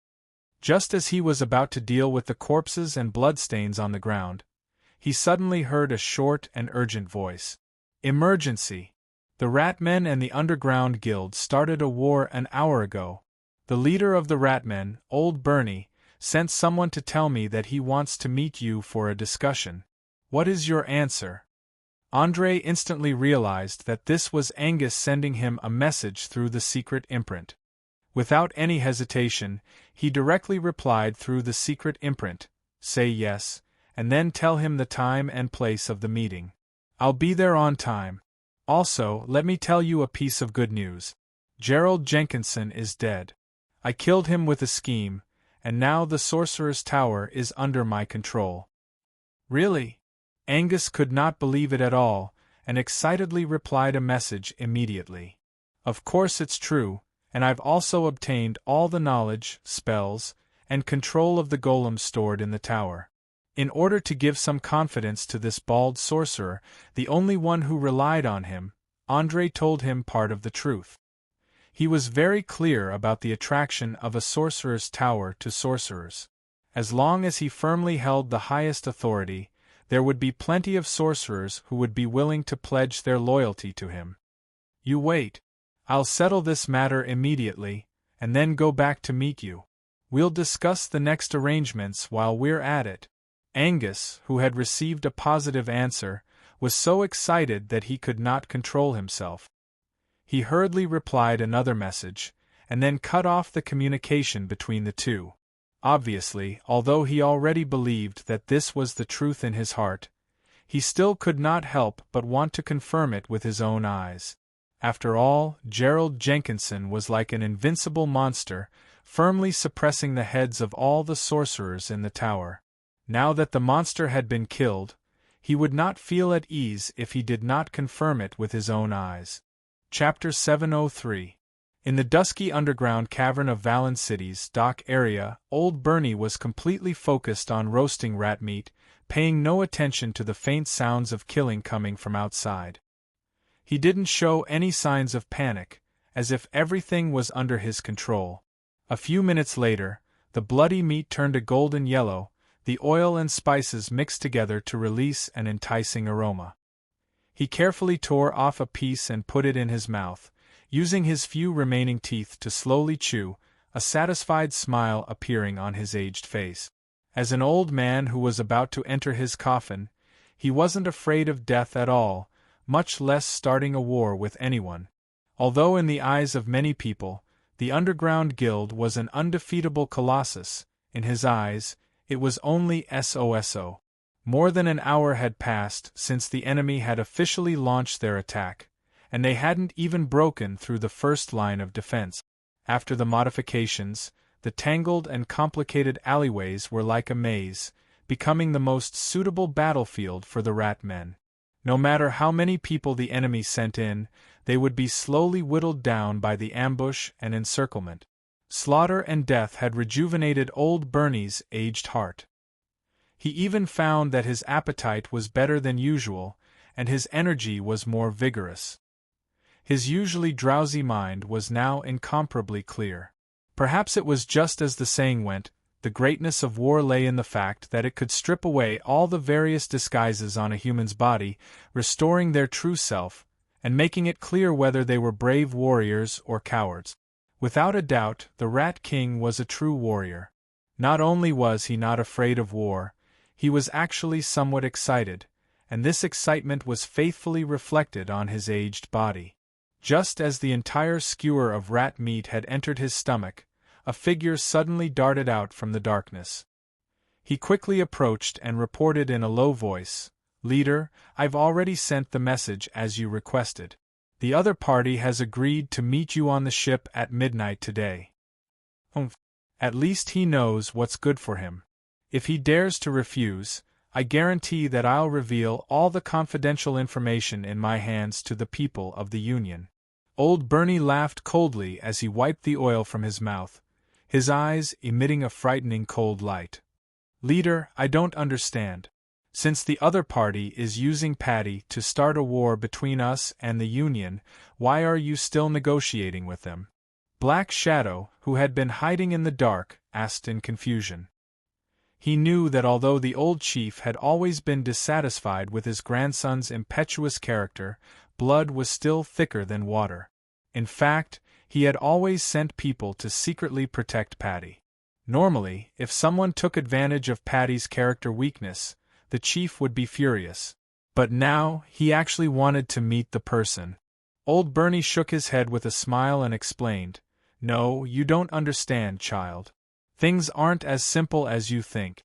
Especially this time, we have to stand behind the victor. Otherwise, the entire race will be annihilated. All right, hurry up and prepare the ship. Leave the rest to me. Remember, continue to send people to keep an eye on Patty. Don't let this idiot do anything stupid." "Understood." The Black Shadow bowed and quickly disappeared into the darkness. After watching his men leave, old Bernie sighed and muttered to himself, "Damn it! Why is my grandson so weak? Who will be able to stand up and lead the tribe after my death?" Just when the Rat King was lamenting that there was no successor, Angus finally returned to his original appearance. He swaggered into the central control room of the Wizard Tower. As he walked, he also admired the changes in the surrounding layout. He saw that the elemental pool that was originally hidden under the ground was summoned, forming a wonderful and magnificent scene in the center of the room. Earth, water, fire, wind, positive energy, negative energy, all kinds of magic energy that had gathered were tumbling and boiling, as if they were being pulled by some invisible force. They were constantly evolving into countless spell models. The speed and variety were simply beyond imagination. And the person who was controlling all of this was the one-eyed dragon version of André who was standing next to him. At this moment, he was staring at the changes in the elemental pool with full concentration. His two hands were constantly making complicated casting gestures, and his mouth never stopped chanting incantations that were difficult to understand. Although Angus didn't know what the young man in front of him who had defeated him was doing, he didn't dare to rashly interrupt at all. This was because magic rituals were dangerous and difficult to control. The slightest unstable factor could lead to disastrous consequences. As a 9th-rank wizard, He was very clear on what would happen if the elemental pool that the wizard tower used to gather energy went out of control or exploded. At that time, not to mention the wizard tower, the entire Valen City, and even the island that Valen City was on, would be razed to the ground. The rampaging energy would turn an area of tens of kilometers into a chaotic magic zone. Any caster who dared to cast an arcane spell here would immediately trigger unpredictable results. For example, a small level 0 spell could very well become a level 5 spell or above. Of course, a level 5 spell or above could also become a level 0 spell.